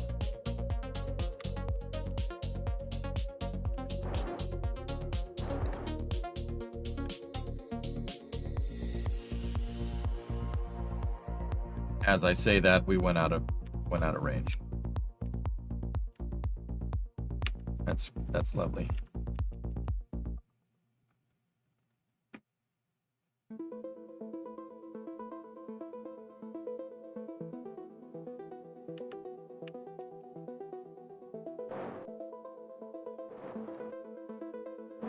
Surely we won't go out of range right now.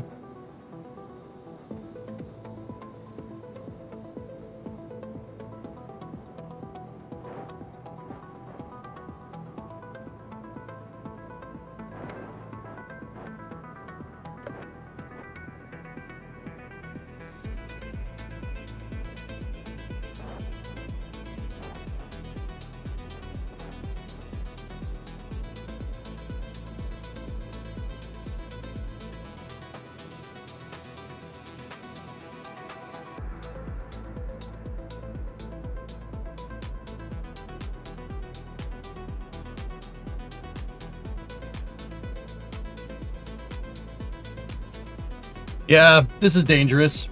That's dangerous. We'll be fine. Or we won't.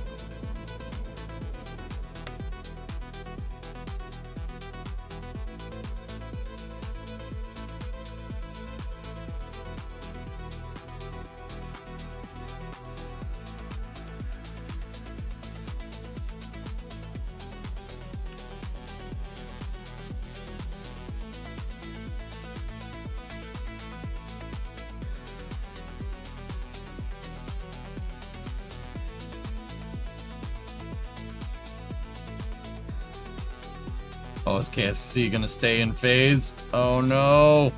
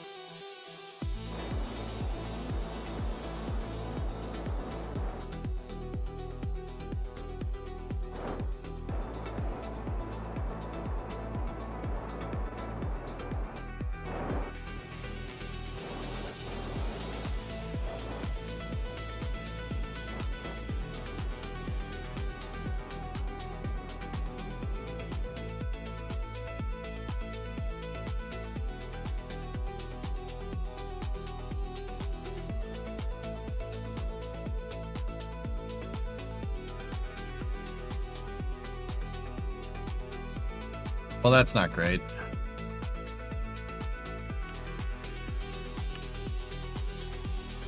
I missed. I missed.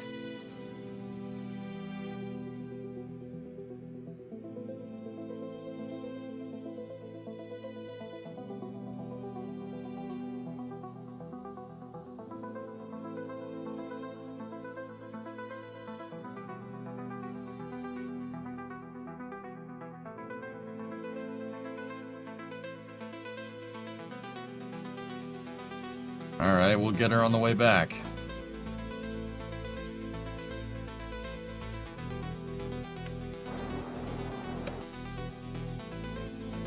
There is a probe, but it just didn't. KSC, it doesn't matter. But once again, those HG5 relays are just no good, man. They're no good.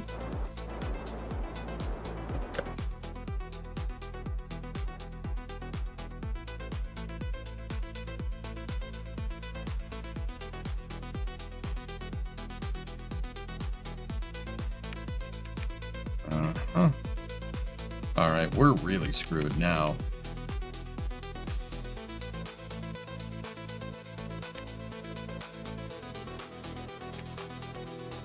Okay, yeah, no target. KSC went out of phase 2 times in a row. Lovely. Now I think might be a good idea for relays. Oh, look, no electrical charge. Oh, here.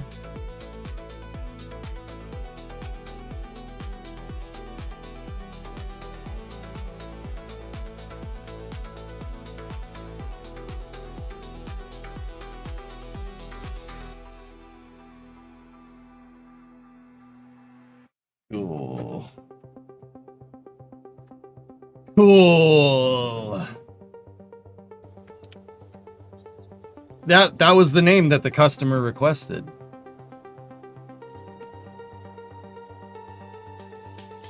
That's GCOSP 1. Yeah, giant crock of snot probe.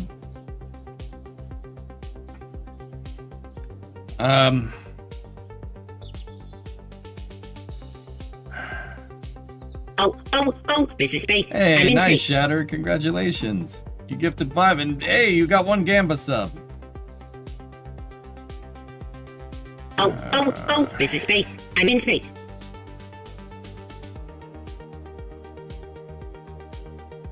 I want to upgrade, guys, but the problem is it's 450 Gs. Just trying to do these damn missions.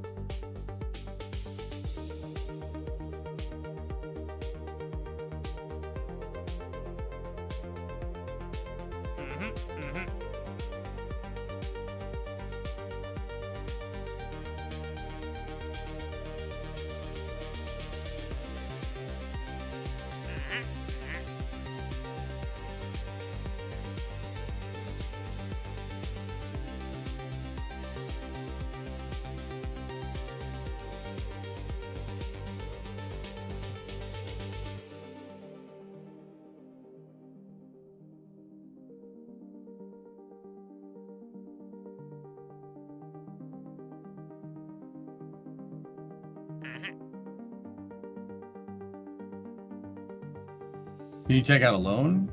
Oh, yeah. Are you making it tough on purpose for the challenge? Yeah.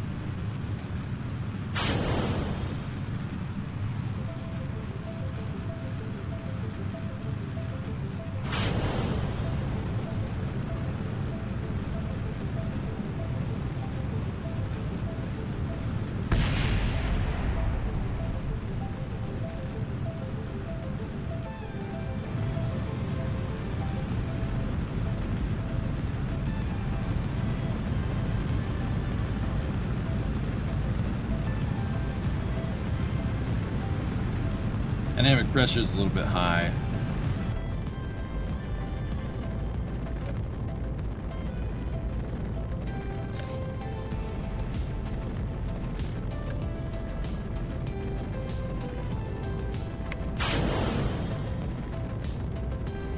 Alright, I'm gonna try for that equatorial one.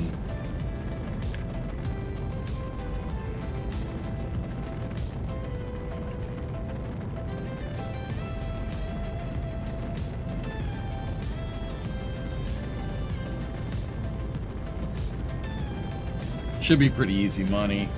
I'm just trying to get cash, dude, so I'm getting annoyed at failing missions.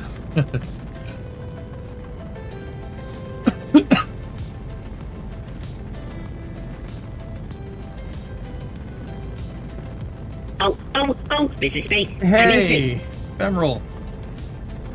Give the 10 subs and got 2 Valorants. Thank you. Oh, this is space. I'm in space. I am in space.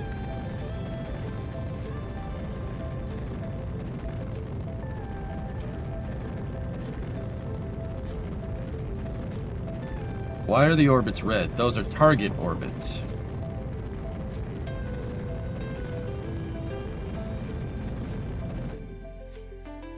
Paging.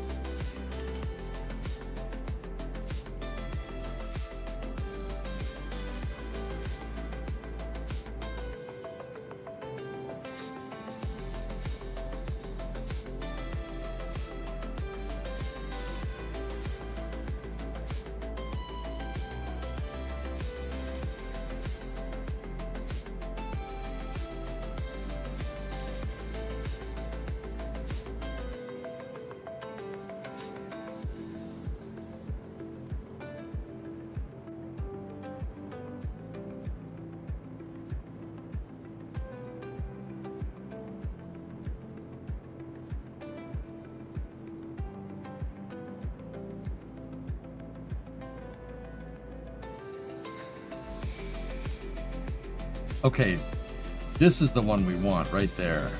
It's not that one. That is another mission.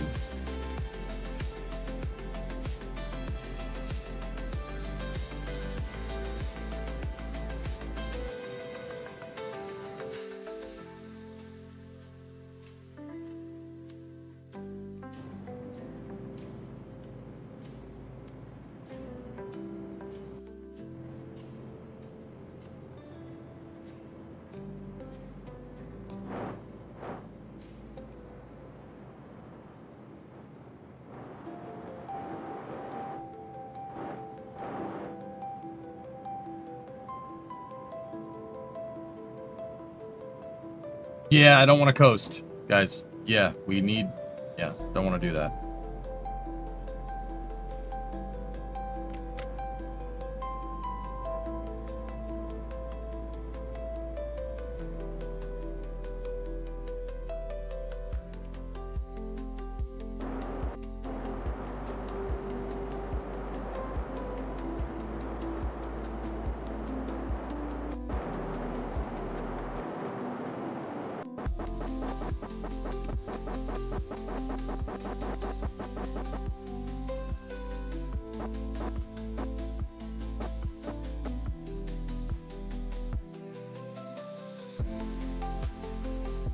Alright, let's see if we can get phase.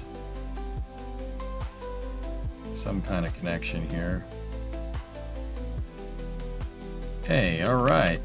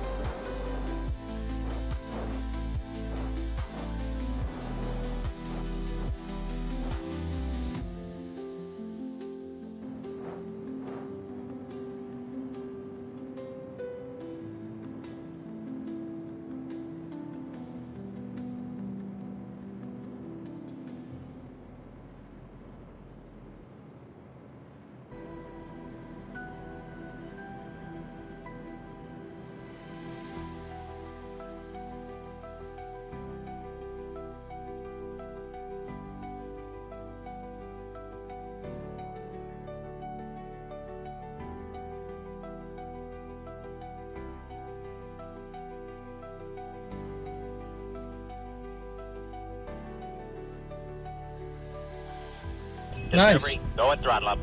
That was easy money, dude.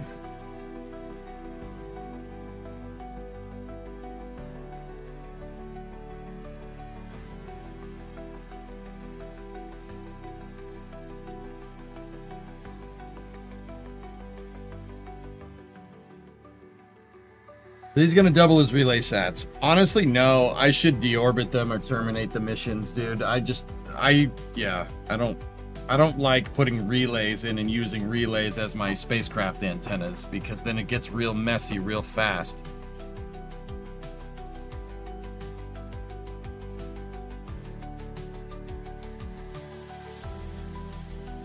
When is the next science upgrade? 90.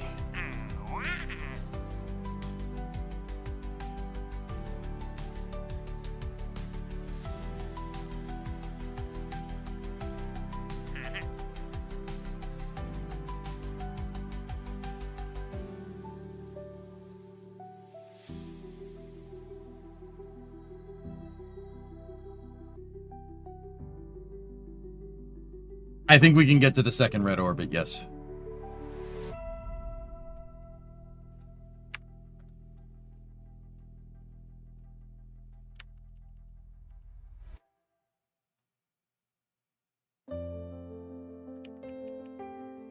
All right, here we go.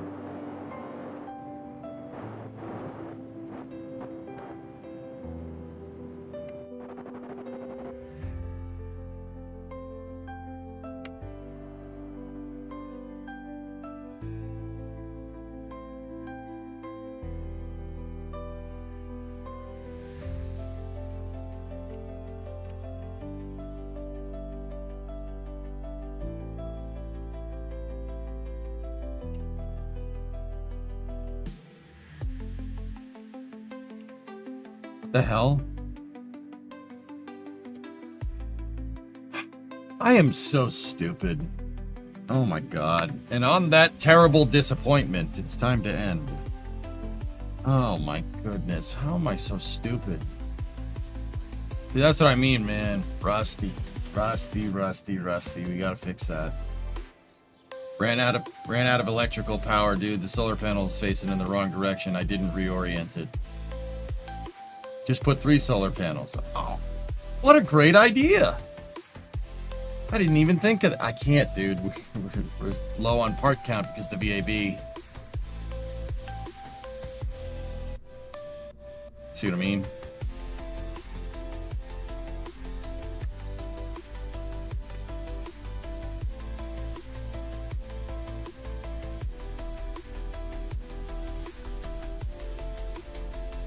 Can't believe I have to relearn all this again. It's so ridiculous, dude. It's so ridiculous. Can't you afford the upgrade?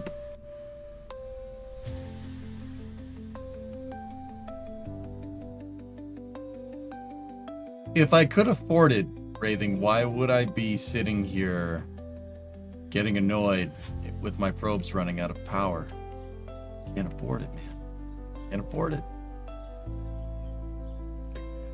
Can't afford it. Do you really need 2 antennas or 3 RCS?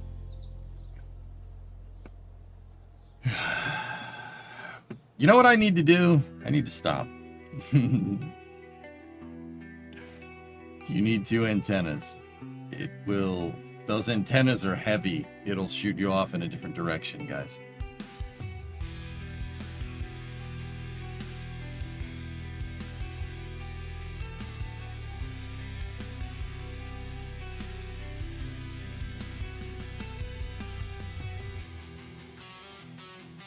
Just want to know that you're doing great. Don't let things get you down. Yeah, it's all good.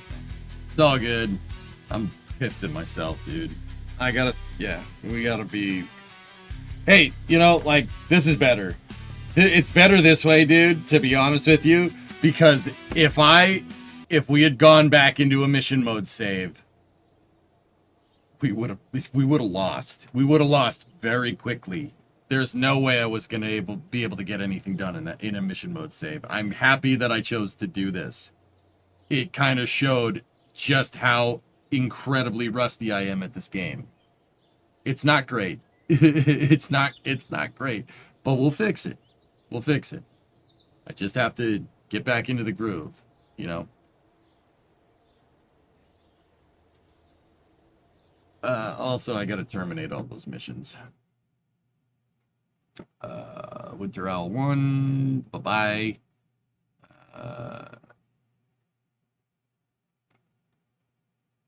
Marvin Launcher Mark 5, terminate. I don't want that. The Impactor is fine.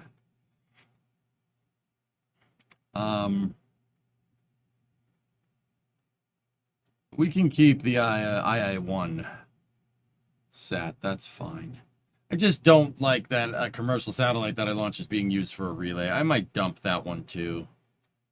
Just because. What is different in a mission mode save?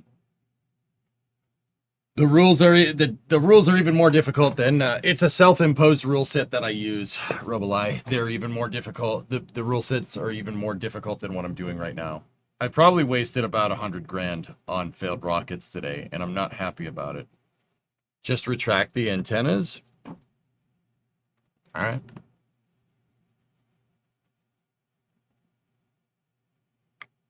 What is today's mission success rate?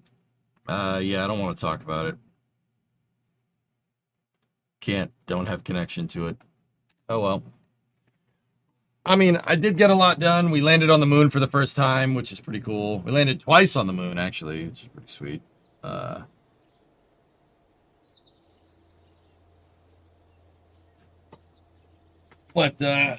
we got some work to do, man.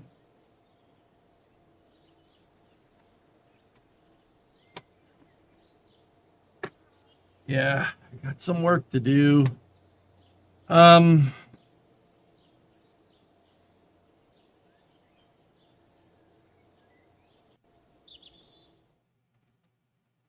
We have 45 science, though. That's pretty good. I just gotta think about what we want to pine for the next thing to unlock, I suppose.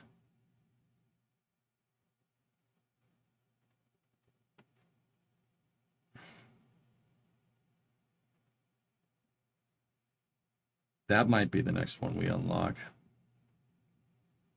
Actually, I might go for the fairings, dude. You can get more contracts to adjust orbit on already launched satellites, so I don't think you should terminate. Those satellites are junk, dude. They don't have any fuel in them, Sawyer. It's a hard game. How long is it since you actually played? I haven't played KSP career mode since 2019, dude. The mission mode save, probably 2022. Holy crap.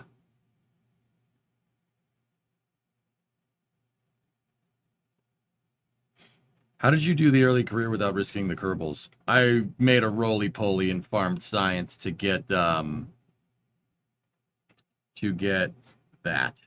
I tacked straight to that. To this day, Putnik.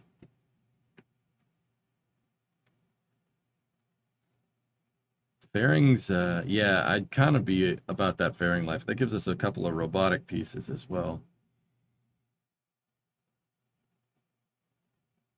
It's because you were distracted with all those amazing, wonderful hours in KSP2.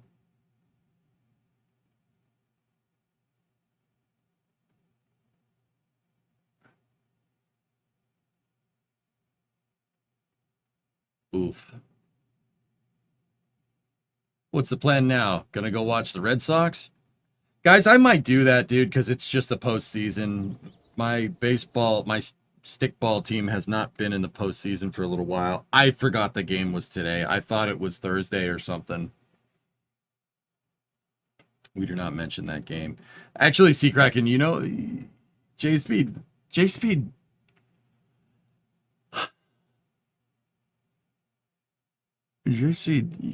Yeah. You know, he's like, you were playing KSP2, and I was like, but surely KSP2 didn't make me worse at KSP1. Surely.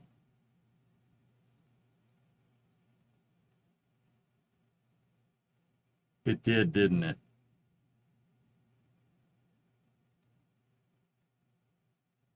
I hate that game so much, dude. I hate that game. Frick that game. Like, that freaking game made me soft in Kerbal 1. I hate it. I hate it so much, dude. That realization sucked so hard, man. Oh my goodness. It sucks so hard at this game. This is so embarrassing. Any thoughts on Kitten Space Agency? Jamesito, I consult on that game, dude. Yeah, I'm a consultant on it. I think they're moving in the right direction. Did you see the thrusters that they showed off the other day? They look pretty good. 5 years of no organized KSP play doesn't help either. Facts.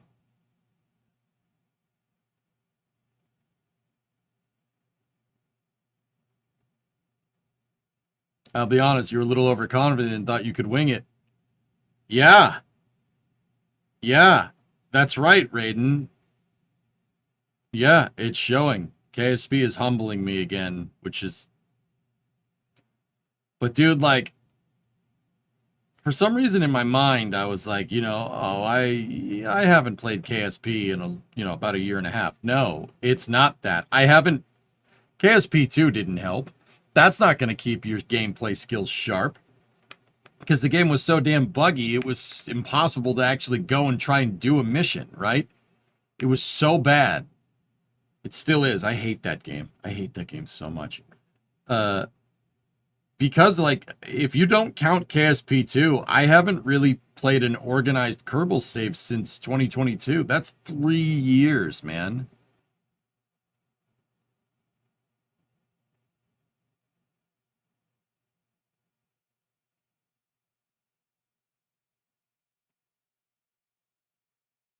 I don't know how to feel about that. Have you seen the updated visual mods? Yeah. Are you going to be back for after hours, or are you going to enjoy night off? Cyborg, I might... I don't know, man.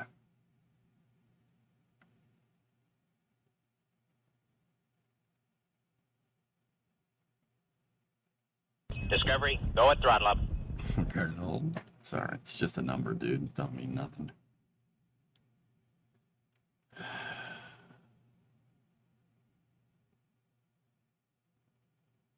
I'd really like to watch some baseball, guys, if you don't mind. It's very rare that I will use sports ball as an excuse to not watch, to not stream.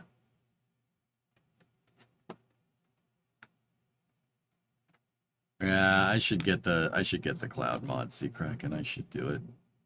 Yeah, so about that OIG report. If anything, Raiden, I don't want to go and read that, because you know why? It's just gonna ruin my day, And that's like something I can control. If I go and watch the Red Sox and they lose, that's also going to ruin my day. But I can, that's out of my control. That ain't my problem. You know what I mean? I don't want to read that OIG report. You can't make me. You can't make me read it, man. You can't make me read it. I don't want to read it. No, I don't want to go. No, I don't want to go.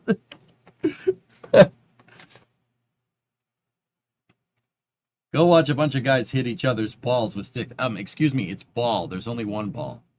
It's not two. Okay?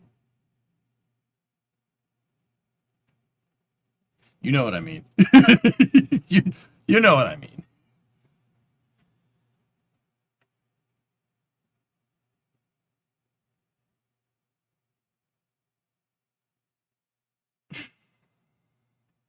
All right.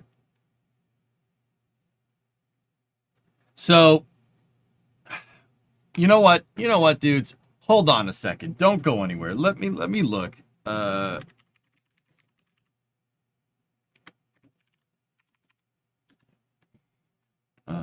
Okay, so we have wild card games right now between us and Dead Yankees.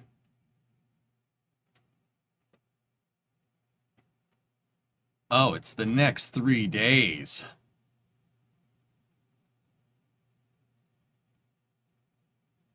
Yeah, but actually, now that I'm thinking about it, it's a best of 3, so...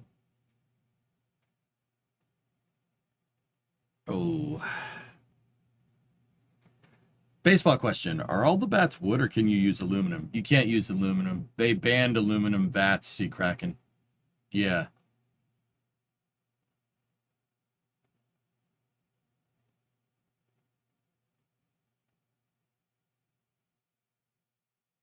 Oh, wait. Red Sox is baseball. Yeah, Raiden, it's baseball. It's not hand egg. Hand egg is the Patriots. That's my team. Are you going to GTA race on Friday? Yeah, of course.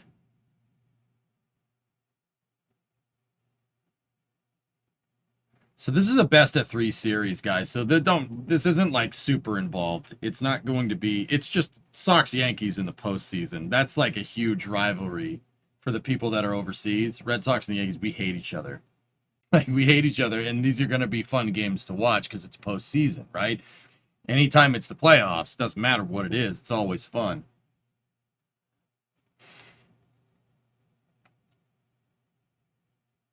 Yeah.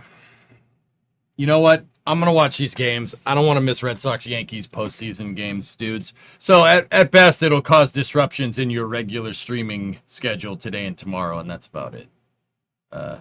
Worst case scenario, another day.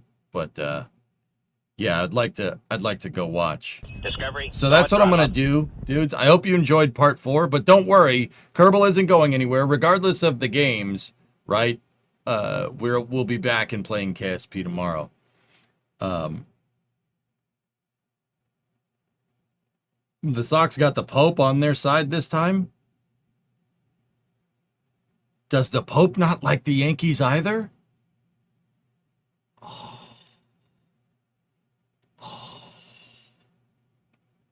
I thought he was a White Sox fan.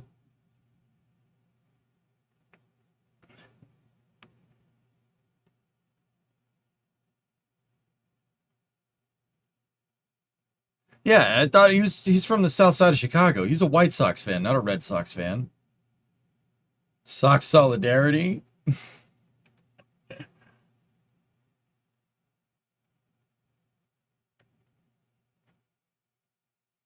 Thought he was a Cubs fan.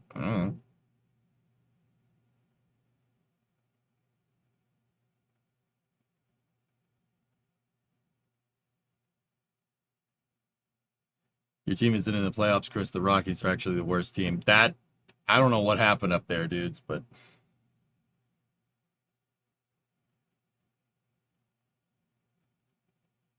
I was going to say, if the Pope doesn't like the Yankees, that would just make me very happy.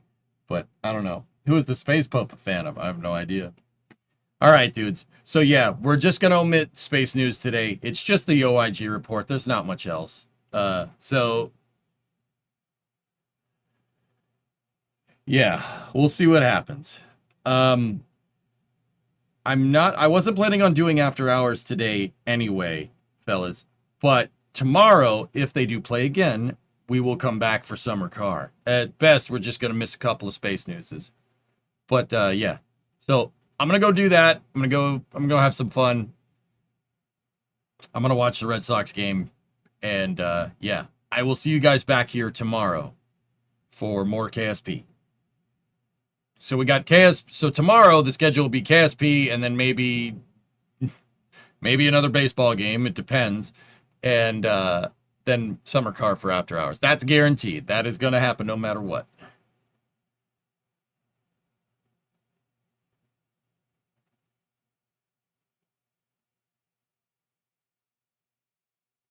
But summer is over, angry emoji. I don't know what that means.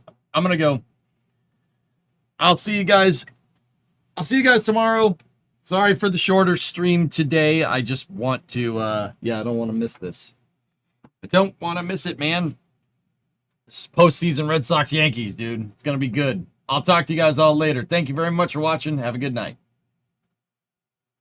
That's the wrong screen. We'll get better at Kerbal tomorrow, I swear. I'm getting humbled again. And you know what? Feels good to be back, dude. Good to be back. Anyway, go Sox. I'll be back in a little bit. Or tomorrow. I'll be back tomorrow. That's what I'm saying. Yes. Bye.